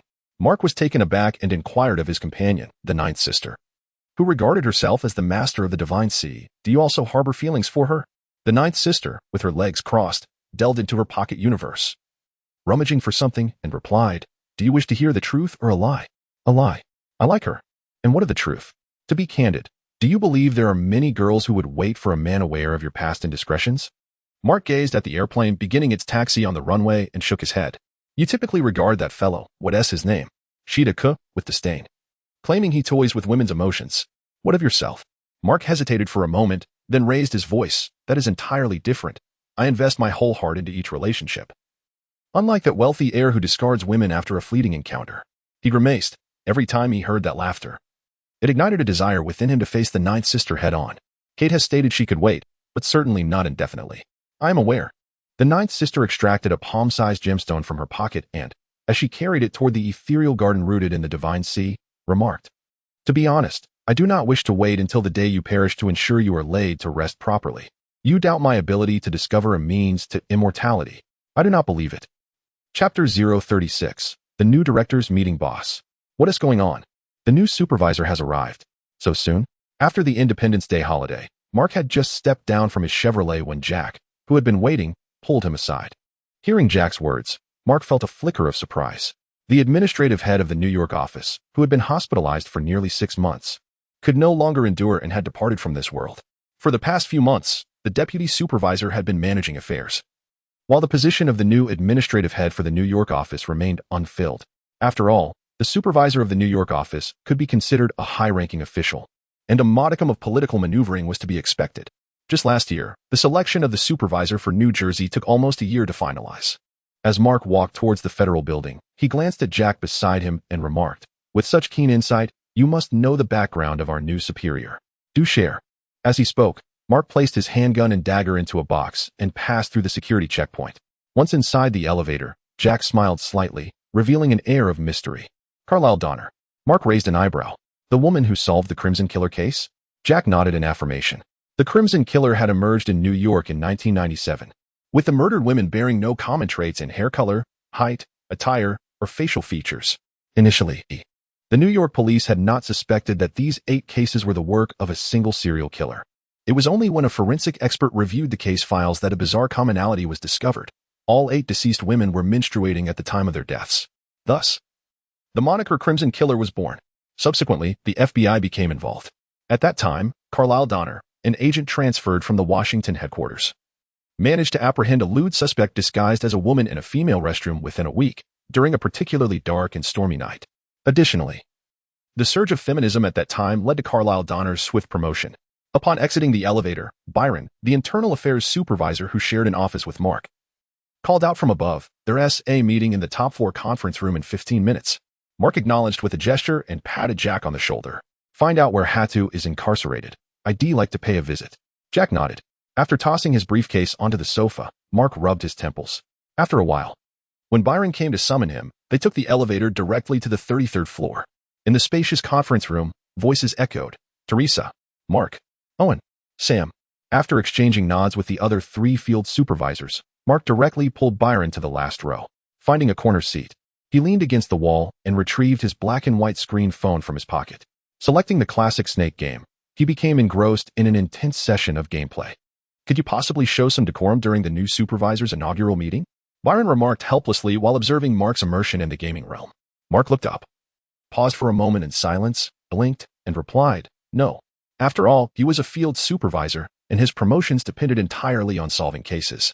Unlike the internal staff, who either resorted to flattery or engaged in intricate schemes, the dangers faced by field agents, though considerable, allowed for a promotion rate far beyond the imagination of their internal counterparts. Gazing around the meeting room, which accommodated over 20 individuals, it was evident that the field supervisors shared a similar age, predominantly in their 30s, with most around 35. Among them was the blonde Teresa, the only female field supervisor in the New York office, also age 30. Then there was Owen, boasting a thick beard and rumored to have Nordic ancestry, who was 33 this year. Slim as a reed, Sam was also 32. In contrast, the internal supervisors, like Byron, were generally over 35, with only Byron maintaining a decent appearance, while the other three internal supervisors, along with those from administration and finance, either had succumbed to weight gain or baldness. A mere glance at their outward demeanor revealed much. The field supervisors exhibited calm expressions, either fixated on their phones like Mark or resting their chins in anticipation of forthcoming cases, eager to escape this metaphorical cage. The internal supervisors, in stark contrast, wore serious expressions, occasionally whispering about what fires the new supervisor might ignite. After a moment, a woman clad in a black suit, her jet black hair neatly tied in a ponytail, entered the meeting room precisely on schedule.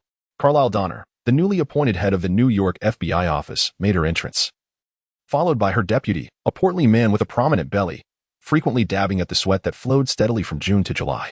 "Good morning, everyone."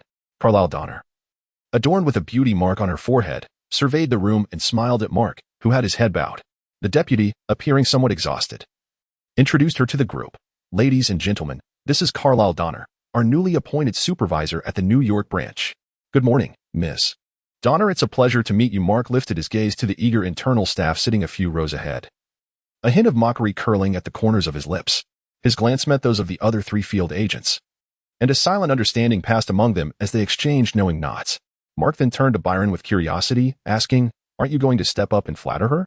Byron replied, "Why on earth would I want to team up with you?" Mark was left speechless. This fellow seems resolute and trailing behind him, taking advantage of his accomplishments. Can he not aspire to something greater? Mark shook his head. Byron, with his gaze lowered, murmured, "Charlie is not a child anymore, and Lisa has no expectations from me. A smooth retirement is all I seek." Mick's lips curled slightly in amusement. "Then you should be even less inclined to partner with me. You know my temperament." When Mark was still a novice agent, he dared to oppose the internal affairs. Over the years, he has clashed with numerous individuals within the FBI. After a while, the newly appointed supervisor, after introducing himself, glanced in Mark's direction and smiled faintly, who solved the poisoning case at Federal Square in January. Instantly, all eyes turned to Mark, who was engrossed in his game of snake. Byron quickly nudged Mark.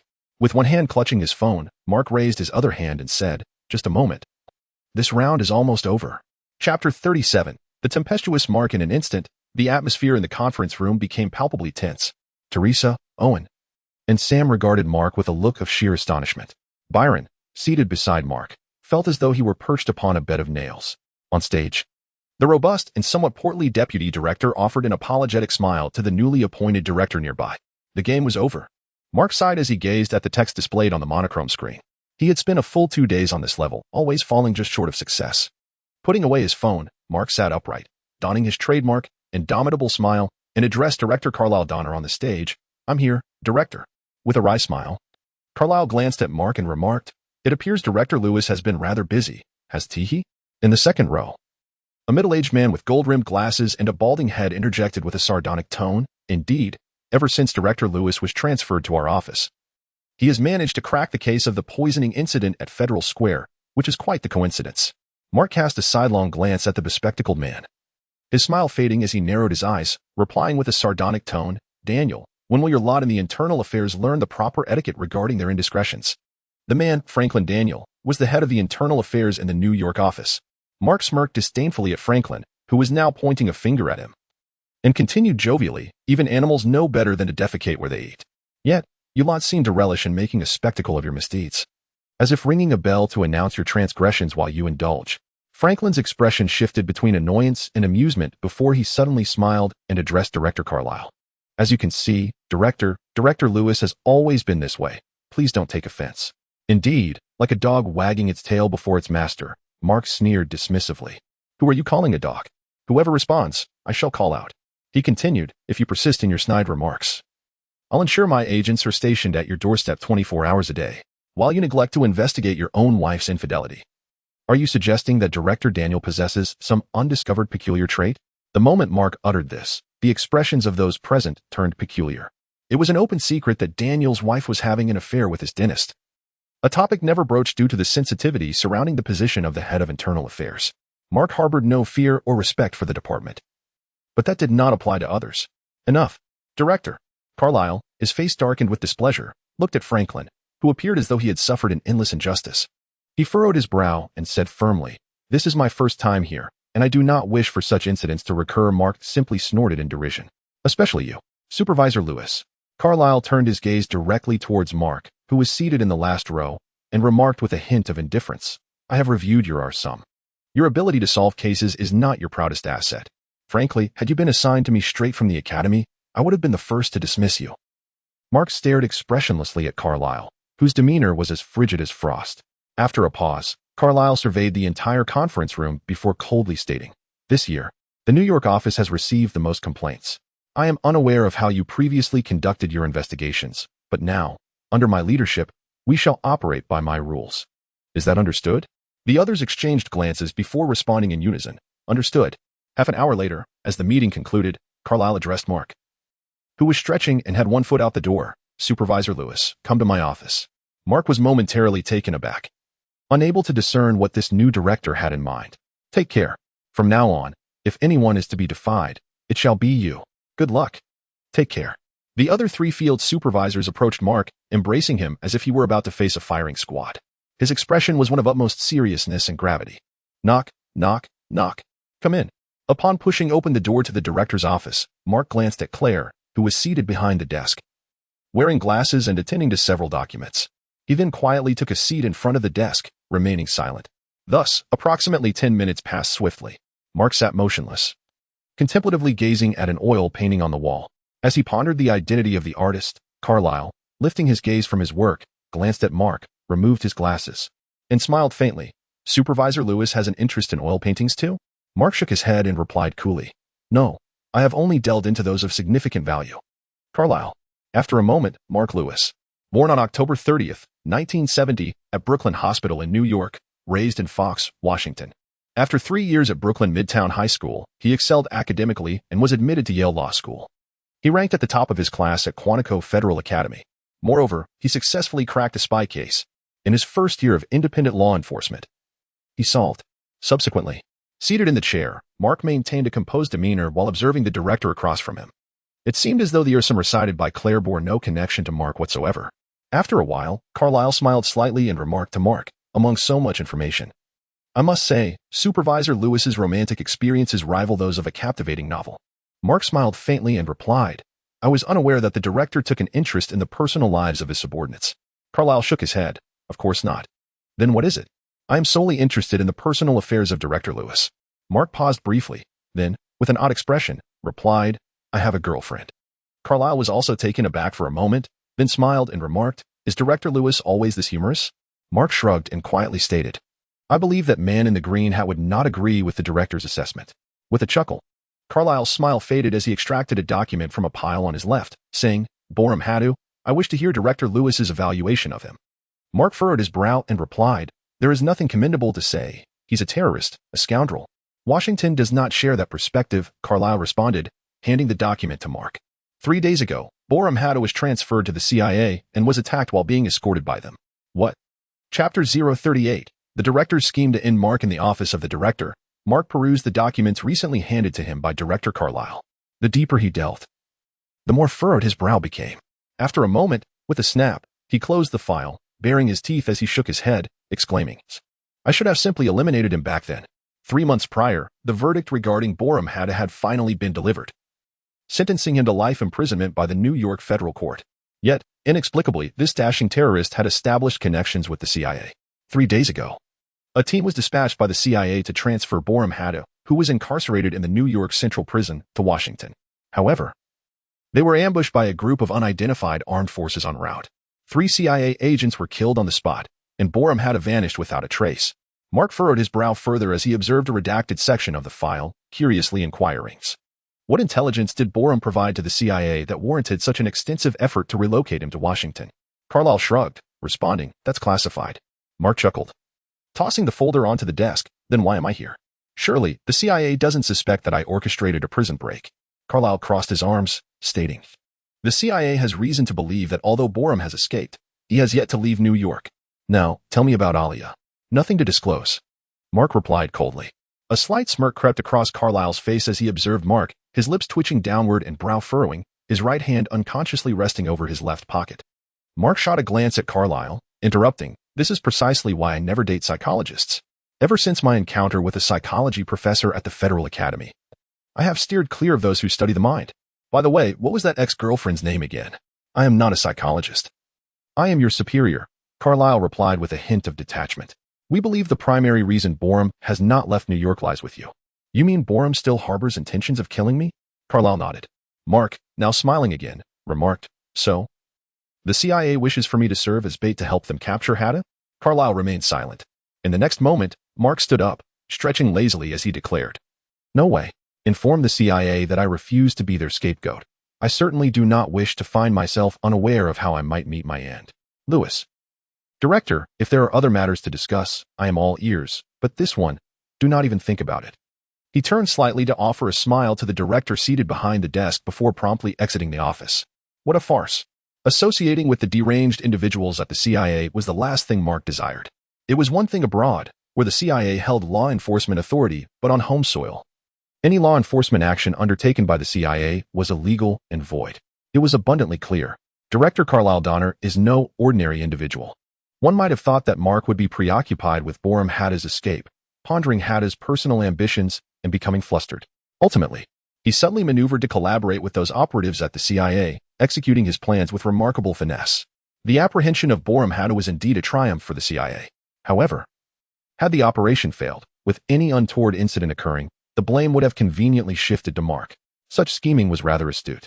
Yet, does this director truly believe that Mark's ascent to the position of field supervisor was solely a matter of fortune and connections? This is treachery without bloodshed.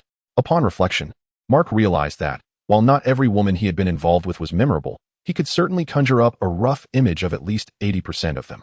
Strikingly, Carlyle Donner did not feature in his recollections. As Mark approached the elevator, he cast a glance at the director's tightly shut office door. A smirk of derision gracing his lips. This woman is indeed formidable. Returning to his office on the third floor, Mark addressed Jack, who was seated at his desk, engrossed in a game of spider solitaire. Jack, please reach out to the New York Central Prison and request the video surveillance and phone recordings of Borum Hatta from the past few months.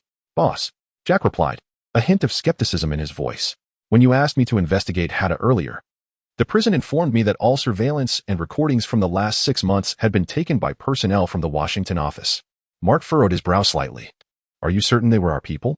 Jack nodded. The warden mentioned that 3 months ago, the Washington office had Hatta transferred. What is the matter? Damn it.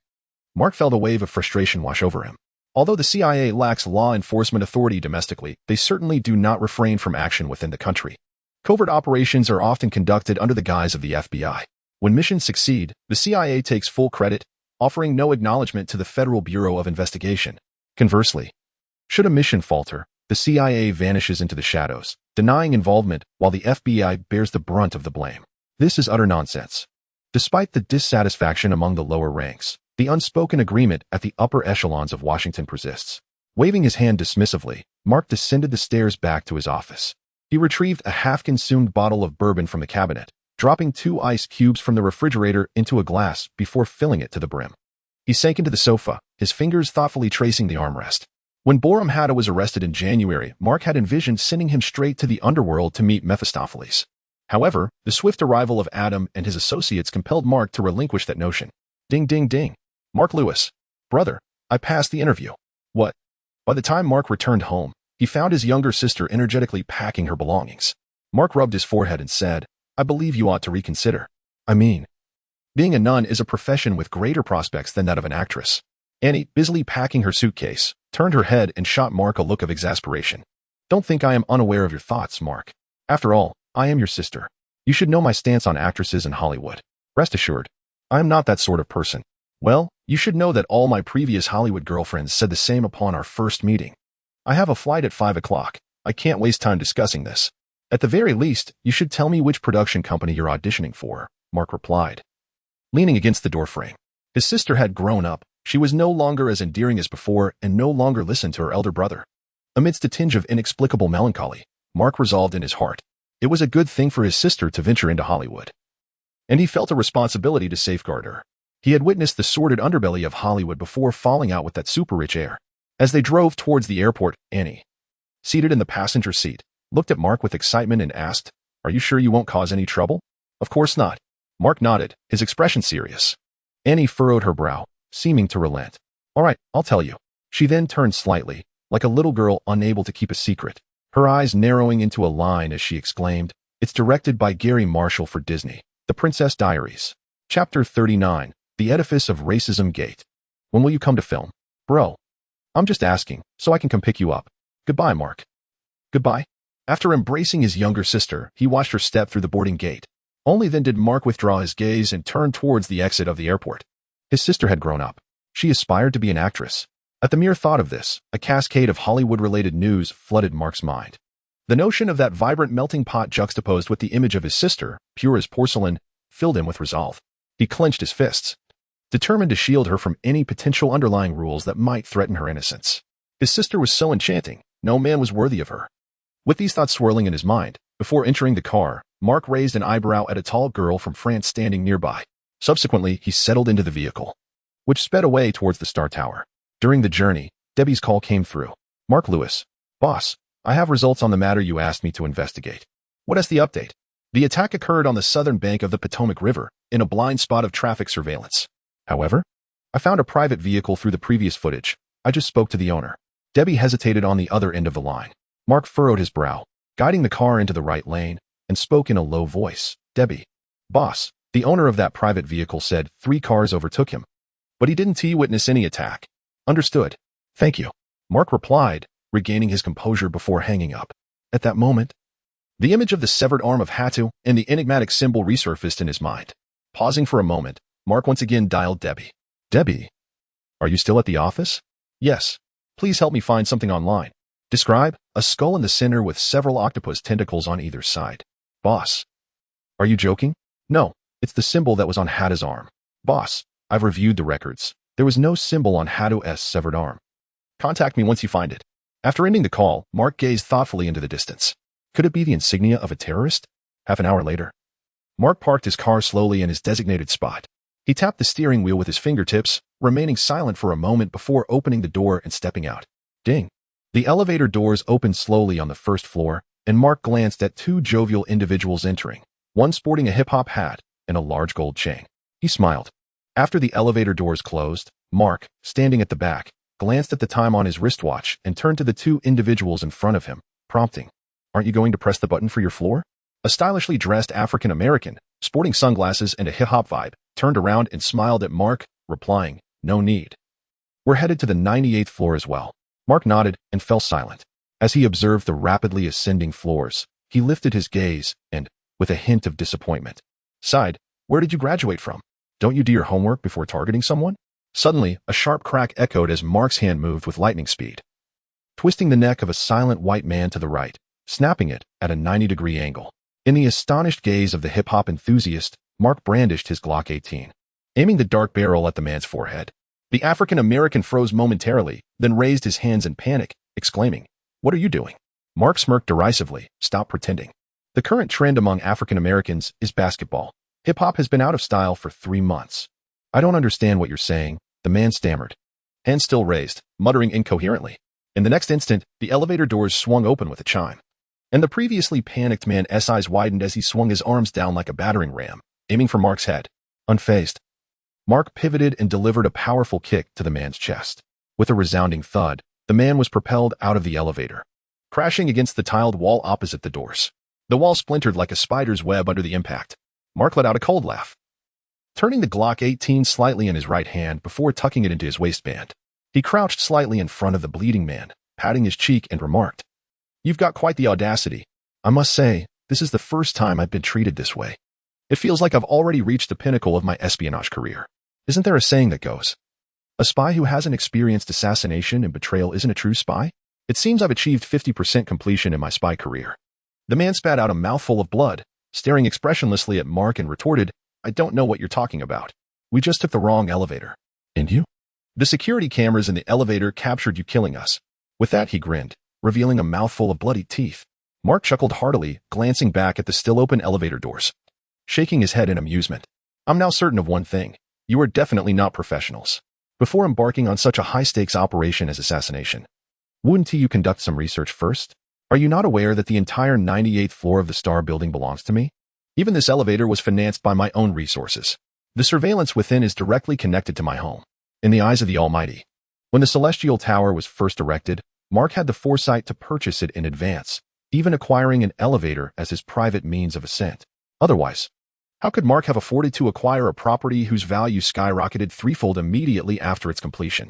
Furthermore, an entire building. As for the surveillance, it is seamlessly linked to Mark's residence.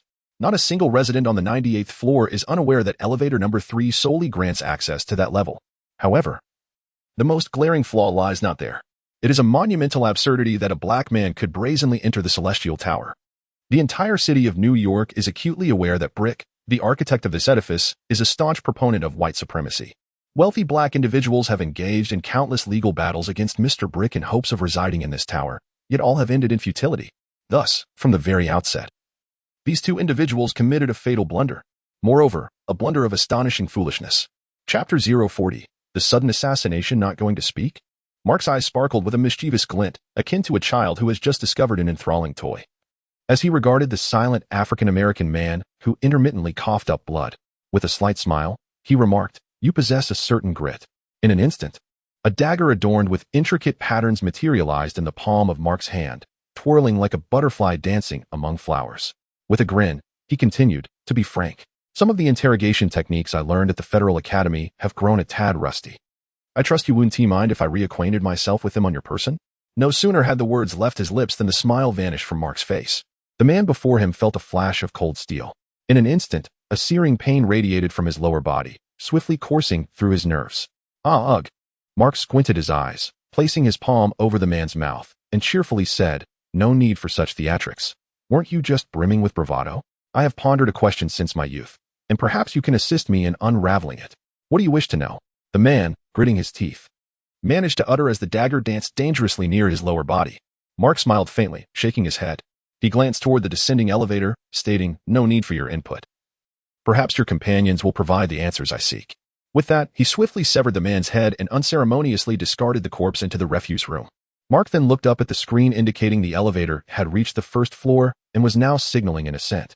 Checking the time, he noted it was 7:07 p.m.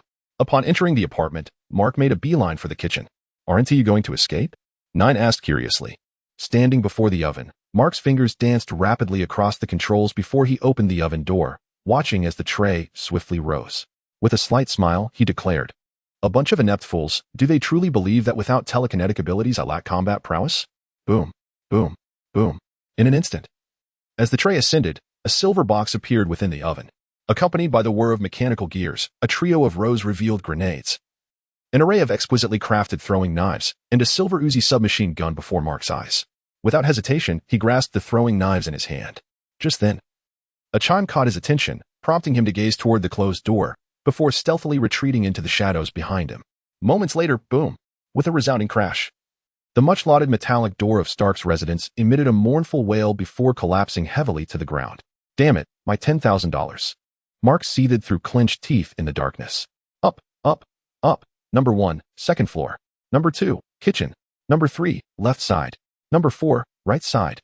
As a guttural voice echoed, 7 fully armed soldiers surged into the room. Their movements were anything but amateurish, with the precision of an elite unit. The 6 soldiers executed their orders with a synchronization that bespoke of rigorous training. Moreover, he remains an active member rather than a retired individual or a mercenary. Just as Mark was poised to deliver a decisive strike, his gaze fell upon another man entering through the door, causing his eyes to narrow involuntarily. What manner of man was this? Concealed partially by a mask, his left arm gleamed a striking silver, reminiscent of a robotic figure. In that moment, Mark sensed a palpable aura of danger emanating from the masked man.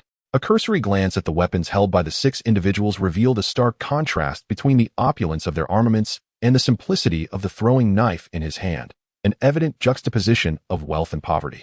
Silently, he retreated, slipping through a hidden door that led to the second floor, vanishing into the depths of the apartment. Mere seconds after his disappearance, a soldier referred to as number 4 passed where Mark had just stood, proceeding towards the right into a cloakroom. On the second floor, Mark, observing through the two-way glass of the secret passage, spotted number 1 swiftly making his way towards the bedroom. Without delay, he maneuvered towards the concealed passage leading to the room. With a resounding thud, number 1, armed with an assault rifle, kicked open the door, surveying the dimly lit room, which was utterly vacant. At that moment, a glint of cold light flashed above him.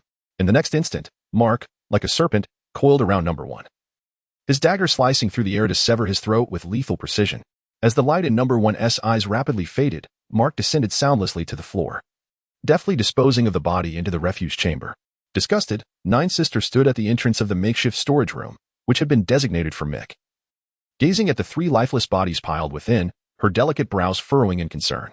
Listening intently to the footsteps echoing nearby, Mark once again opened the wardrobe, slipping into the labyrinthine passage that spanned the entire 98 floors. In an era where combat prowess paled in comparison to today's standards, Mark had adhered to the philosophy of a wily rabbit with multiple burrows in constructing this building. Remarkably, the workers commissioned for the construction were not sourced from New York, but were specifically brought in from Tennessee.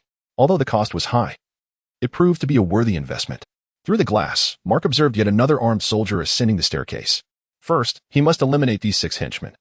As for the masked man, he could only hope for a 50-50 chance against him. A brief pause ensued. In the bathroom of the guest room on the 2nd floor, Number 5 had just opened the door when he caught sight of Mark's smile reflected in the mirror. Alarmed, he was about to turn away when he glimpsed the final flicker of cold light in his life, akin to the mournful glow of moonlight. As Mark prepared to approach Number 6, the disheveled masked man in the living room suddenly seized the intercom, exclaiming, "Number 1. The man standing beside him, seemingly in charge of the operation and referred to as Number 7, also changed countenance, declaring, "All units to the 1st floor, that guy has hidden himself." At that very moment, Mark's figure materialized on the staircase of the 2nd floor, for exquisite daggers appearing instantaneously in his right hand. With a swift flicker, ethereal beams of cold light suddenly emerged, striking directly at the necks of the individuals numbered 2, 4, and 6, who had emerged from the corner in obedience to the commands of Number 7. As the rifle in Number 7's hand roared to life, a relentless barrage of bullets rained down upon the spot where Mark stood. In an instant, Mark's figure flickered and vanished once more. The very next moment, a series of thunderous bangs echoed throughout the apartment, illuminating every fixture as if it were broad daylight. Number 7, ever vigilant, squinted as the lights flared to life. In an instant, another glimmer of cold light appeared, aimed squarely at the unprotected neck of Number 7. The art of the flying knife. So close, it felt as though the enemy was within arm's reach. Chapter 41. The apartment under siege faced with a chilling glimmer reminiscent of a blade's edge. A flicker of terror suddenly crossed the face of Number 7. There was nowhere to hide. At that moment, a soft chuckle escaped the lips of the man in the mask, who had remained largely motionless nearby. He fixated on Mark's position, entirely indifferent to Number 7's fate. Raising the MK grenade launcher clutched in his metallic hand, a deafening explosion erupted forth. As the icy gleam struck Number 7's neck, a resounding boom echoed from the shadows. In an instant, the entire apartment seemed to suffer a catastrophic demolition, as splintered wood and the acrid scent of gunpowder filled the air. Mark was propelled into the air by the shockwave, landing firmly on the ground, his expression dark as he glared at the architect of this devastation mater. He had recently invested $100,000 in renovations and had yet to secure insurance. Moreover, it appeared that his previous policy did not cover such an assault. Watching a corner of the apartment collapse under the grenade's fury, Mark felt an overwhelming urge to eliminate the masked man before him. With a swift motion, a glint of cold light reappeared in Mark's right hand, and 3 elegant throwing knives flew forth, forming a lightning-like pattern around the masked figure. Taking advantage of the masked man's raised metallic arm to block, Mark instantly appeared before him. Transforming his palm into a fist, he struck down with the force of 1,000 pounds, crashing into the masked man's chest. In that moment, the man's chest caved in as if struck by a boulder. But the next second, Mark's expression shifted to one of solemnity as he swiftly retreated, narrowly evading a powerful gust of wind generated by the masked man's counterattack. Steadying himself, he regarded the expressionless figure, noting the trembling of the man's lowered arm. Mark was confident that, having successfully pilfered this technique, his full-force strike would be enough to send a wild bull flying. Yet, just as his punch made contact with the masked man's chest, an equally powerful retaliatory force surged back, almost shattering his right arm had he not evaded in time.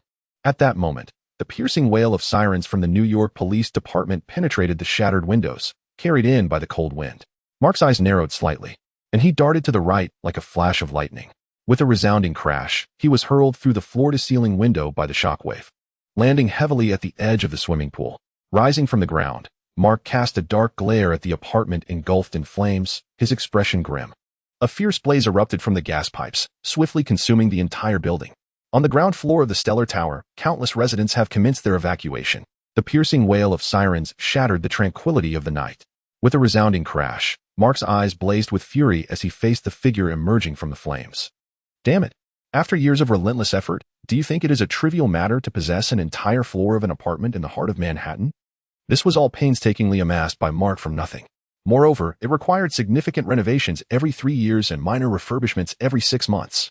Now, instead of retreating, he pressed forward. With a thunderous clash of fists, Mark was knocked back 2 steps by the masked assailant. Yet, at that moment, Mark's left hand produced a final throwing knife, which deftly dislodged the assailant's mask during the impact. As he gazed down at an unidentified object that had fallen to the ground, Mark found himself propelled backward, plunging directly into the pool. After a muffled splash, he bore the discomfort ringing in his ears and swiftly surfaced. He glanced at the spot where the masked figure had stood, his expression a tempest of emotions. Morning arrived. Mark, disheartened, gasped for breath while clutching a clean shirt salvaged from the inferno, a glass of bourbon in hand, seated at the edge of the pool. He surveyed the wreckage that had once been his apartment, with several police officers bustling about. Just then, Jack and Debbie entered, brandishing their credentials, and hurried to Mark's side. "Boss, are you all right?" "Who dared to?" Jack and Debbie exchanged glances, their foreheads creased with concern as they took in the devastation of the apartment. Mark shook his head and turned to Debbie, asking, "Have you managed to trace the emblem I asked about?" Debbie replied, shaking her head, "NSA, CIA, NCIS. None of the databases contain the symbol you mentioned." Mark nodded, his eyes glinting with uncertainty. Frankly speaking, very few knew his residence in New York. He could count them on one hand. Even Jack and Debbie had never set foot here, otherwise, they wouldn't have taken so long to arrive. As Mark had once remarked, he would never engage in such activities in places where he dined, until he established a relationship with Kate. He either spent the night in hotels or at her place. Kate was the sole individual aware of Mark's residence, and she was the only one he had brought home, effectively cohabitating. After a brief pause, George approached, wearing his police uniform, and greeted Mark with a slight smile. "So, have you uncovered the identities of those armed assailants?" George shook his head, stating, "Their fingerprints have all been obliterated." "Terrorist organization?" Jack inquired. George did not respond but turned to Mark. "We can only identify them through dental records now, but," he added, his tone tinged with pessimism, "to be honest, the well-equipped individuals met their demise with a single, decisive stroke, swift and unceremonious." "Yet, are you certain it was merely those few?" George inquired. Mark nodded affirmatively, stating, "Indeed, just them." George cast a glance at Mark, refraining from further words, and after a moment, he nodded, saying, "I will call you when I have news." "Your number has changed, has it?" Mark shook his head in response. Once George and his companions departed from the ruins of the apartment, Mark downed the bourbon in his hand. He glanced at a living relic lying in the corner, Basil the sulcata tortoise. Smiling, he addressed Debbie, "Please take Basil home for me. And also arrange a day off." "Where are you headed?" Debbie asked. Mark did not turn around, merely waving his hand dismissively. Chapter 042, The Little Notebook of the Ninth Sister. Why has the target not been eliminated? There was an error in the power assessment. The New York police have already arrived, according to the operational plan. An error in assessment? Indeed. Within a concealed base, the expressionless man without a mask stood before another figure shrouded in darkness, reporting, "Winter Soldier, Bucky Barnes." After driving out of Fifth Avenue in his Chevrolet, Mark wore a gloomy expression as he gazed ahead, one hand gripping the steering wheel while he unwrapped a disposable phone. He edited a photo extracted from the surveillance above the pool into a text message and sent it to an unnamed number. It was at the moment the Winter Soldier vanished from sight that Mark recalled the name of that peculiar figure, half human, half machine. Hydra, unavoidably. The notorious name of a top terrorist organization, which had hidden away following its defeat in World War II, surfaced in Mark's mind. However, Mark was puzzled as to why Hydra would target him. Surely, it could not be solely because Hadu was a member of Hydra that they would seek his life. If that were the case, Hydra should be renamed the Brotherhood. Cursing his misfortune, Mark drove into Brooklyn, maneuvering his Chevrolet back and forth along Palm Tree Street 3 times to ensure he was not being followed before finally turning into the garage of an American-style detached house. Once the garage door closed, he stepped out of the car. After opening the door to the right, he entered a living room adorned with rustic decor. A cunning rabbit has 3 burrows. Tossing the car keys into the bowl, he sprawled across the sofa, massaging his temples before reaching for the remote control to turn on the television. It was reported that last night, an explosion occurred on the 98th floor of the Star Building due to a gas leak, with casualties currently unknown. This is the New York Daily News. Regarding the explosion at the Star Building, the New York police have yet to issue any statement. 2 injured individuals affected by the debris have been urgently transported to the Central Hospital, and their conditions are stable. Without a doubt, The explosion at the Star Building once again captured the headlines of today's news. Just then, ding dong, Mark rose, opened the door, and was greeted by a disheveled figure with curly hair, clad in a black casual outfit and carrying a heavy computer bag, an image that immediately suggested an IT geek. Walter. Mark embraced the newcomer, introducing Walter O'Brien, a super hacker with an IQ of 197 who, in 1993, had breached NASA's systems via the internet, earning the title of the world's fourth smartest person. Are you all right? I received your message and rushed over immediately. I'm fine. After Walter finished his lengthy monologue, Mark smiled and asked, have you found out anything? As Walter entered the living room, he retrieved the computer from his bag while booting it up and remarked, since 7 o'clock last night, the surveillance around the Star Tower has been deliberately tampered with. Mark smiled faintly, showing no sign of surprise. Upon realizing who was behind this, Mark had anticipated such a move. Otherwise, they would not have summoned Ort from his secluded existence in an industrial warehouse on the outskirts of Los Angeles.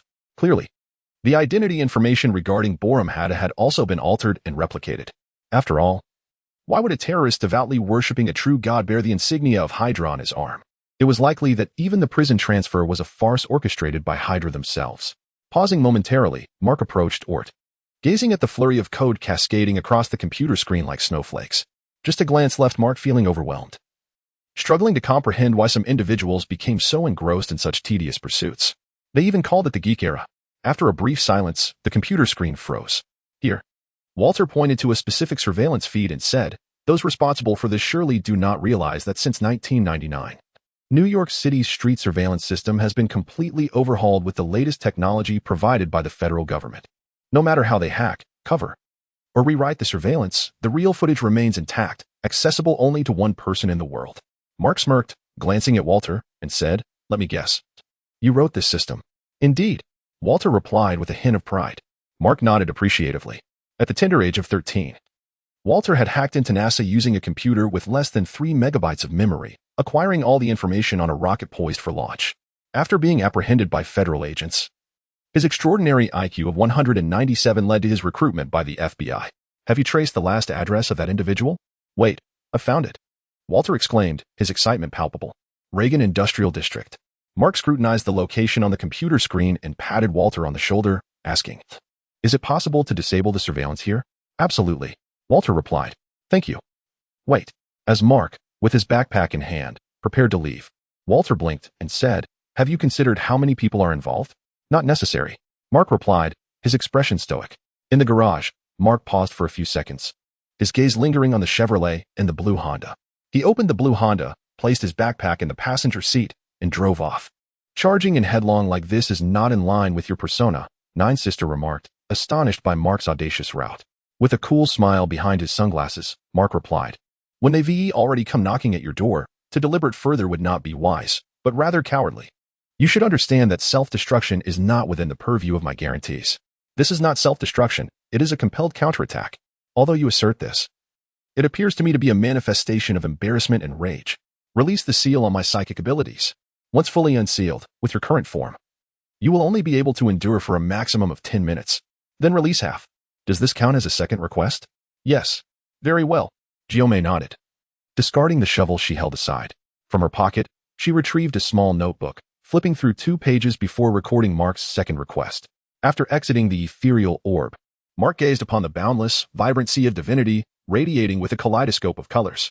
Pausing for a moment, while driving, Mark felt a sudden clarity envelop him.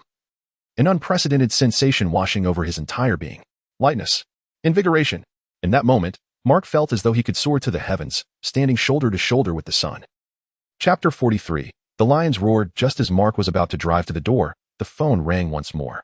Walter, Mark. I re-examined the information you provided regarding Borum Hadu, found in a heavily redacted CIA document. Thank you. After hanging up, Mark abruptly turned the steering wheel, provoking a chorus of honks from the vehicles on the road. The synthesis of pufferfish toxin can only be produced by 3 research laboratories in New York City, one of which is the biological lab under Osborne Industries. Another is the medical lab at New York University. The last one, which Walter uncovered, is the inconspicuous NY laboratory. According to the covert information, the shadowy figure controlling the NY laboratory bears a striking resemblance to the modus operandi of the CIA. Federal Building. Bang.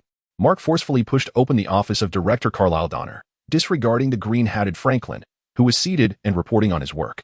"Lewis, this is the director's office. Get out," Mark shouted, kicking Franklin off his chair and onto the floor. With a cold smile, he took a seat, expressionless, and fixed his gaze on Carlyle, who wore gold-rimmed glasses. Franklin, now on the floor, was both shocked and furious, though he was well aware of Mark's reckless nature. This was the director's office, not some back alley. Moreover, he was the head of the internal affairs of the oversight office, not just any petty character. "My residence is known to know more than 4 individuals," Mark said, squinting at Carlyle, whose expression remained unchanged as he slowly tapped his finger on the desk. "Director, are you certain the CIA encountered an attack while transferring Hatta rather than Hatta being an operative of the CIA?"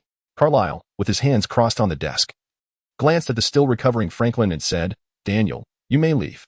"Director, leave." Franklin shot Mark a furious glare before storming out, slamming the door behind him. "Director Lewis, what do you wish to convey?" Once Franklin had exited, Carlyle smiled at Mark, seemingly unfazed by the latter's abrupt intrusion. Mark offered a faint smile, his gaze narrowing as he addressed Carlyle. "I spent $100,000 renovating that apartment just a few months ago." The thought made Mark's heart bleed, akin to a dull knife slicing through flesh. "I regret to hear that," Carlyle replied. "No, I am actually quite pleased." "Is that so?" Mark nodded, a smirk playing on his lips as he looked at Carlyle across the table. "I had someone investigate your background. I was unaware that the director had a history with the CIA." A faint smile grazed Carlyle's face as he regarded Mark with a hint of warning. "Be cautious. Supervisor Lewis, are you now insinuating that I have engaged in dealings with the CIA?" Mark, arms crossed over his chest, leaned back in his chair and replied languidly, "Don't you wish to know what evidence I have uncovered?" Carlyle, still smiling, chose silence and simply observed Mark intently, with a slight grin. Mark narrowed his eyes and declared, "Hydra." Carlyle's eyes widened in shock. Mark glanced at him once more and continued, "To be honest, when I first learned of this, I was utterly bewildered. By mere title, I am merely a lowly supervisory agent at the FBI's New York office. It is rather astonishing that the sophisticated and prestigious Hydra would suddenly take an interest in me, dispatching its most esteemed weapon, Bucky Barnes, to eliminate me. Can you enlighten me? Or should I notify S.H.I.E.L.D. about the fact that Bucky Barnes, Captain America's close ally, is still alive?" With a thud, Carlyle slammed his hands on the table and stood up, prompting Mark to smirk and say, "Director, you are one of Hydra's operatives, aren't you?" Carlyle's expression shifted between uncertainty and contemplation as he scrutinized the smile on Mark's face. After a prolonged silence, Carlyle finally resumed his seat, calming his agitated spirit. And with a profound gaze, asked Mark, "What are you implying?" "Hatu, what has happened to him? I am quite curious about his standing within Hydra. If he were merely a foot soldier, would you have aided his escape?" Mark replied, "Supervisor Lewis, knowing too much is not a good thing. On the contrary, ignorance of the truth is far worse. Who knows, I might step outside and call S.H.I.E.L.D. What is his name? Coulson. Maggie. They've blown up his apartment and still don't allow him to know the truth. Do they think Mark is made of mud? That he has no temper? Mark has faced vampires, wrestled with werewolves, and has engaged in hand-to-hand combat with mutants. Furthermore, while Hydra may appear formidable, it does not mean it lacks adversaries. S.H.I.E.L.D., which rose from the ashes of Hydra, is indeed one of its greatest foes. Moreover, lurking in the shadows, Hydra embodies the true essence of having 9 heads. Once exposed, Hydra ceases to be Hydra and becomes merely 9 worms." After a tense exchange of glances, Carlyle diverted his gaze and said, "I do not know." Mark, a sardonic smile on his face, looked at Carlyle and questioned, "Are you jesting with me?" Carlyle shook his head and replied earnestly, "I genuinely do not know. The connections within the organization have always been one-sided." "Take a guess." Mark said casually, "I cannot deduce it, but it is evident that Hatta must be favored by another high-ranking official. Otherwise, it would be impossible for him to have escaped." Mark nodded slightly, extending his right hand with an unchanging expression, and urged, "Continue. I too recently received a transfer order. The organization desires your demise. Or rather, Hatta seeks your end. Who provided him with my apartment address?" "I did," Carlyle stated quietly. Upon hearing this, Mark raised an eyebrow, casting a pleased glance at Carlyle. After a moment, Mark patted the armrest, rose to his feet, hands tucked in his pockets, and said to Carlyle in a nonchalant tone, $100 million. I expect to see it deposited into my Swiss bank account by 3 o'clock this afternoon." "What do you mean? Before 3 o'clock? I will refrain from contacting S.H.I.E.L.D., but if by that time I have not seen the compensation for the apartment, I cannot guarantee anything thereafter. The organization does not entertain threats." Mark chuckled heartily, approached the door, turned back, shrugged, and remarked, "What will you do otherwise? You can certainly try. I shall remain seated in my office today. Either compensate me with $100 million or dare to attack the federal building in broad daylight." Chapter 044. Unyielding to threats. Upon exiting the director's office with a resounding thud, Mark was immediately met with the sound of something shattering within. He paused, lowering his head to stifle a smile, sensing that this could very well be the first failure of Hydra's assassination attempts since they retreated underground following World War II. Moreover, the intended target had audaciously extorted $100 million. Mark found himself pondering the emotional turmoil Hydra must be experiencing. Yet, his own spirits were considerably elevated. While taking a life is a desperate measure, it offers only fleeting joy. However, the allure of those green bills could sustain Mark's delight for many days to come. As for Hydra's inevitable retribution, it was a certainty. Nevertheless, at the very least, today, the $100 million would be extracted from Hydra, whether they wished to part with it or not.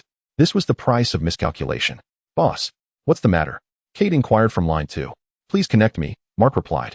Upon returning to his office, Mark received a call from his girlfriend aboard Air Force One. After repeatedly assuring her of his well-being, he finally ended the call. Rubbing his temples, he propped his feet on his desk, allowing his eyes to flutter shut. Moments later, Carlyle entered Mark's office, surveying the surroundings before fixing her gaze on him, speaking in a measured tone. "In 3 hours, at the CAF on 3rd Avenue corner." "I won't be going." "What?" Carlyle was taken aback. Mark glanced at the time, scoffing lightly as he remarked, "Why overthink? Isn't it better to avoid spoiling the mood? Even if the building were to catch fire, I wouldn't step outside before 3 o'clock. $100 million is no small sum. It's simply impossible in such a short time. That's your concern. If we don't see the $100 million, prepare for exposure. You have family, don't you?" Mark opened his eyes, meeting Carlyle's inscrutable expression. After a brief pause, he smirked. 305, Glade Street, Foxtown, feel free. Threatening Mark with his family? He didn't underestimate Hydra. In fact, even if they had 3 days without external interference, they would struggle to breach Fox. Did they truly believe the werewolf and vampire clans were inept? Mark had agreed to leave Foxtown on the condition that both families would protect his loved ones. Otherwise, would he have so brazenly confronted Hydra? At that moment, observing Mark's steadfast demeanor, Carlyle felt a tinge of frustration. This operation was not her initiative, yet it seemed she bore the brunt of the consequences.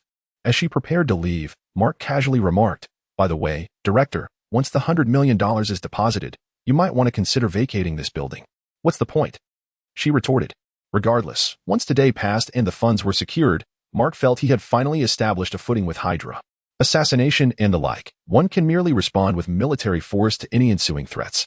However, the presence of an individual, clearly affiliated with Hydra, in close proximity to Mark is quite unsettling. After Claire exited Mark's office, approximately an hour later, he glanced at the unknown number displayed on his phone. A cold smile crept across his face as he answered the call. "Lewis, I do not know who you are, nor do I wish to. There is but an hour until 3 o'clock. Either provide the money, or attempt to assassinate me before I alert SHIELD." With that, Mark abruptly hung up the phone. In a conference room, a middle-aged man furrowed his brow as he glanced at the phone that had just been disconnected. He chuckled softly, handing the device to the guard behind him, and turned to the fully armed crossbones seated across from him. "Who ordered the assassination?" "Mr. Strucker. Bolram Haddu was recruited by Mr. Strucker," Alexander Pierce replied, nodding thoughtfully. After a moment of silence, he inquired, "Then why did the attempt fail?" "Intelligence was erroneous." A faint smile creased Pierce's wrinkled face. The next moment, he forcefully slammed the ashtray onto Crossbone's forehead, who remained unflinching, ignoring the blood trickling from his wound. After a lengthy pause, Pierce, with a furious complexion, gulped down a mouthful of water, reseated himself, and took a deep breath. "Proceed as that individual instructed. Provide him with $100 million. Mr. Pierce, or else." Pierce shot a glare at Crossbones, exclaiming, "Are we truly going to allow him to contact that damned SHIELD? We are confident in the success of this assassination." "Utter nonsense," Pierce retorted coldly. "Do you intend to launch an attack on a federal building in broad daylight?" "We could arrange for him to exit the federal building," Crossbones suggested. Pierce smirked icily. "You design it. That obstinate individual is impervious to reason. Did you not hear what he just said?" Crossbones fell silent. Pierce rubbed his temples. Speaking in a slightly hoarse tone, "This $100 million will be extracted from Strucker's funds. I shall not clean up his mess." How audacious to launch an attack on his turf without his knowledge. Even if it succeeds, we are now utterly exposed. And the target has traced the information back to us. That is indeed troubling. Crossbones nodded in acknowledgement. Pierce cast a sidelong glance, his lips curling into a cold smile. And you, remember this. I am the local executor. With that, Pierce rose and strode toward the conference room door. With a slight pause in his steps, he turned to Crossbones and coldly inquired, "Where's Borum now?" "In the safe house," was the reply. "Make him vanish," Pierce stated with an expressionless face. Mutant has come all the way from Strack's territory to America without even a greeting. What purpose does it serve to keep such a person around? Is he merely here to consume resources? "Strack, this is my domain, not the Middle East," Pierce coldly asserted. "You work for me, not for him." Crossbones opened his mouth, then nodded in acknowledgement, saying, "Understood." Ding. Mark opened his eyes, glancing at the sunlight streaming through the window. Rising from the sofa, he stretched lazily. One must admit, this midday nap was truly gratifying. Approaching the computer, he opened an email from Switzerland detailing a balance change. Your account experienced a change on July 7th, 2000, at 2:58 p.m., with a balance of. A faint smile crept upon Mark's face as he beheld the displayed balance. Chapter 045, Ex-Girlfriend Series. Hydra in the dimly lit bedroom. Mark sat cross-legged on the bed. His eyes narrowed as he fixated on a flying knife embedded in the wall before him. A low hum resonated with each breath he took, emanating from the knife's metallic surface. Upon closer inspection, one could discern that the knife was vibrating at an astonishingly rapid frequency. In the next moment, a pale and chilling crescent moon materialized amidst the darkness as Mark swiftly extended his right hand. The sound of metal echoed as he beheld the flying knife, which gracefully hovered in his palm. Measuring approximately 3 feet and 7 inches in length, it possessed an ethereal beauty. Its handle intricately carved with a delicate, 3-legged golden dragon spiraling upwards. After arriving at the federal building, Mark stepped out of the vehicle just in time to see Carlisle Donner, the former director, loading a box of personal belongings into the trunk. Upon disembarking, Mark observed Carlisle's retreating figure, feeling an inexplicable sense of familiarity. "What do you want, Mr. Lewis?" Carlisle inquired, glancing at Mark while securing the trunk. She adjusted her cascading hair, her expression devoid of emotion. "As you wished, I've been reassigned to Arkansas." Mark offered a slight smile and replied, "I merely wanted to wish you a safe journey." What purpose was there in keeping Carlisle here? Hydra was tiresome, and so was Mark. Carlisle shrugged, surveying her surroundings before responding. Whatever. After opening the car door, she turned back to Mark, adding, "You should know that the organization 1T let you off so easily." Upon hearing her use of the British inflected title, Mark felt a flicker of recognition and curiously asked, "Forgive my boldness. Carlisle, have we met before?" A look of astonishment crossed Carlisle's face as she tilted her head. "I can't believe you've actually forgotten me," she replied. Mark was momentarily taken aback. "Quantico Federal Academy, I was sent there to teach a month-long course in criminal psychology." With this remark, Carlisle chuckled self-deprecatingly before stepping into her vehicle, leaving Mark standing in a daze. After a considerable pause, a peculiar expression emerged on Mark's face. Finally, he nodded, as if awakening from a memory. Just as she had stated, it was a time of youthful turbulence. He mused, pondering why Carlisle had always evoked a sense of ambiguous familiarity upon their initial encounter. With Carlisle's reminder, a flood of long-buried memories surged forth. As for why Mark had forgotten, it was as he had previously mentioned, being involved with a psychology major was not a particularly wise choice for him at that time. At that time, Carlisle was dispatched from Washington, D.C., to teach a basic course in criminal psychology at Quantico Federal Academy. Over time, to be frank, Mark had forgotten how their initial connection had formed. As for the final outcome, Mark touched his right cheek, and the resounding applause that reverberated through the building once again echoed in his mind. Touching his chin, Mark mused that he could add another entry to his resume. Following his ex-girlfriends, one a vampire and another a werewolf, yet another former lover now graced the list. My ex-girlfriend is Hydra. Upon returning to his office, Mark had barely settled into his chair when Jack walked in, shrouded in an air of mystery. "Boss," Jack said, leaning toward Mark. "The body of Borum Hatta has been discovered by the Coast Guard on the Hudson River." "Is that so?" Mark responded nonchalantly, his gaze fixed on the computer screen. He had been searching for a renovation company and had finalized one just the day before. He was merely waiting for Kate to return from Washington this morning so they could visit the design firm to review the proposed designs. The design company was reputed for its robust credentials, with whispers circulating about a shareholder named Pepper Potts. Whether this rumor held any truth remained uncertain. However, the firm's portfolio distinctly showcased their involvement in the villa designs of a certain super-wealthy air and weapons prodigy. If the rumor about the shareholder was unfounded, then this aspect must indeed be accurate. Otherwise, that notoriously temperamental individual would have long since shuttered the firm with a lawsuit. Having settled on this design company, it was merely a matter of Kate's approval for the project to commence. The entire renovation was expected to take around 2 months. aligning perfectly with the festive period around Christmas. As for Borum Hatta's fate, it was hardly difficult to speculate once the $100 million was deposited. "Boss?" Jack inquired, observing Mark, who was engrossed in the screen. Curiously, he asked, "Aren't you going to ask me what happened?" "No need," Mark replied. "All right then," Jack said, scratching the back of his head. He had hurried over, eager to share the news he had just received from the Coast Guard. Mark glanced at Jack, who was awkwardly positioned at the doorway, unsure whether to stay or leave, and frowned slightly. "Is there something else?" "Director Donovan has been reassigned to the Arkansas Bureau." "I'm aware. I'll head out then." Their conversation had reached an impasse. After a morning filled with work, Mark exchanged greetings with Byron at noon before taking leave to drive to the airport, eagerly anticipating the arrival of his girlfriend. Although the FBI dealt with significant cases, such major incidents were not a daily occurrence. Moreover, in New York, only a few areas fell under federal jurisdiction, the rest belonged to the city itself. Even in the event of a homicide, unless the New York Police Department requests the intervention of the Federal Bureau of Investigation, it is not within Mark and his team's jurisdiction. After presenting his credentials, Mark smoothly maneuvered his Chevrolet directly onto the tarmac. Half an hour later, as Kate descended from the aircraft, her gaze immediately fell upon Mark, leaning against the car door with a cigarette dangling from his lips, striking a pose. She sprinted towards him, embraced him warmly, and upon settling into the passenger seat, Kate smiled and remarked, "The federal credentials are quite effective, aren't they?" "Absolutely," Mark replied, casting a sidelong glance at his girlfriend.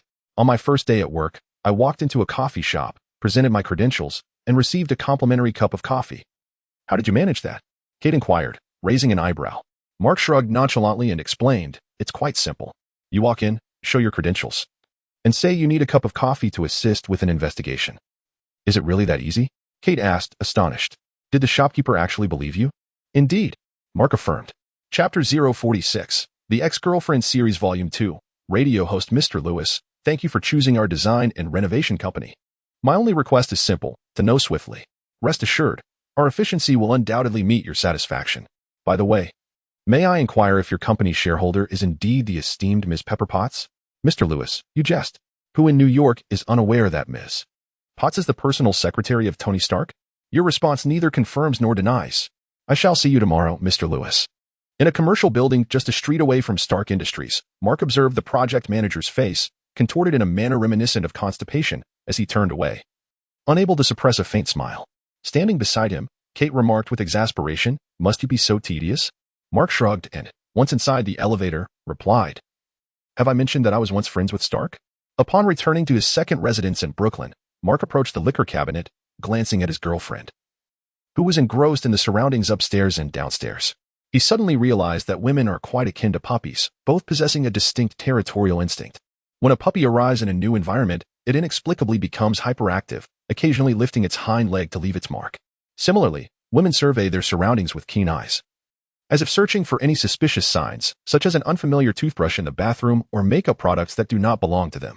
This understanding elucidated why Mark had previously refrained from bringing women home for the night. Women are undeniably complicated creatures. As for Kate, perhaps Ninth Sister was correct. Mark genuinely harbored feelings for her.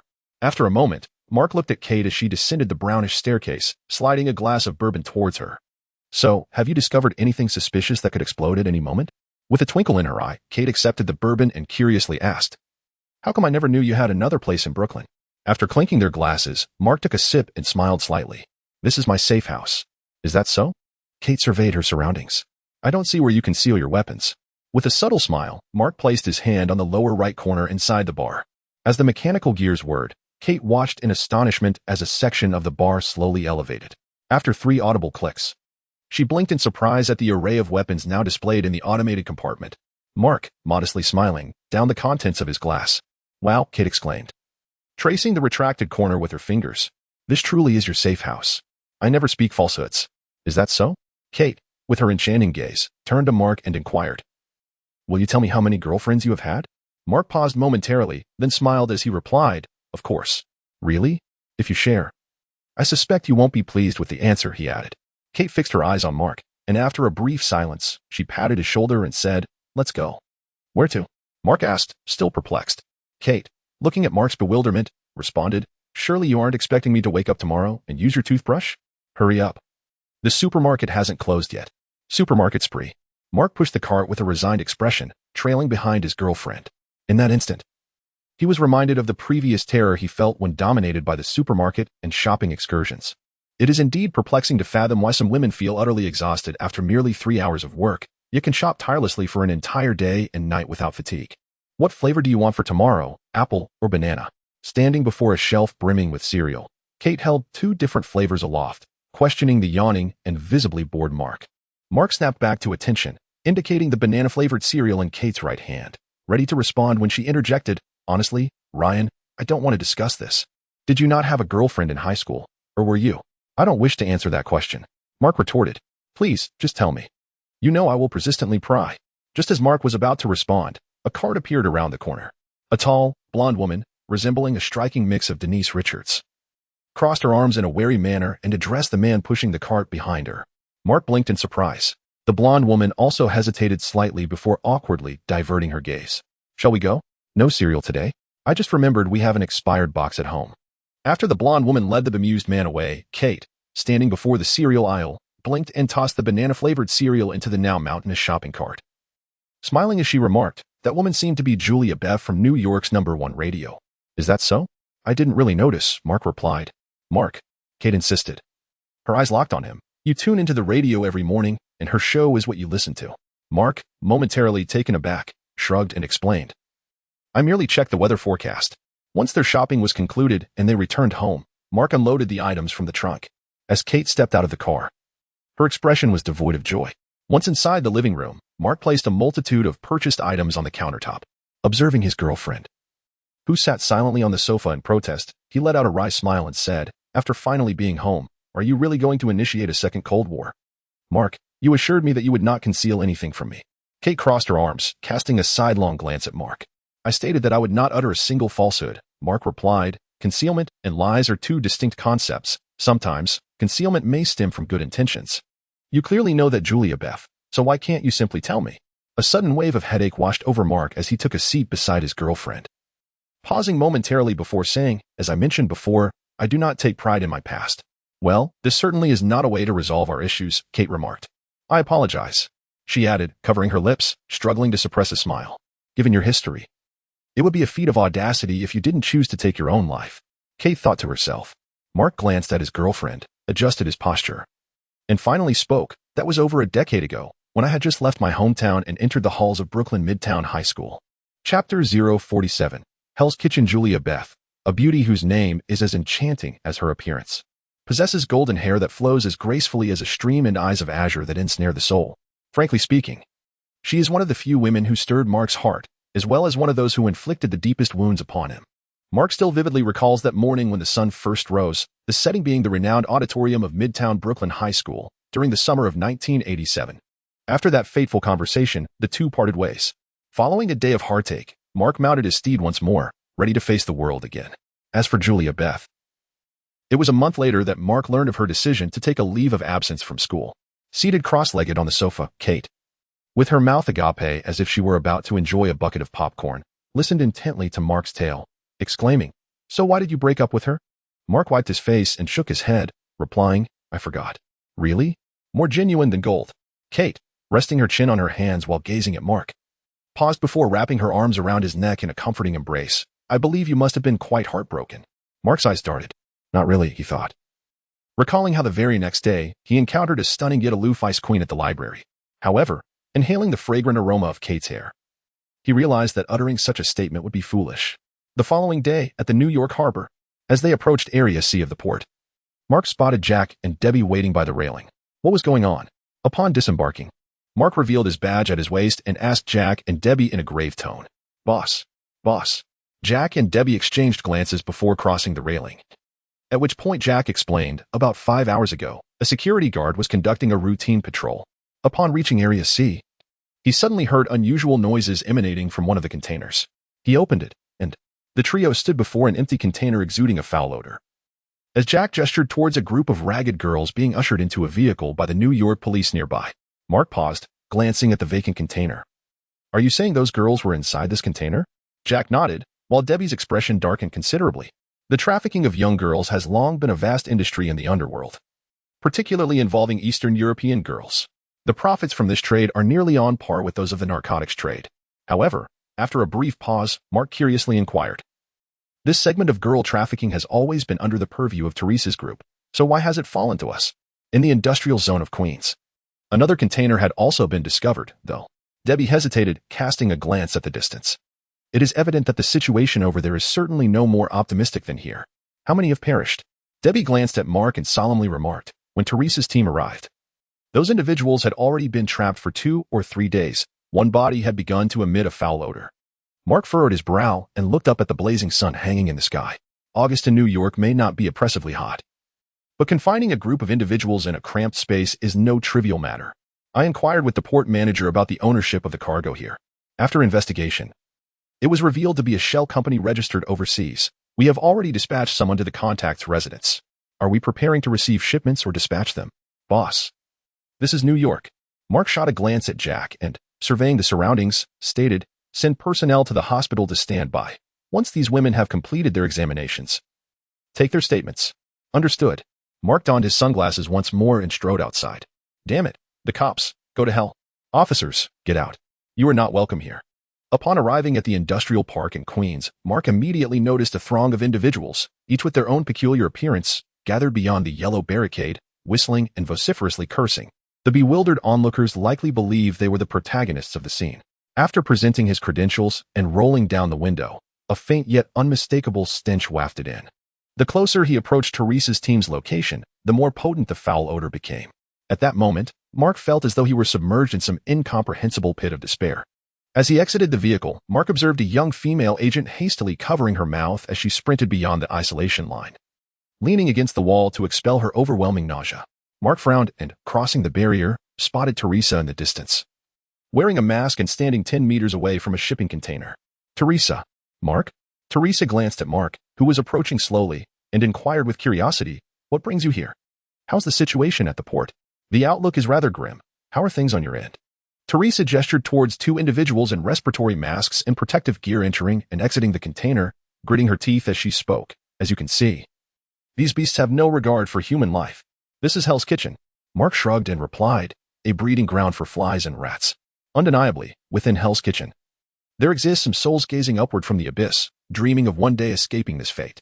However, the predominant elements of Hell's Kitchen are the incessant thieves, addicts, and those entangled with various gangs, large and small. There are also some bankrupt individuals mingled among them. When compared to this vast population, how many possess a kind heart? Let us not speak of the nonsense about being unable to leave this place. This is merely self-deception. Anyone with even a modicum of desire to escape this place, and who possesses a legitimate occupation, would have long since relocated. Those who remain are predominantly individuals without proper careers or idlers. Just last year, the New York City government, in collaboration with Stark Industries, the Osborne Group, and Hammer Industries, proposed the establishment of a specialized processing factory in the industrial area of Hell's Kitchen.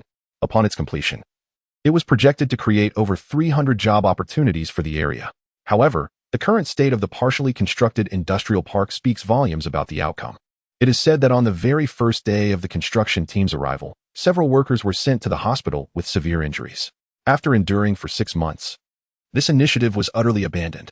Justin Hammer, in an interview, declared that he would no longer consider hiring any employees from Hell's Kitchen. Although Obadiah Stane, Stark's vice president, did not participate in any interviews, media sources revealed that 3 candidates who were unsuccessful at a recruitment event last year all listed Hell's Kitchen as their place of residence. Chapter 048, the Ex-Girlfriend series, is about to launch last year.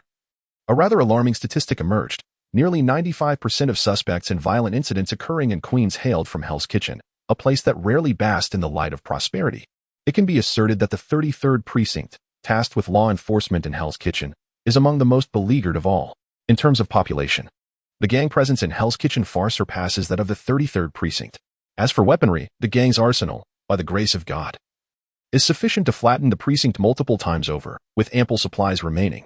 Upon returning to the office, Mark and Teresa convened to review the reports presented by Jack and Debbie. The incident had transpired in the port of New York, which is divided into numerous zones, with the remainder falling under the jurisdiction of New York City. Only Zone C is federally governed, though it may sound incredulous, such as the established protocol. 36 women were found deceased. We are augmenting our personnel and coordinating with the NYPD to conduct a comprehensive search of every container in the port of New York. Teresa remarked, her voice tinged with urgency. Mark nodded in agreement, lowering his right hand from his chin and turning to Byron, who sat behind him. I recall that Stark Industries released an interference-free thermal imaging drone 3 months ago. Could we procure one for our use? Let us give it a try, Byron replied. The Justice Department had plans to procure a batch of those drones last month. I will reach out and check. What is the total number of smuggled girls discovered thus far? Debbie, seated at the computer, responded to Teresa's inquiry, 3 containers, totaling 96 individuals. I just spoke with our agents stationed at the hospital. 3 have succumbed to dehydration and were pronounced dead. As for the others, without the doctor's consent, we are advised against questioning them. Mark interjected calmly. There are only a handful of organizations involved in the smuggling of young women into New York City. Jack, please contact the Organized Crime Unit and request their assistance with the investigation. Jack nodded in acknowledgement. Mark then turned to Teresa, stating, These young women smuggled from Eastern Europe are akin to gold. It is inconceivable that they would be left in containers without immediate arrangements for their release. To put it bluntly, the sooner these Eastern European women are available for work, the higher the profits, which start in 6 figures daily. If I were in this line of work, I would certainly prioritize their extraction from the containers. These are all greenbacks, and moreover, a sustainable source of income. You mean? Mark shrugged and continued, it is possible that upon the arrival of these 3 containers, the buyer was suddenly murdered. Or, I cannot say for certain. After a brief pause, Mark gazed at the images displayed on the large screen and concluded, regardless, let us first contact the Organized Crime Unit. Hell's Kitchen has always been a focal point for their surveillance. The group nodded in unison. Approximately an hour later, Jack re-entered the conference room, presenting a USB drive to Debbie before addressing the assembly. I just spoke with the Organized Crime Unit. After a brief pause, 3 distinct photographs suddenly illuminated the large screen. From left to right were Maguchi, Vera Constantine, and the Brandt father and son. Jack, directing his laser pointer at Vera Constantine, remarked, Vera Constantine, a notorious madam, operates an underground brothel in Hell's Kitchen, specializing in the abduction and forced prostitution of Eastern European women. Her accomplices are the Brandt father and son. Jovan, a Romanian, fought against the Serbs during the Yugoslav wars in the late 1970s and 1980s. He arrived here in the late 80s. Christou serves primarily as a liaison, coordinating with Vera Constantine. And then there's Maguchi. Maguchi, the head of the Gucci family, controls 60% of the illicit trade and human trafficking in Hell's Kitchen. At that moment, Byron entered, pushing open the glass door and addressing Mark. I just contacted our liaison at Stark Industries. The prototype has already been delivered to the New York port. Mark nodded, his gaze shifting back and forth among the 3 images on the screen. After a moment, he inquired, has the crime unit received any reports of gang-related shootings in the past couple of days? None, Jack replied, then continued. However, we have discovered that these 3 containers all originated from the same cargo ship. Teresa's eyes brightened, and she asked, where is that ship now? It has already left the territorial waters, Mark said with a faint smile, but before he could elaborate, the conference room door swung open once more. Supervisor Lewis. What is going on? The New York police just found a dozen corpses in an abandoned warehouse in the industrial district. Half an hour later, Mark, Teresa, Jack, and others returned to the half-constructed industrial area. They watched as the police personnel carried out body bags one by one. George, do you have any leads? Detective George from the NYPD, hands on his hips, pinched his nose and replied, the scene suggests a gang shootout. Have you identified anyone? Teresa inquired. George nodded. Looking up at the sky, one of the deceased is Jay Khan, whom we had been tracking about 6 months ago for human trafficking. He glanced at the last body being placed into a bag and turned to Mark, saying, to be honest, I'm not surprised at all. Mark smiled faintly, remaining silent. It had been previously stated that New York's underworld, while not insignificant, was not overwhelmingly vast either. Last year, the underground scene was rife with violence. Yet as the timeline approached the millennium, it seemed to settle into an unexpected calm. The various clandestine industries, shrouded in darkness, have nearly ceased to be distinctly classified by explicit regulations. There are those who specialize in ecstasy, and those who operate brothels. The underworld is an existence far more exclusive than the world of light. A disruptor is an unwelcome sight for those inhabiting this shadowy realm. Nevertheless, while conflicts may arise, they fall outside of Mark's jurisdiction, allowing him to feign ignorance. In this world, where light exists, so too must darkness. Mark is not one to be bestowed with monumental responsibilities. His pursuit is to maintain personal integrity, especially within the perilous Marvel universe. Yet, every case that reaches Mark's hands is invariably resolved triumphantly. This time shall be no exception.